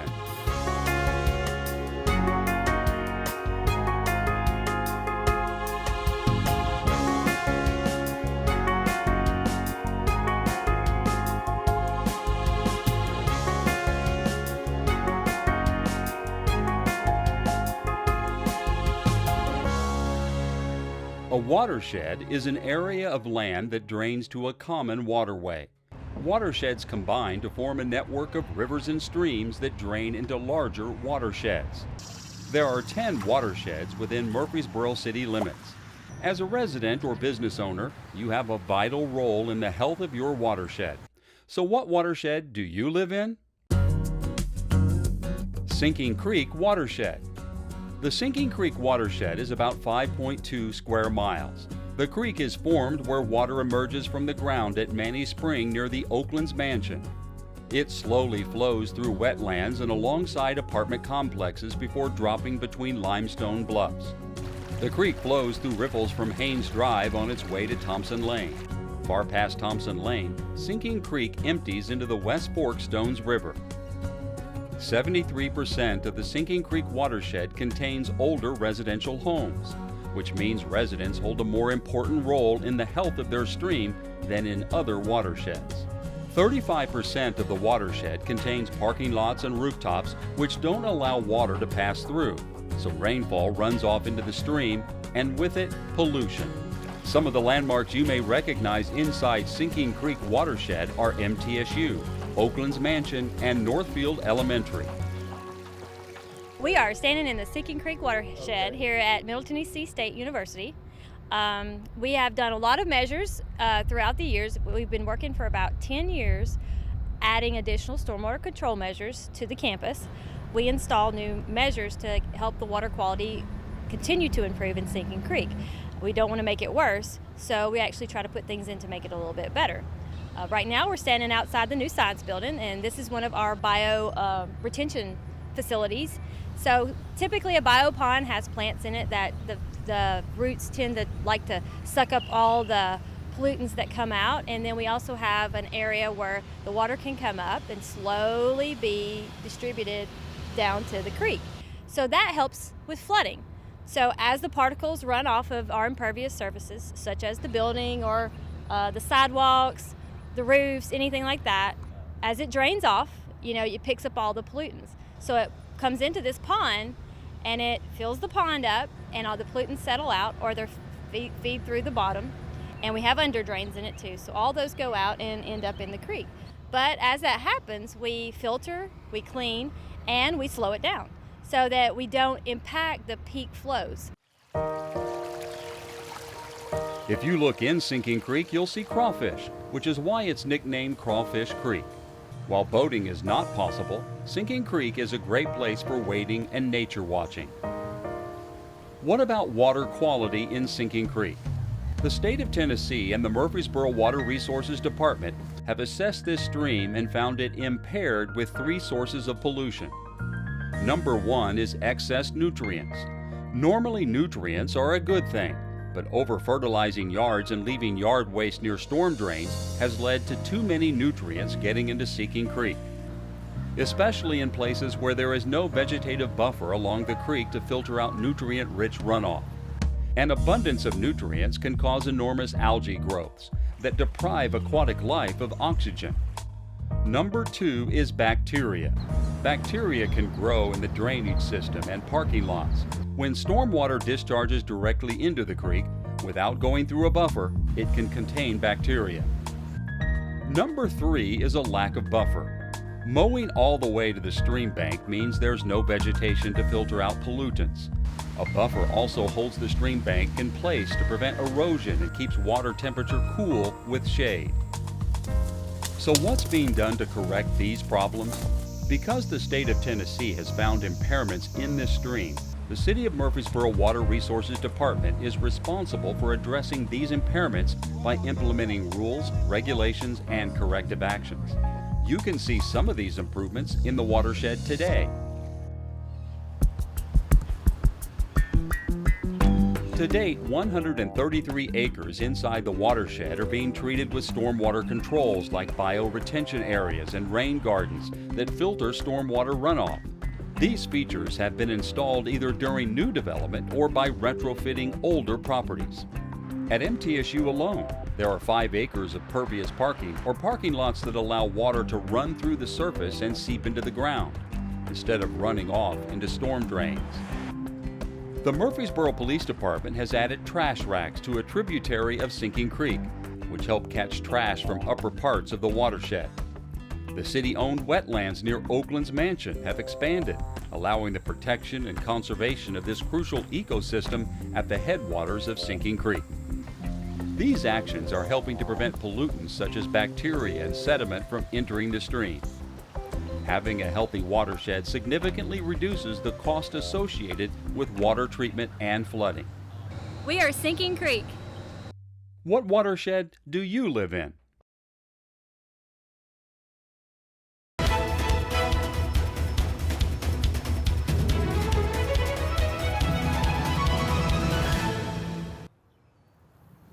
Residents have eagerly been awaiting the day that the Murphy Springs Boardwalk would reopen and they could enjoy exploring the wetlands once more. We are excited that the Murphy Spring Boardwalk is once again open after lengthy repairs. Murphy Spring is a really important area. We're thankful to have it here in the middle of Murfreesboro, and it gets used quite a bit.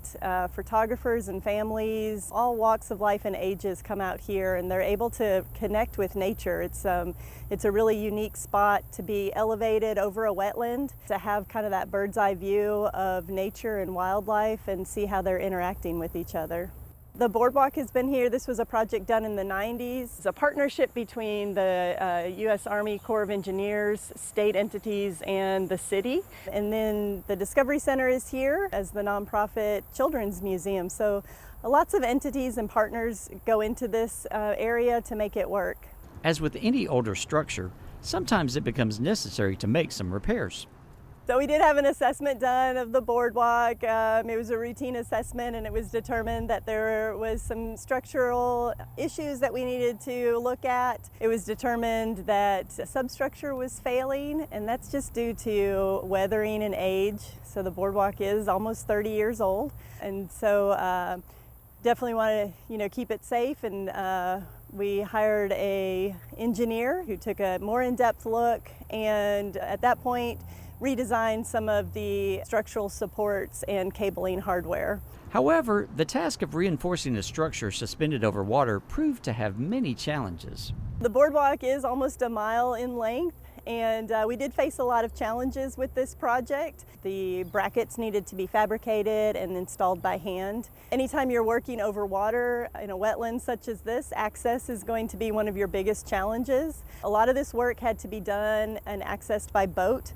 In some areas, the boardwalk is very close to the water, and planks actually had to be removed to get to the repair zone. So a lot of challenges there, as well as the length and also having to fabricate and install the brackets by hand, all kind of played into the length of time that it took. And we were really thankful for the patience of the patrons who wanted to get out here. Finally, after months of planning and hard work, the boardwalk substructure was reinforced and secure and determined to be safe for public use. Upon inspection, it was determined that the boardwalk was in compliance and safe, and so we were able to open a portion of it to the public. We are still working on the remaining repairs, and we will have that open as soon as possible. So I really want to encourage everyone to come back out. I know a lot of people have been waiting a long time, but come out and see Murphy Spring Wetlands, get an up-close look at nature, and enjoy this fall weather on the beautiful boardwalk. We're really lucky to have Murphy Spring Wetlands right here in the heart of Murfreesboro. It is a gem to have this in the middle of our city where people can come and access it anytime during operating hours and get an up-close look at nature and how they interact in a healthy ecosystem. People are able to see otters playing. If you're lucky, beavers will come out. Lots and lots of migratory birds, songbirds, and shorebirds can be seen here, as well as turtles and muskrats. So come out and enjoy it. It's a great place.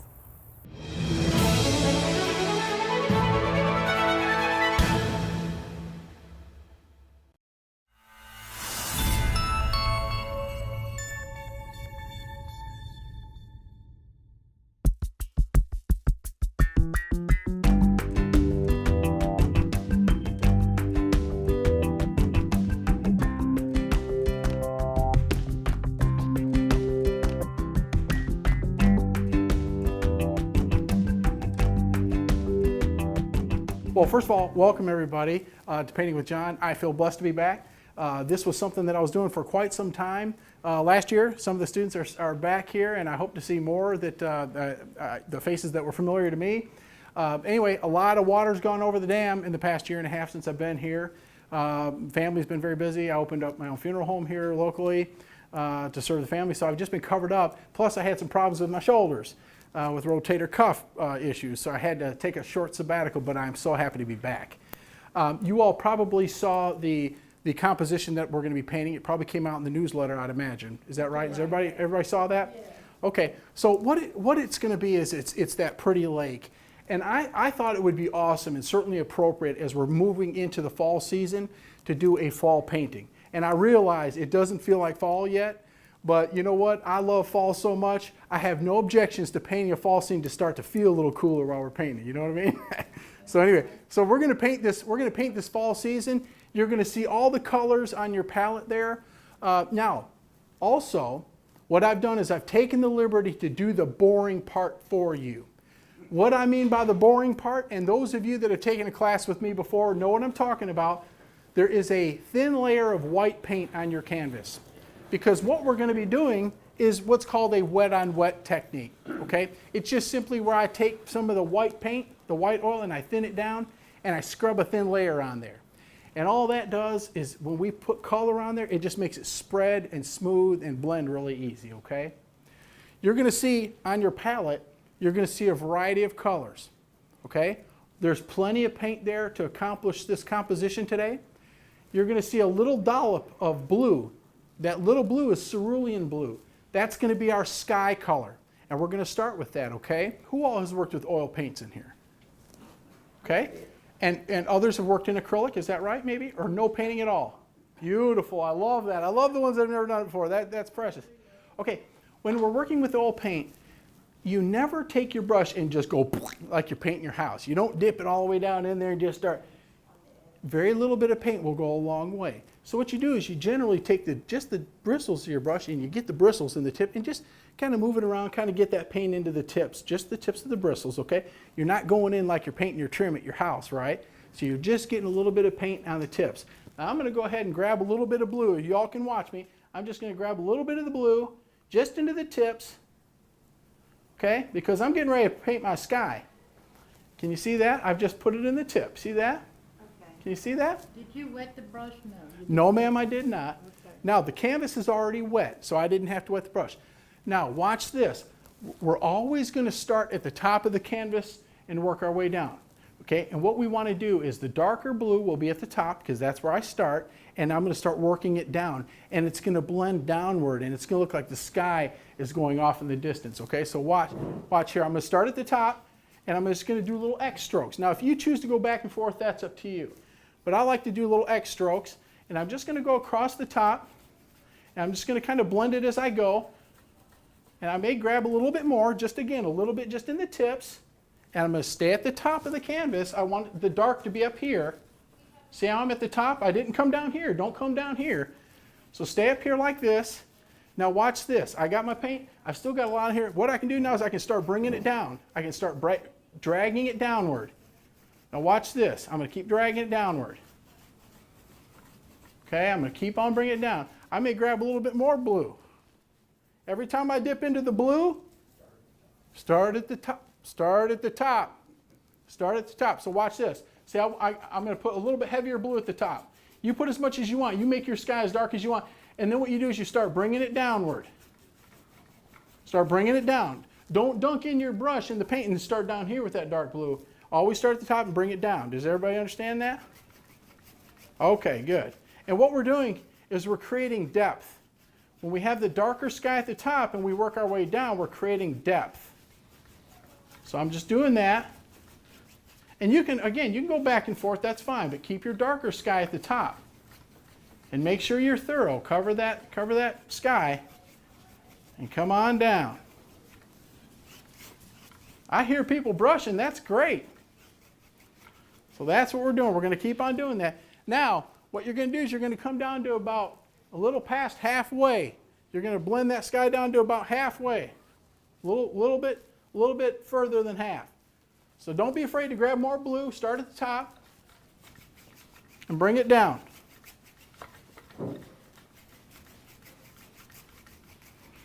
Okay? And blend it all the way down to about halfway or a little bit lower than halfway on your canvas. And you'll see what I'm talking about here. There we go. I'm just about done. Now I'm just going to brush across this way just to kind of brush out some of the brush strokes. Because I like to do little X's.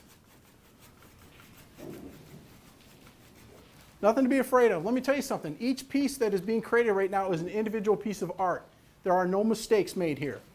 Everything is how your eye sees it and how your hand translates it to the canvas. So you just do as you see me doing. Don't be afraid to put the darker blue at the top and bring it down. All right, so guess what? Just when you thought, whew, I'm all done, I got the sky, guess what we get to do now? we're going to do the same thing from the bottom up halfway, because now we got to do the lake. I know it's a bit overwhelming. So dip your brush into the blue, and now watch me, watch me. Don't get confused. Don't start in the middle of the painting. Watch this. Now I'm going to start at the bottom, and I'll put the darker blue at the bottom, and I can just go straight across, and I'm going to drag it upward. Just go straight across and bring that water, remember the darker at the bottom, and bring it on up to meet this blue. Okay? So here we go. This is going to be our water, and we're going to have beautiful reflections in this. So your darker blue stays at the bottom, and then bring it on up. Bring it on up. See that? See, I'm just going straight across, because this is water, and we just make sure you go straight across. Don't do a bunch of crazy angles. Just go straight across on the water, okay? Just go straight across. Go ahead. Fire away.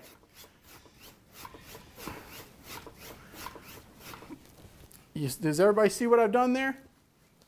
Just put it on there however you can get it on there. Hey, you're an artist. Don't be down on yourself. You're an artist. Get that blue blending upward.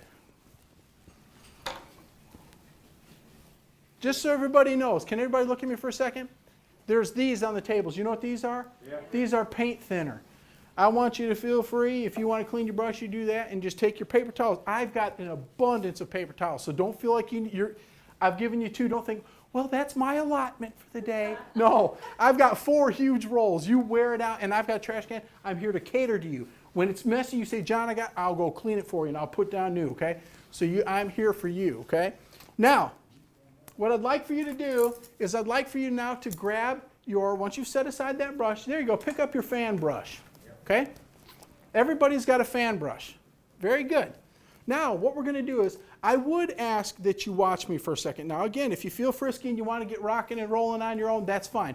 But there's some principles that I want to explain to you. When you're doing a cloud, I've put down a little blob of soft white there, okay? In fact, that's the same white that I use to grease your canvas or put that white thin coat. We're going to be loading up this brush. Loading up just means really kind of getting it on there. We're going to dunk it in there now into that white.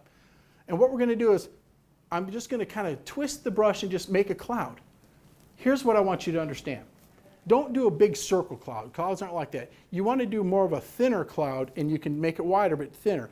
Watch how I do it. You don't want to do a big round thing. You don't do that.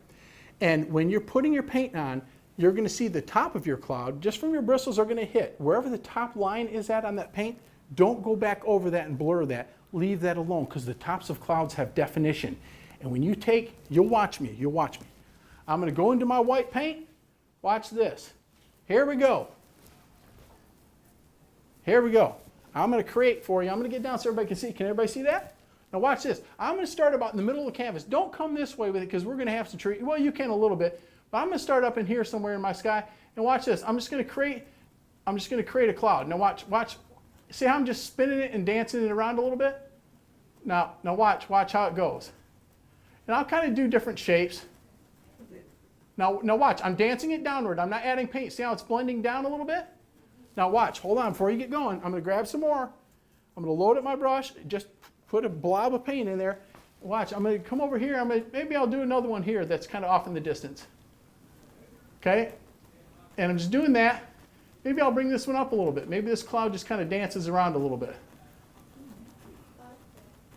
Can you see it from where you're at? Okay. I just took the bristles and I loaded it up, and I just kind of danced around. Now once I created this top line here, the top line, you don't want to go over that. You want to leave that definition there, because clouds are kind of wispy and they've got sharper lines at the top.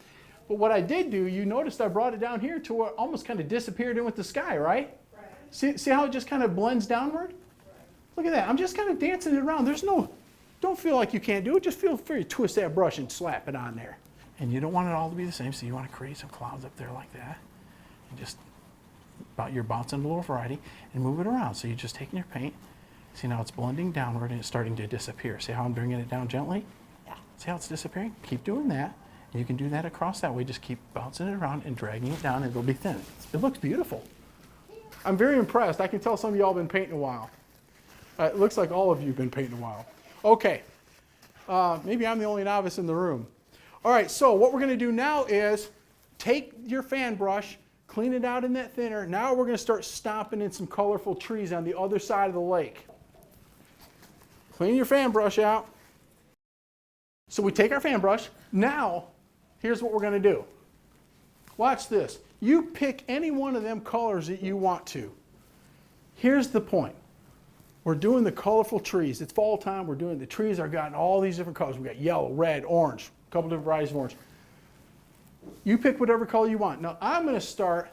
These trees are off in the distance. Do not do them real big because that means the lake is real close. Watch how I do them. I'll do them about 1 inch tall, maybe not even 1 inch. Now watch this. I'm going to start with orange. I'm just going to go right into the orange with my fan brush. Now watch this.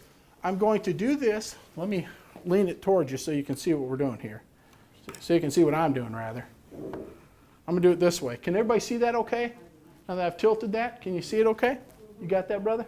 I want to make sure everybody's got a bead on it. Okay, now watch this.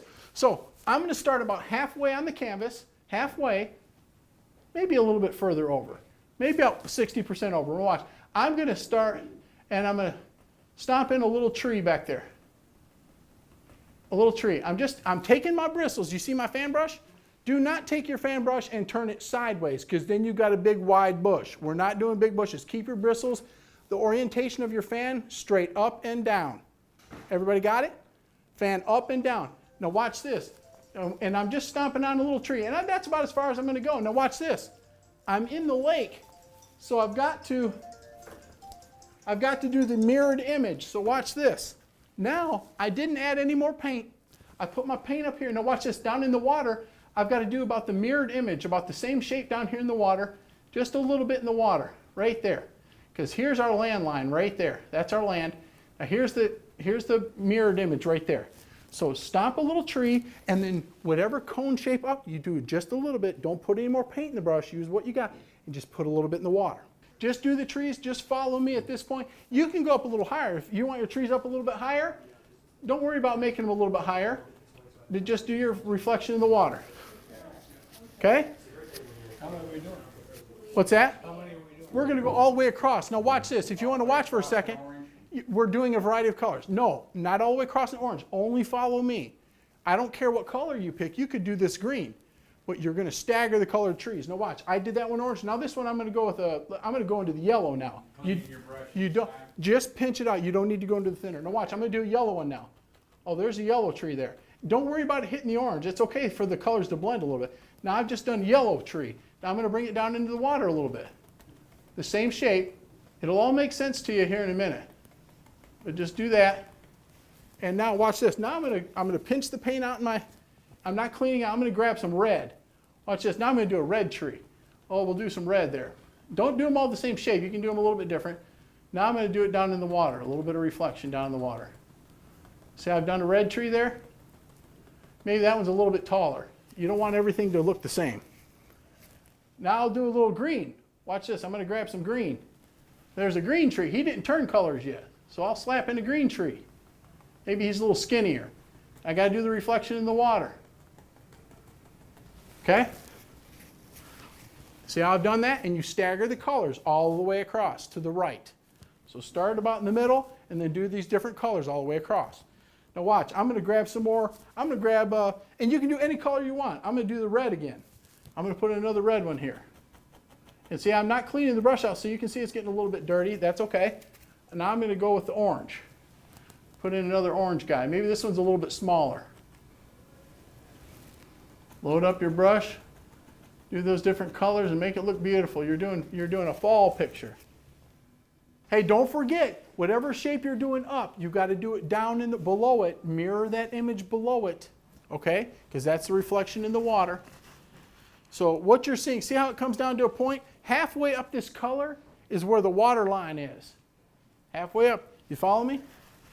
This is a fun part. This is a fun part. Now, for those of you that aren't done with your trees, don't worry. I'm not going to let you get behind.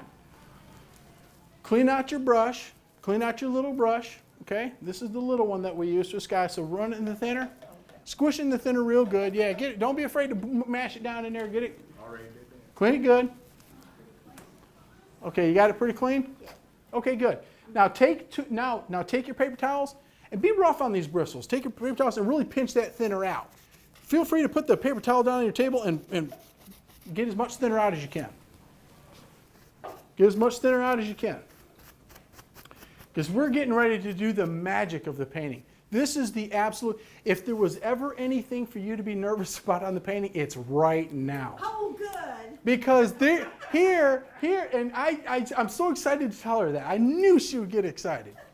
All right, here is where we create the illusion of the reflection in the water. Now and I need everybody to really pay attention to me for just a second. I'm going to kind of set aside my silliness.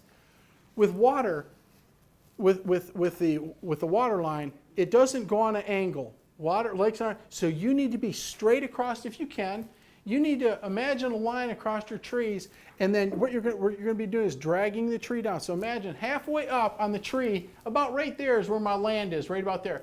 So I'm going to take right here, and I'm going to drag it straight down into the water, straight down into the water, straight down into the water, straight down into the water, straight down. See, my land is going straight across. Right. Now watch me, straight down the water. You're just dragging down a little bit. Now I'm going to take, I've just cut it in half, and I've pulled it down. I never took my brush off. I never cleaned it. I just kept going, and I dragged it straight down. Now, here's the magic. That's the first part of the magic. Here's the other part.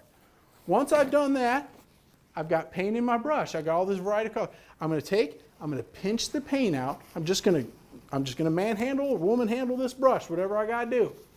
I'm going to get as much paint out as I can, and here it goes. I'm going to take and I'm going to go straight. Do not go on an angle downward. Don't go obliquely. You are going straight across, and here's where the reflection happens, straight across. And I'm going to go straight across. You see that? There you go. You got it. You got it. Go straight down. Excellent. Perfect. Perfect. Perfect. Yep. Clean. Perfect. Clean them bristles out. Pinch them out real good. Oh, that's beautiful. And now you've got some dark green. You got dark green. Now we're going to do a tree line that's closer to us, coming in from the left side. Okay? Now, what happens when an object gets closer to you? What happens to its size? Does it get bigger? It gets bigger, which means it appears higher and it appears lower. So it's just a bigger object. So what I'm going to do is, with these trees, I'm not going to start them this high, because that would suggest that these trees are way off in the distance like these.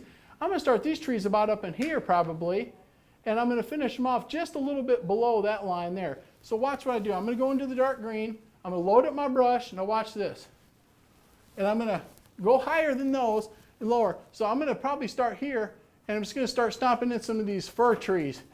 Okay, now watch me for a second. Don't make them the same height. Just kind of bounce them around. Do some gaps, just like trees grow randomly. They grow randomly. And just stomp in some trees there. See how I'm doing them different heights? Now, I'm going to grab some more paint. I'm going to do some, as you're moving over, it'll thin out and get lighter. Leave those lighter areas, then grab some more paint, do some darker areas, that's fine. On the bottom, you can turn the bristles sideways on the land part and stomp it and fill it in a little bit. But you see how I'm lower? I'm lower than this, and I'm higher than that. I'm kind of filling in. And you want to go across, straight across, because you're doing land again. Now, if you want to, you can even add in a colorful tree in up close too. Like I'll grab some red and orange. Watch this. I'm going to do a red and orange tree in here up close too. I'm going to stomp one of those in. Okay? Now, I'm going to do this all the way over, and I'm going to bring it down to a point, because when you look out on a lake, you know how you see these points? Watch this. Here's where my tree line is going to end. I'm about to stop. I'm going to do it right to about here. Let me grab a little bit more dark paint. Here you go. Now watch, it's got to be dark where you're stopping, because this is where the tree line stops, right here. There we go. And I'm going to stop it right about there. When I first brought in my reflection. See that? And then what I'm going to do is, once I've done that, I'm going to do the same thing. I'm going to do my reflection down in the water. I got to add paint down here in the reflection, because this is all water too. Just like you did back on that far part of the lake, I got to add reflection. It doesn't need to be perfect, but I'm going to grab some red now. Watch this. I'm going to put some red in here down in the water. I'm going to grab some green. If y'all need more paint, let me know. I'm going to put some green in.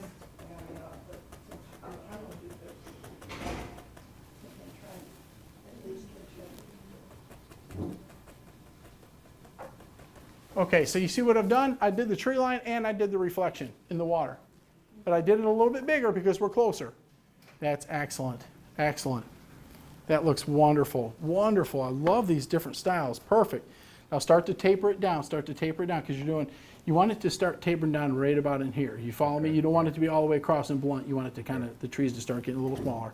Yep, after you do those trees, you got to drag them down. Now don't muddy them. If you overdo it, just let the tips of your brush drag down. You're not pushing real hard. You're not trying to blend it. So let the tips drag it down. You're doing the reflection in the water.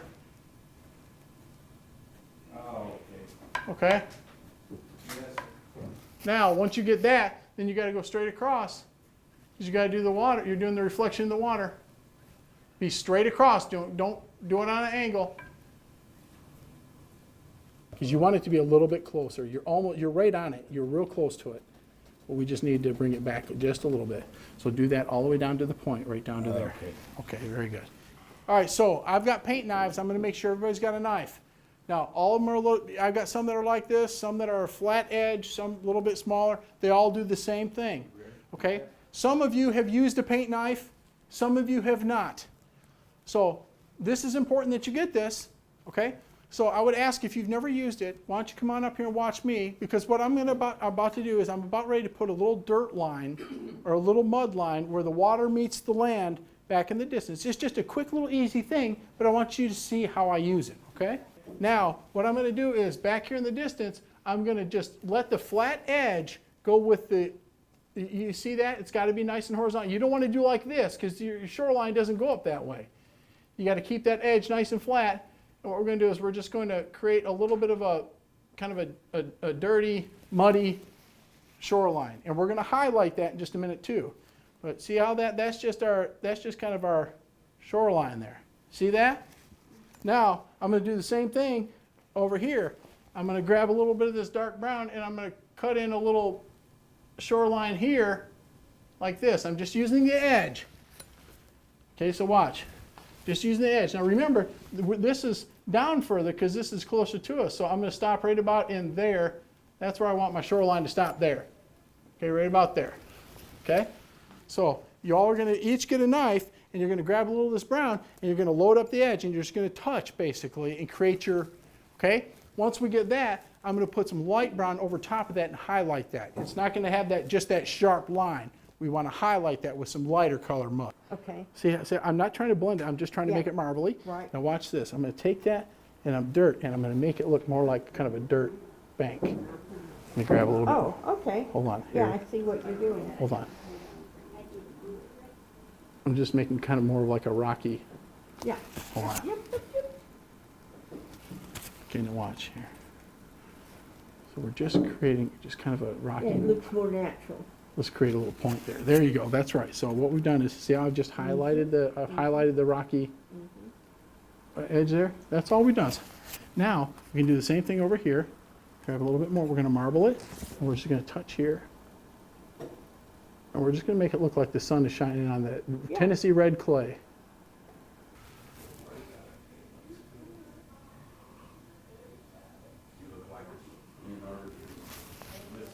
Ooh-wee! I'm so excited.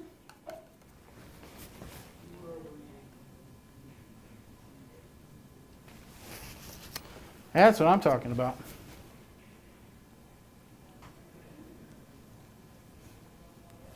Painting makes me happy. Unless I'm doing if I'm doing a real bad job, then I'm not so happy. We've put some trees out on the other side of the lake. It's fall time. We've got the reflection in this lake, right? It's looking good. All right, now I think what we're going to do is here's where y'all are going to want, here's where we're going to take clean out your fan brush, your trusty fan brush, clean it thinner, pinch it out again. And we're going to do the extreme foreground now. Now we're going to do the grassy, and I'll show you how I'm going to do that. Okay, we got it all good and cleaned out, and we've run it through the thinner. We've pinched the thinner out of it. Pretty dry. We're doing pretty good. Now what we're going to do is this.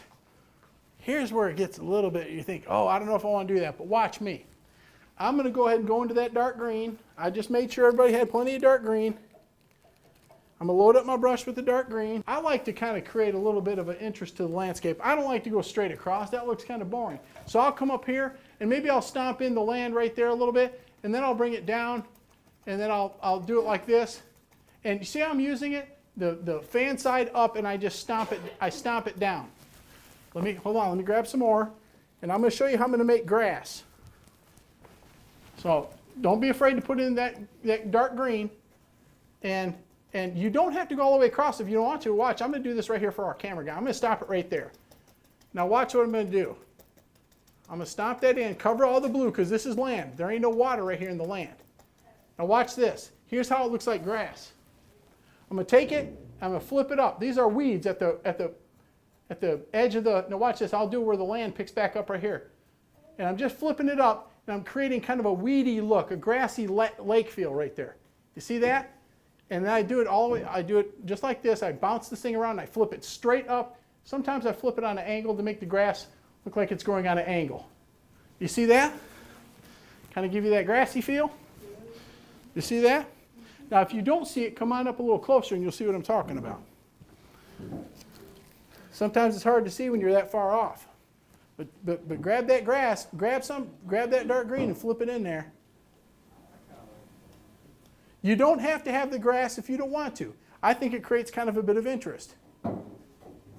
If you want to do land all the way across, rock and roll. I'm going to leave it like that. What if you do the land on that side? You can. You can. Absolutely. You can do it however you want to. All right. I'm overjoyed. My expectations have been exceeded by everybody in this class, I'll tell you. I thought we would be jamming until 4 o'clock and I'd still be helping everybody. I haven't had to do any of that with any of y'all. I'm telling you, it's just very impressive. So what we've got here is script liners. These are script liners, okay? I've got a bunch of different lengths, but what we're going to do is we're going to sign our name. So what you're going to do is pick a color that you want. I've got some linseed oil, and we'll thin it down with that, and we'll create like an ink. And then when you sign your painting, you want it to be kind of an ink fluid consistency. We could sometimes use the thinner, but that thinner is kind of green now. So let's say you want to sign in red. Well, you really don't want to muddy it up with the green. So I'm going to blob a little bit of linseed oil on each one of your thing, and you can roll your script liner in it, kind of ink it up, and then roll it in the color you want. Okay? This is full of oil. You just roll it in the color you want, and you're making kind of like an ink color. Watch this. So you take the oil and you do this. You take the oil, and it just makes it like an ink, and then you can sign your name wherever you want to sign it. You'll sign that name, but you got to have it nice and inky like that. You see that? Now let me just kind of tell you real quick, since you all don't know. Some know, some don't care. God gave me this talent, I don't know, 3.5 years ago. I didn't know I could paint. I've probably painted 700 paintings since then. And I promised the Lord that I would always sign in red for the blood of Christ. And because my name is John Smith, is nothing more boring than that. So I prayed about it, and God gave me my signature. So I always sign with the Christian cross with my J and T, and I always sign in red for the blood of Jesus. So here's my signature. And then we're going to be done. Here we go. Makes it kind of hard when I paint a red painting to have to sign in red. All right.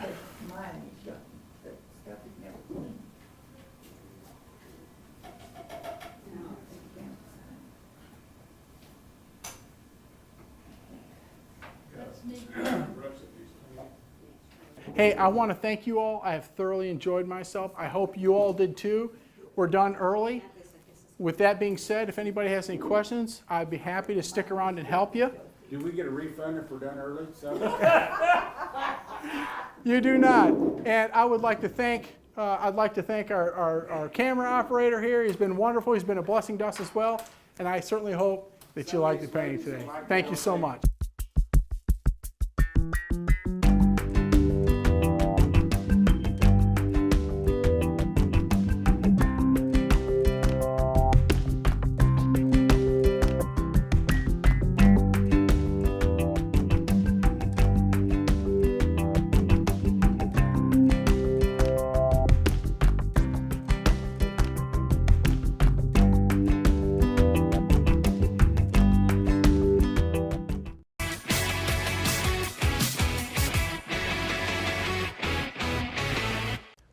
I'm Trey Duke. And I'm Maria Johnson. Welcome to today's episode of Take 20. Today's show is designated for parents with young children from pre-K to 1st or 2nd grade. Dr. Duke, our set looks a little different today. It does. And based on this odd assortment of props, I think they want us to talk about shapes. Well, you know, as educators, we know that learning shapes helps children learn skills in areas like reading, math, and science. It's also an early step in understanding about writing numbers and the alphabet. For instance, do you realize that the number 4 is actually a triangle with a straight line? Dr. Duke, let's see what shapes they've given us. I see a pumpkin. Pumpkins are like snowflakes. They're also different, but they have the same shape of round or sphere. That's right. And we must have a fall theme going on because I have a s'more. And I would say a s'more's basic shape is a square or a rectangle. But look at these robots. These are drawings that our students sent in. I see all types of shapes in these. I see squares and circles. What do you see? Well, I see a cone there. I see a sphere. I also see a heart. That's right. All types of shapes can be found everywhere. So let's keep the shape talk going with Dr. Robinson at John Pittard Elementary. Hey moms and dads, shapes are all around us, whether we're at school or in the car. Learning shapes helps us identify and organize visual information, but it also sets that foundation for learning math and reading and science and social studies.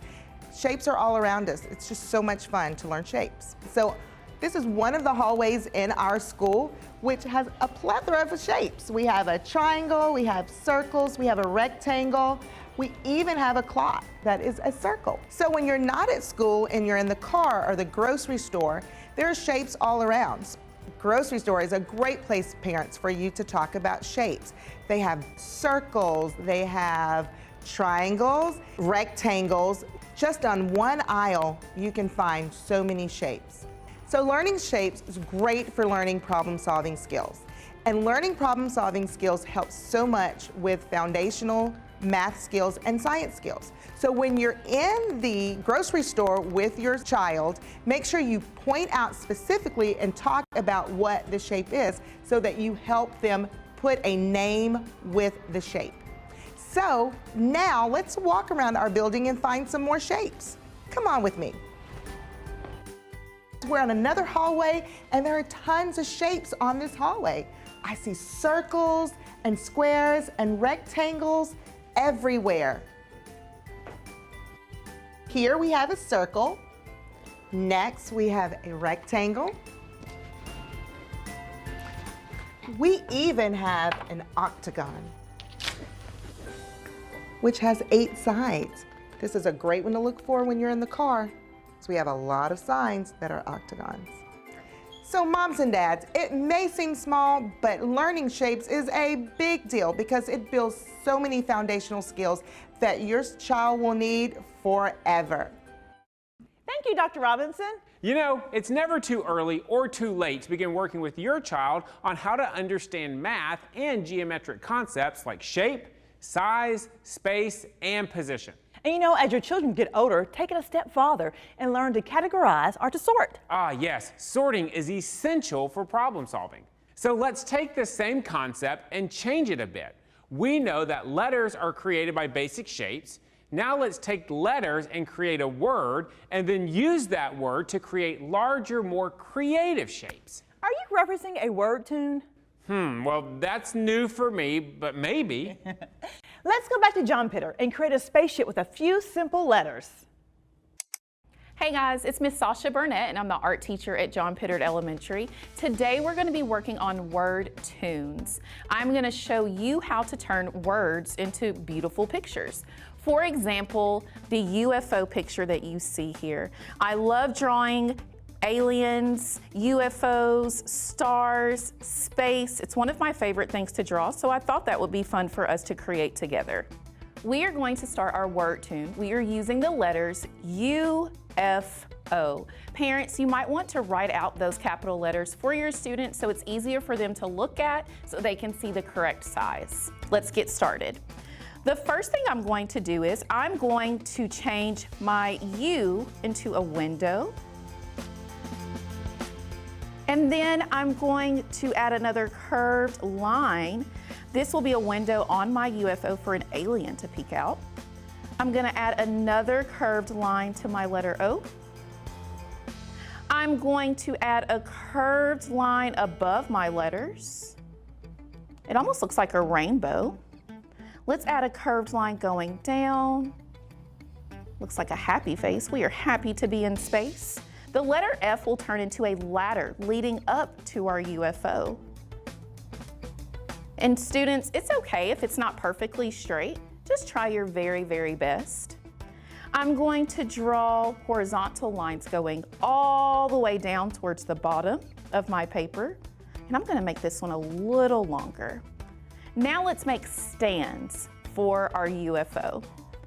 Once it lands onto our planet, it needs stands so our UFO is sturdy.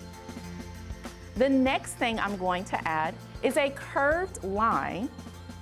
This is going to be our window for our alien. Now let's draw an alien. A curved line going down. It's almost like an upside down letter U. I'm gonna add one more upside down letter U here. Your alien can have one eye, 2 eyes, 5, as many as you want. I'm gonna give him a smile. He is the captain of the UFO. He is happy to be landing on planet Earth. I'm gonna add another eye, maybe a surprised face. He's very excited. He's shocked that we've landed.